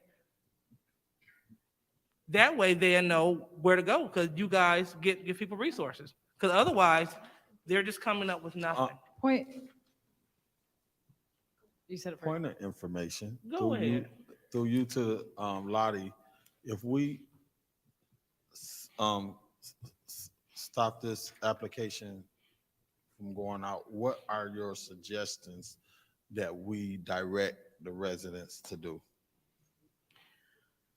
So the Office of Public Health already has a mechanism in place. If you go to their website right now on the City of Flint's website, you will see that they have, I don't want to direct people to another form, but they do have one on there that people can fill out if they need any type of help, not just housing repairs. If you need access to basic needs and other services, that is what the form that's currently on the Office of Public Health page is. And so, because that solution is already in place, it would be the easiest one. Thank you. Point of information. Ms. Herkenroder. I don't necessarily, do you believe that it would be inside the purview of the administration to be able to pick up the documents from the city council staff? I don't think that we need to include that in there. I think that that's too micromanaging for the administration, to be honest. I understand what you're saying, but I don't think that needs to be in there. Okay, so, well, I just want to, is it possible, wait a minute. So my goal was just to make sure that something is in place, because people, regardless of what we tell them, they're going to show up to that council office tomorrow, regardless of what we vote on tonight. And they are going to request those forms. So when they go to request the forms, are we just going to say, no, we cease and desist giving those? Or are we going to give them a solution as well? Of course, yes, council cease and desist. However, you can go down to the Office of Public Health and they can assist you. Yeah, so I just want to make sure that it's a mechanism in place. So when they come up short with the form because we're not taking anymore, then they're not leaving with the frowny face. They're at least leaving with information in a place where they can go. So go see office, because that's your job. That's the job of that office, correct? It is. I just want to caution you that if we decide to do this and we get 100 folks showing up tomorrow, there's going to be a line out the door. We don't have staff to support that immediately. Oh, okay. So again, this is the confusion of the form. This is the confusion of the form. So I understand that, but it's the job of public health office to redirect people. So if you have a line, you have a line, because where are they to go? So where do we send them? After we say no more forms for help, well, no more ARPA form. So now what do? We just send them home? I guess that's my question for you, because your office is set up as that middleman source. So if they come, if it's a line out the door, they just have to wait their turn. That's what your office is for, correct? Yeah, it is what it's for. All right, and it sounds like we need to staff your office so you all can function properly. And if we would have done this in the past, then we wouldn't probably be here. We probably had 3 new workers and we would be off and running, correct? That's a excellent assumption. Okay, all right. So it sounds like this body needs to do all things necessary to fund that office. And let me be clear as well. You, outside of ARPA, you are still looking and waiting for funding to come in that you have applied for to fund this office, correct? I have 2 pending applications and 2 more to be submitted. Okay. So you're not just exclusively looking for ARPA to just pay for everything as a one fix all. You're still actively looking to fund this office. We need that office open, yes. All right. Thank you very much, Ms. Ferguson. This body definitely needs to do all things necessary to fund this office so they can do their job. If we don't, we're at fault for holding up the people from services. Point of information, Mi- again. Mr. Murphy. And I mean, I just want to make sure we clear that where is to you or to Lottie, where is those 400 or 500 applications going? They are here, they in the possession of, I don't know who have the forms. Do our clerk, do Davina have them? Do they contact Davina? What's her number, 766? I mean, who do they, what are we doing with those 400 or 500 applications? Are we holding on to them and doing nothing to them? Are we turning them over to Lottie and her department and they doing, what are we doing with the 400 or 500 applications that we have? That is my question. I don't think I really got a clear answer. So point of information to the chair through you, to Lottie, to Davina. Okay. Thank you, Mr. Murphy. I thought me and Ms. Ferguson answered that, but I'll go ahead and turn it over to our clerk because she may have an answer. Excuse me. What I have directed my staff to do until you made any other decision was do what we continue to do, which we've been forwarding them to Ernst & Young, because that's what we were doing before. So up until, I just told them everything that we got until 12 o'clock today. We're sending it as a set. We'll continue to send it. So this is prior to the release of the administration's application, but we have more. So we're just still sending them to Ernst & Young because that's what we've been doing for the last year until you tell us to do something different. I have all the originals. We're sending them copies. So every form we still have in our office, we've been sending copies to Ernst & Young. Okay. Is that clear? All right.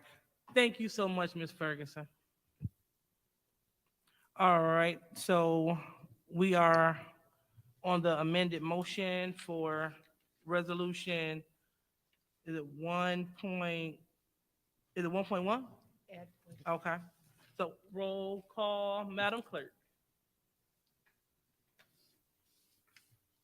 And this is to amend add-on number 1 to a .1, correct? Say it again. This is the motion to amend add-on number 1 to add-on number 1.1. Yes.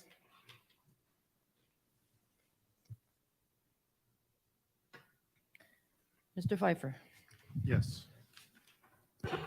Ms. Worthing, Yes. Ms. Lewis, Yes. Mr. Murphy, Yes. Ms. Priestley, Yes. Ms. Winfrey Carter is not in, Ms. Burns, No. Ms. Herkenrode. Yes. Vote is 6 yes, 1 no.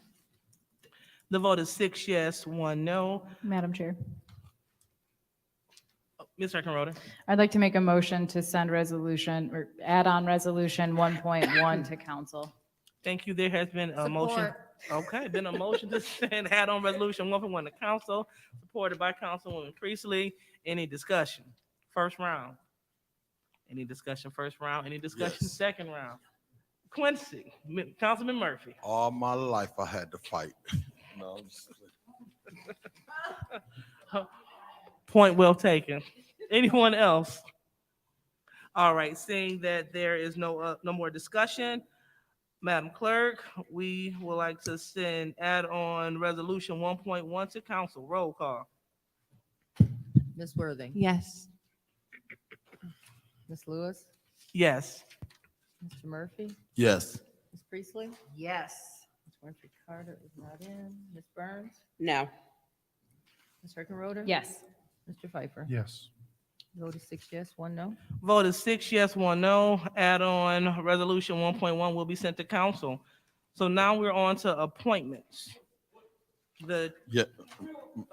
Mr. Murphy? I would like to move resolution appointment 230010, appointment to the Bishop Airport Authority Board, Beverly Walker Griffin.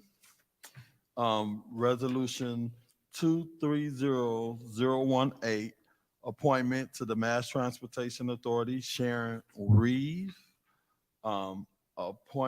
Resolution 230019, appointment of the Downtown Development Board, Rodney Lotting. Resolution appointment 230020, appointment of the Ethics and Accountability Board, Martin Banks. Move to council. Support. All right, it has been moved and properly seconded to move all of the appointments 230010, 230018, 230019, 230020 to council. Is there any discussion? Yes, Mr. Murphy? this is my resignation for the MTA board. I thought the clerk gave everybody a copy. They didn't. They just gave me a copy. Y'all may have a copy in front of y'all. I'm not sure, but they just gave me a copy. But this a copy for everybody. Point of information. What is your point? Was that motion made with any separations? Oh, Did no. you guys include that No. for the what- motion? Yep. Thank you, Ms. Winfrey Carter. We did not. So, should we restate the motion? I would Okay. like to amend that motion Go ahead. to add all of those that I just named with any separation. Thank you. And do you still have support? Support. All righty. So, Mr. Murphy, That's it. I don't have nothing else. okay, Madam thank- Chair? Mr. Pfeiffer? I'm not going to really separate one, but I know we discussed 230010, and there may be some errors in the dates. Did we get any confirmation on that? Madam Clerk? That information, I have it in my office, and I just haven't had a chance to leave to go, I forgot it, I don't have it here. So if we So- send this to council, we can amend it in council? Yes. Because I believe that the dates are incorrect, right? Right. Okay. So- That's all I have. Thank you. Mm-hmm. Thank you, Mr. Pfeiffer. Anyone else would like to Yes, speak? I would like to separate 230020. I don't know if there's a vacancy.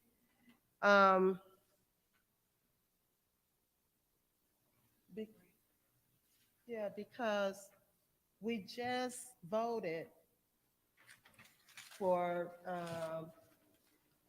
Point of information, vacancy on which board? pardon me? Vacancy on which board? Because, For the Ethics and Accountability okay, Board, thank you. okay? The mayor gets 2 appointments. Mm. This would make him have 3 appointments. Point of information. Who are the 3? Evans. Who? Art Evans. And the guy that we just,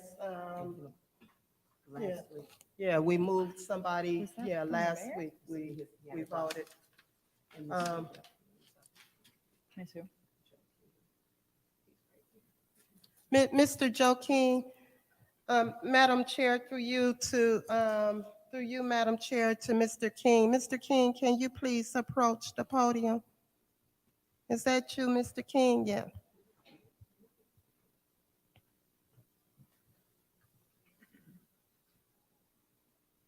And then I have something else to say about this appointment too, and talking to Mr. Banks. Mr. King, who are the 2 mayor appointments? I know.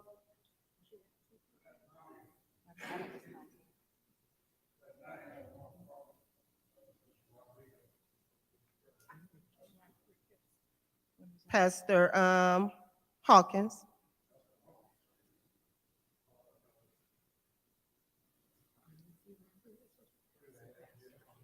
Right.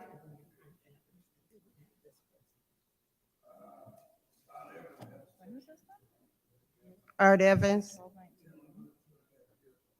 Right.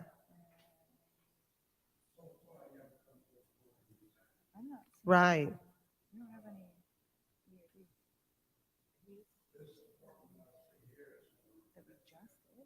Right.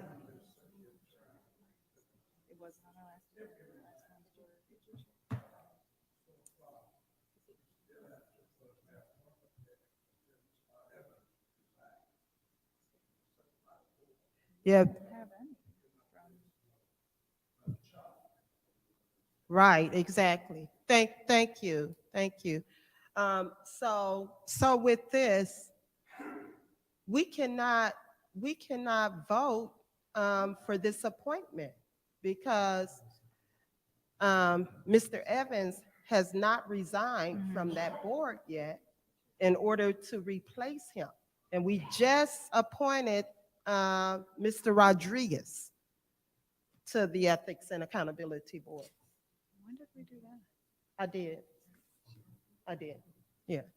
So, so I'll be voting no to send this to council. And another thing, I spoke to Mr. Banks, and Mr. Banks was not aware that he was being appointed to the Ethics and Accountability Board. He thought that he was being appointed to the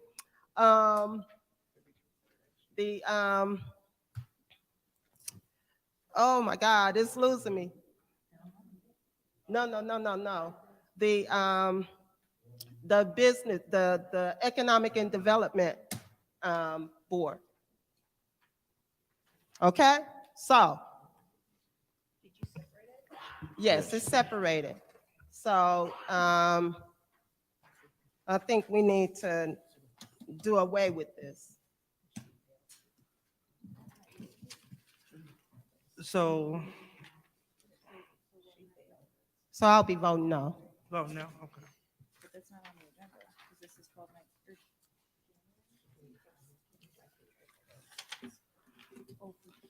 All right, Point of order. So we on a master resolution to send all of this to city council. And then she just, Councilman Winfrey Carter separated this resolution. So I think we should vote on a master resolution on all the appointments and send all of those back and then vote on this one separate.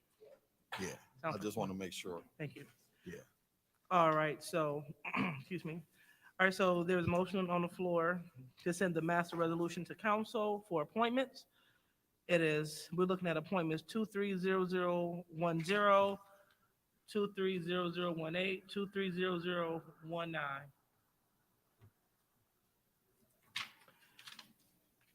We already had discussion, so roll call, Madam Clerk. Excuse me, Ms. Lewis, Yes. Mr. Murphy, Yes. Ms. Priestley, Yes. Winfrey Carter, Yes. Ms. Burns, Yes. Ms. Hurkenroder. Yes. Mr. Pfeiffer. Yes. Vote is 7 yes, 0 no. Vote is 7 yes, 0 no. Appointments 230010, 230018, 230019 have been sent to council. So now the chair would like to entertain a motion to drop appointment 230020. Madam Chair, Mr. Pfeiffer, we make a motion to postpone indefinitely Resolution 230020.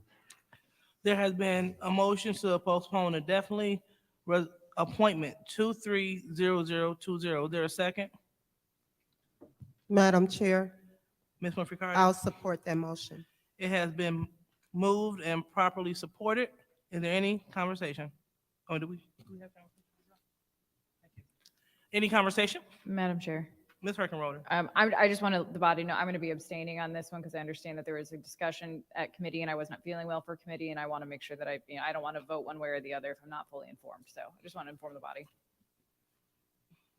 All right. Thank you, Ms. Hurkenroder. Anyone else would like to vote? Have conversation in the first round? Any conversation in the second round? All right, seeing none, I will be the last to speak. Hearing that Ms. Winfrey Carter said that Mr. Banks had no knowledge of this appointment to the Ethics and Accountability Board, I definitely support dropping this, well, postponing it indefinitely. All right, so Madam Clerk, roll call. Mr. Murphy. Yes. Ms. Priestley. Yes. Ms. Winfrey Carter. Yes. Ms. Burns. Yes. Kirkendall. I abstain. Mr. Pfeiffer. Yes. Ms. Lewis. Yes. Voted 6 yes, 0 no, 1 abstention, Voted 6 yes, was it 1 no? 0. Oh, excuse me, 0 no and 1 abstention. Madam Chair, motion to adjourn. Sound like y'all ready to go. There, there has been a motion on the floor to adjourn. Madam Clerk? Ms. Priestley. Yes. Ms. Winfrey Carter. Yes. Ms. Burns. Yes. Kirkendall. Yes. Mr. Pfeiffer. Yes. Ms. Lewis. Yes. Mr. Murphy. No. Voted 6 yes, 1 no to adjourn. We have 6 yes, 1 no. Special Affairs meeting is officially adjourned at 10:40.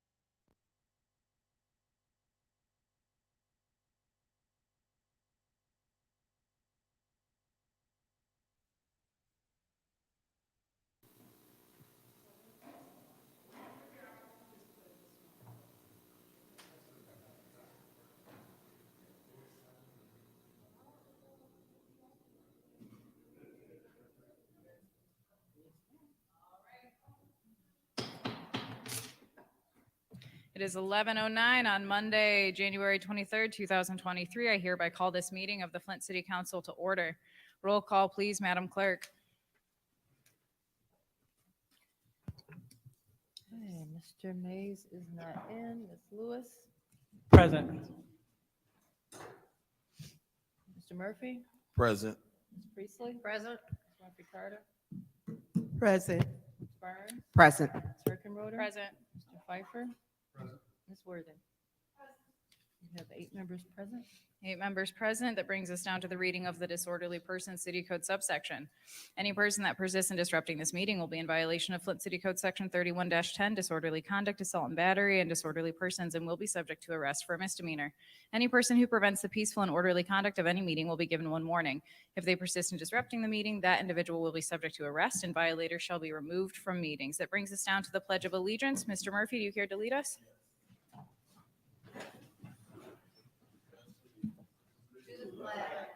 Of the United States of America, and to the republic for which it stands, one nation, under God, indivisible, with liberty and justice for all.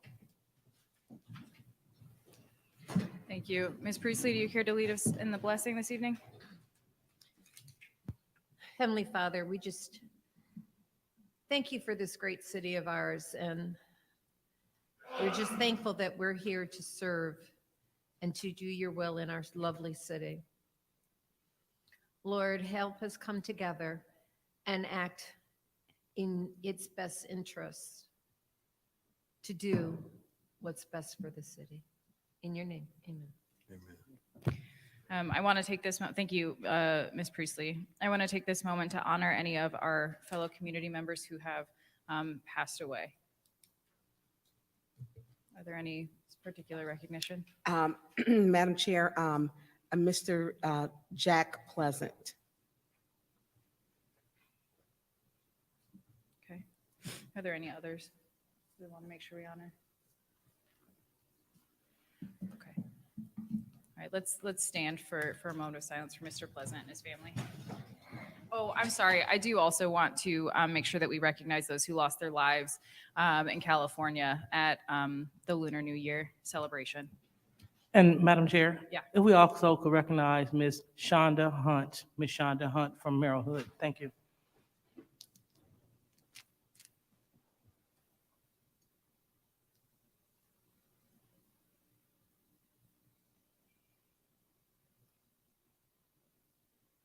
Thank you. All right, that brings us down to changes or additions to the agenda. I do want to note that add-on resolution 1.1, we did move that out of special affairs and onto the agenda. So it's not written on the agenda, but we did already move that. Are there any other requests for changes or additions?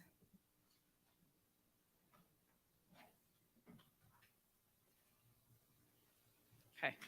Hearing none, that takes us down to presentation of minutes. I see none.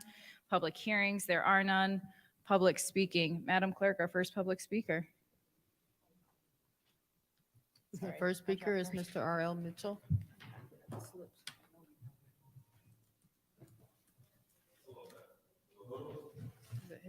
Hello, hello. There you go. Earl Mitchell. Davina, where you going? Okay, oh, like I said, my name is R.L. Mitchell, and to the city, Madam Chair, about the situation of the man over on Stewart Street, the tire man. His business was halted for the COVID situation, and we the people already done apologized to the people that said they can't do business in Flint because they don't think the council is doing right. And you should, for the record, they should give the man all that backup money he lost through that COVID situation over on Saginaw Street. I saw him out there this morning with his shirt off, taking off people's tires and stuff, trying to do the best he can. But to you, Madam Chair, I like what you done in the court. Thanks for what you done to the courthouse when the judge looked at you and you nodded your head, and you, by doing that, you kept her from doing bodily harm to me. I think, because she threatened me 2 times when she told me I could take the form if I don't agree what she said about what anyway, you understand, and Kim, we like what you done for apologizing for your boss man and apologizing to the city of Flint, but you got a whole lot of work to do with the peoples of Flint, you and Mayor Neely downstairs for not working in the police. You got to deal with the police department, but you're doing them wrong by not doing that lump sum. You got to give them a lump sum month, $3,000 for them 3 people so where they can get, and the fire peoples, the fireman that got fired on his day off, he thought he was taking a vacation. I mean, retiring, and then you end up firing him, and you got to deal with that stuff. May God be with you when you come to your, anyway, and all you council members that didn't come here and keep us from getting that vote on Saturday, we could have had the business done, but people, the mayor downstairs already got some new councilmen ready to take y'all seats, but they just don't want to say it, 12 of them, and but it's up to the judge to judge. She was getting ready to judge the other day when she come in this building looking for, but John Early ran out the front door like it, I mean, Ed Taylor, the administrator, and I had to show the judge where to go, but she pushed the little buttons and she gonna deal with the peoples downstairs personally when it's time to come to court. And I know you know what I'm talking about, miss.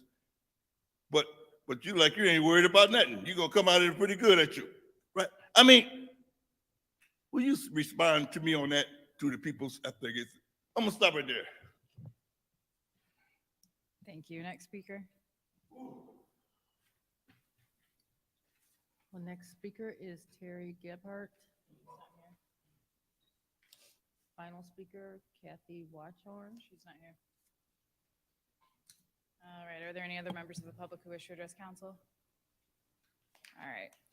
Seeing none, that brings us down to council response. Is there any member of council who wishes to respond to the public?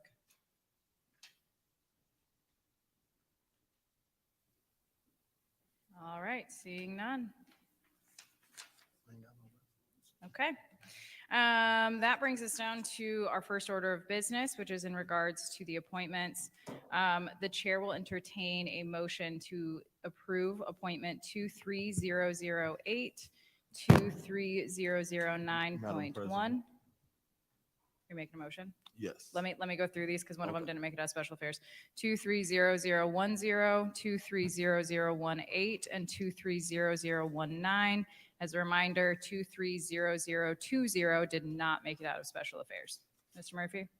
Yes, I would like to move these resolutions for appointments that you stated, 23008, 23009.1, the Flint Housing Commission, Geraldine Redmond. Point of order. What's your point? You're stating 2 zeros. There's actually 3, so I just want to make the record clear. Say that one more time. There's 3 zeros Oh.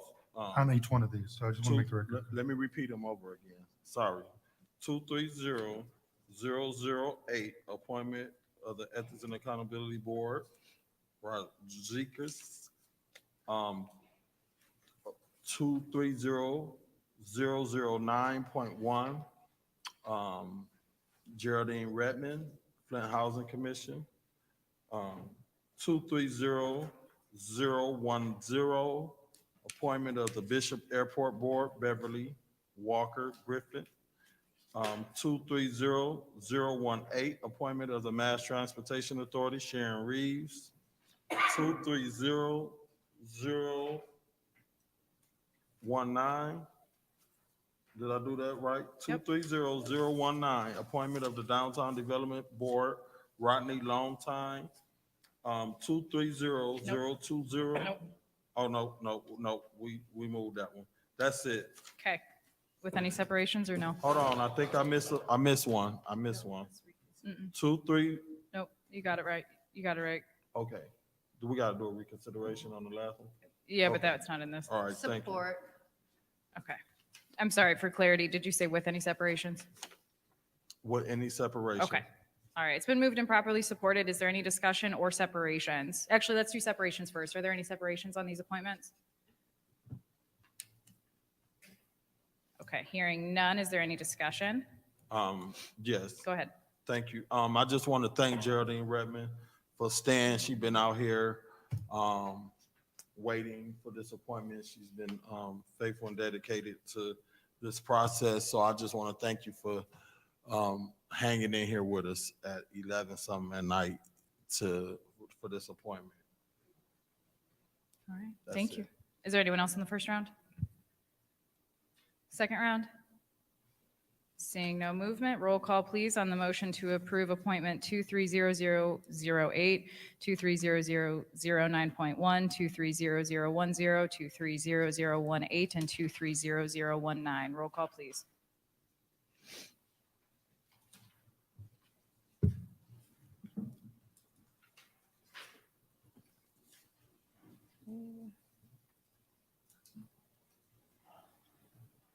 Ms. Lewis. Yeah, yes. Mr. Murphy? Yes. Ms. Priestley? Yes. Ms. Winfrey Carter? Yes. Ms. Burns? Yes. Ms. Kirkendroder? Yes. Mr. Pfeiffer? Yes. Ms. Worthing? Yes. Vote is 8 yes, 0 no. 8 yes, 0 no, those are approved. Madam Chair, Yes, ma'am. we make a motion to reconsider resolution number 22054, 2.1, appointment Building Code Board of Appeals, Kristen Stevenson. Is there a second? Support. That was, thank you. Any discussion on this reconsideration? Yes, Madam Chair. Go ahead. I'm still going to stand by my reason. I think it's a conflict of interest for Christian to be appointed to this board based on the fact that her mother, Suzanne Wilcox, is the director over the department that this board will fall under. Thank you. Thank you, Ms. Winfrey Carter. Is there any other discussion on this reconsideration? Madam President, Go ahead. so through you to the attorney, Mr. Kim, is that a conflict according to, I guess, city rules, council rules, appointment rules? Is that a conflict of interest? Not in my opinion, no. Thank you. Any other discussion in the reconsideration, in the first round? Yes. Go ahead. I believe you just have to disclose, that you are a family member in, certain situations.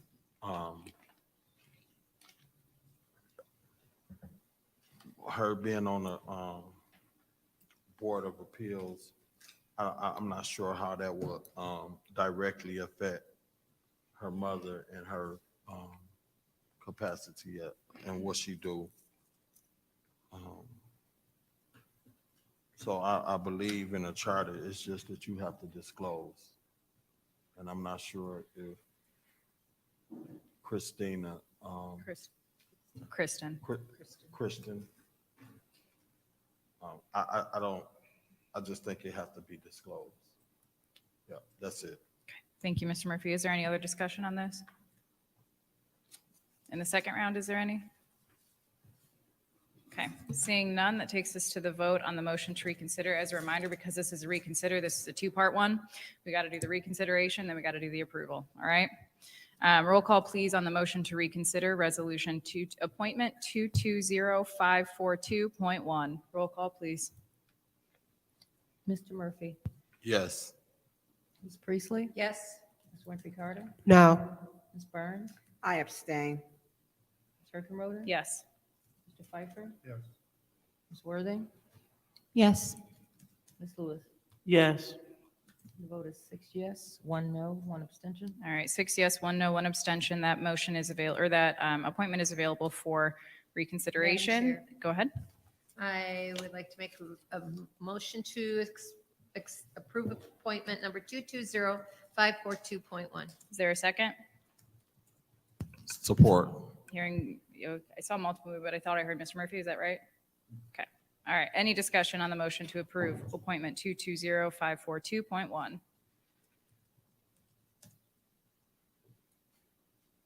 All right. Hearing none, that brings us to the vote. Roll call, please, Madam Clerk. Ms. Priestley? Yes. Ms. Winfrey Carter? No. Ms. Burns? I abstain. Ms. Hookerroder? Yes. Mr. Pfeiffer? Yes. Ms. Worthing? Yes. Ms. Lewis? Yes. Mr. Murphy? Yes. The vote is 6 yes, 1 no, 1 abstention. 6 yes, 1 no, 1 abstention. That brings us down to resolutions, and I did catch a mistake. So as a reminder, in special affairs, we amended 230011 to be resolution 230011.1. Madam Chair. Did I catch everything, Davina? Yes, ma'am. I make a motion to approve a master resolution, add-on number 1.1, number 230011.1, 230012, 230013, 230014, 230015, 230016, 230017 with any separation. All right, is there a second on that? I believe that was supported by Mr. Pfeiffer. All right, is there any discussion, or sorry, are there any separations? Yes, Madam Chair. Go ahead. I would like to separate add-on number 1.1. You got it. Are there any other separations? Are there any separations? All righty. Is there any discussion on the master resolution with that separation? Is there any discussion? Final call? All righty. Roll call, please, on the master resolution, which, as a reminder, encompasses Resolution 230011.1, 230012, 230013, 230014, 230015, 230016, 230017. Roll call, please, Madam Clerk. Ms. Winfrey Carter? Yes. Ms. Burns? Yes. Ms. Hookerroder? Yes. Mr. Pfeiffer? Yes. Ms. Worthing? Yes. Ms. Lewis? Yes. Mr. Murphy? Yes. Ms. Priestley? Yes. The vote is 8 yes, 0 no. 8 yes, 0 no. That motion passes. Ms. Winfrey Carter, you made that separation for add-on 1.1. Do you want to make the motion? Or do you want somebody else to make the motion? I mean, not to make a motion. Okay. We can discuss it. I'll make the motion. I'll make a motion that this add-on, I guess, that we approve the add-on number 1.1. Okay, is there a second? Support. All right, it's been moved and properly support. That, Dr. Lewis, that was you, correct? Okay. Is there any discussion on this? Yes, Madam Chair. Go ahead. Because I made the motion to approve it, it does not mean that I am in favor of this resolution. And like I stated before, I'll be voting no. I do not think that the Public Health Office has the capacity to review the forms, any forms. And she stood there and said, they do not have the capacity. And this resolution, I read over it, and it's still saying that these forms, some of the forms, all of the forms, or whatever, how many of the forms will go, I mean, she still does not have the capacity. So I'll be voting no for this resolution. Thank you. Thank you, Ms. Winfrey Carter. Is there any other discussion? Madam Chair, Yes, Mr. Mays. if I'm looking at this resolution through you to Ms. Donahue, this add-on number 1 has been change to a add-on .1. Ms. Donahue? Yes. And so, Ms. Donahue, the language in the add-ons changed to say it is resolved that the council staff cease accepting council forms immediately. And it also says that the council staff shall forward the copies of any council forms received to the City of Flint Public Health Office. Isn't it a fact that the clerk is the keeper of the records? Yes. And then isn't it a fact that those records are being kept by the clerk? Yes. So the council is misguided. And as far as people who was here Saturday, over 100 people, calls that I've got all throughout the day, I don't see why we should stop receiving paperwork from residents. And so whoever votes and pass this, it'll be premature because Ernst & Young should be here in the next committee meeting. Through you to Mr. Edwards, can you approach? Davina, is you stopping that clock?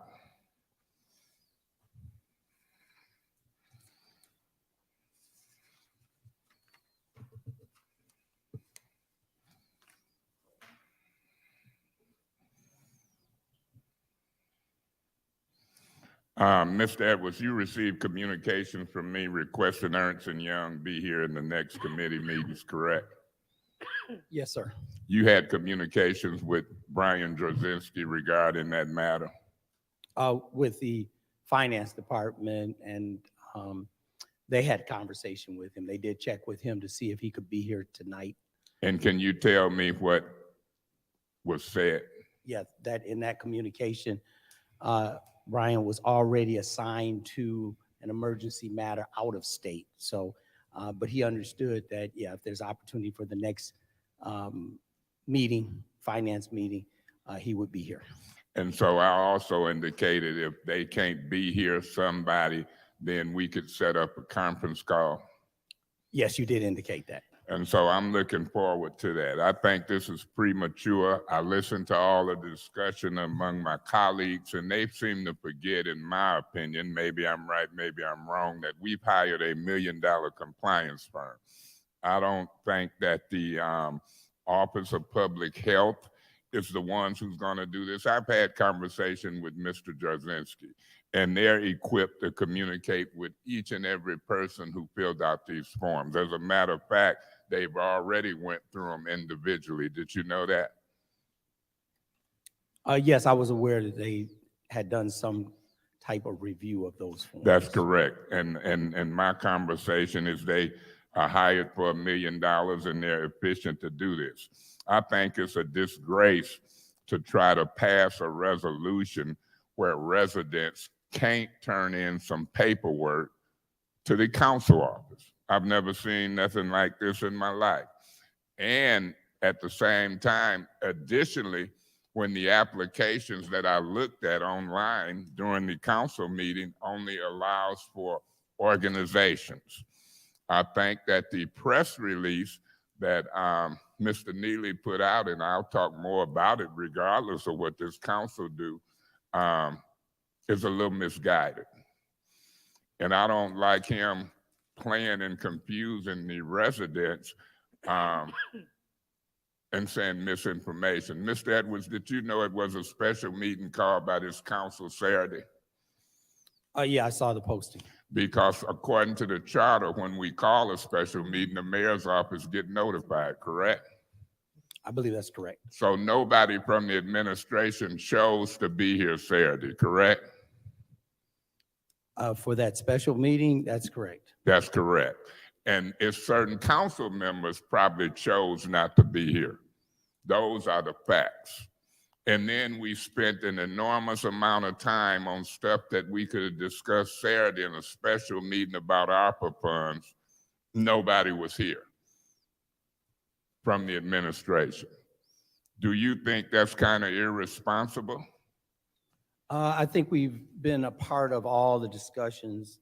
Except that. Except that discussion, but I think we've appeared, provided ample information, supported ARPA directions and discussions and the plan. And so I think we had done more than our fair share of sufficient job of providing some form of input in terms of ARPA activity. With this council? That would be correct. I haven't seen it. I haven't heard it. Are you referring to 2 council members or this council? Well, even if you're talking about the 2 council members, those were members that were assigned to work with the administration as a part of this. You know who process. assigned them? I've heard it on many occasions. Yes, I do. Who? I believe that was you during your leadership role. That was in fact me. And they were misguided on their assignment. So my question was, did you communicate with this council? The answer would be not the same as you just indicated on the record. Y'all didn't come and communicate with this council prior to issuing a press release. If you did, you think we would have agreed with what the press release said? That was not a good press release. And I'll talk about it more.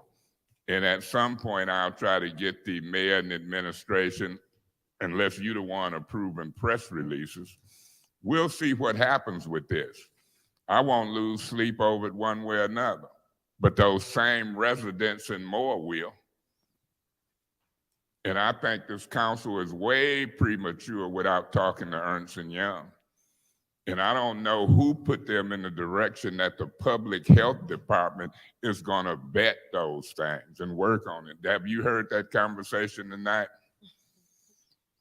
Yes, I did. And what's your position on that? Well, they're prepared. Ms. Ferguson, she provided you with ample information and a sufficient understanding that if they're properly funded, then they can take on or support that role. No, I'm concerned about the role of communicating with them as I've talked with Ernst & Young. Are they prepared to communicate with each one of those individuals who have forms? What do they need them for then? If we don't even have a nonprofit in place, what do they need them for right away? What they gonna do?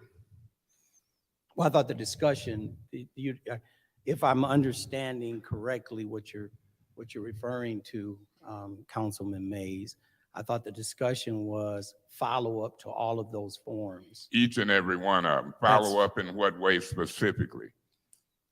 Notifying those persons who completed those forms, sorting and notifying those people that their forms were in the process. By phone or by mail? Or I'm- both? I'm Well, not I'm sure very what the concerned steps- about that. Yeah. I don't mind anybody getting copies, but I do agree with what you said, that those forms put them in some type of process. I do not agree with some of my council members, particularly Ms. Priestley and Ms. Lewis, that the forms meant nothing. It was a waste of their time. I'm not interested in them calling people telling them that. I'm not interested in what I'm reading in the press release. So I don't want them forms getting put in the folks' hand and they call and giving what I consider to be bad information. You're the city administrator. You just said on the record, what? You want me to remind you or tell you what you just said, or you can repeat it? I'm asking. And a lot has been said. You may have to clarify what I'm you're clarifying what you said speaking. about them being in the process. That yes, that if I understood what was conveyed by Ms. Ferguson, is that they will work with the forms. Now, I don't know exactly what that means, I'm other than concerned they will about work with. what you mean and what you're saying. You're kind of her superior, right? I am her superior. I'm not. kind of- Okay, so what do you say and what do you mean on this record based on what you just said as we try to transfer documents? I support. I support. Real the quick, act- Mr. Edwards, real quick, answer that question, then your time is up. So go ahead. I support the actions of our staff and the actions of the staff personnel. So She conveyed what would be the next step. She gave you the conditions by which those steps can be taken. and Didn't you that's what I just say on support. the record, and that's the question that I asked as time expired, didn't you say on the record that the communications was that they're in the process? As I understood what Ms. Ferguson conveyed to this body, yes. And I'm saying what you Okay, understand. as Mr. Mays, your your time is position. up. Your time is up. Ms. Priestley, I believe you wanted the floor. Madam Chair, Go ahead. motion to adjourn. Support. Okay. Is there, This isn't ready. sorry. Is Mr. Pfeiffer? Okay, roll call, please, on the motion to adjourn.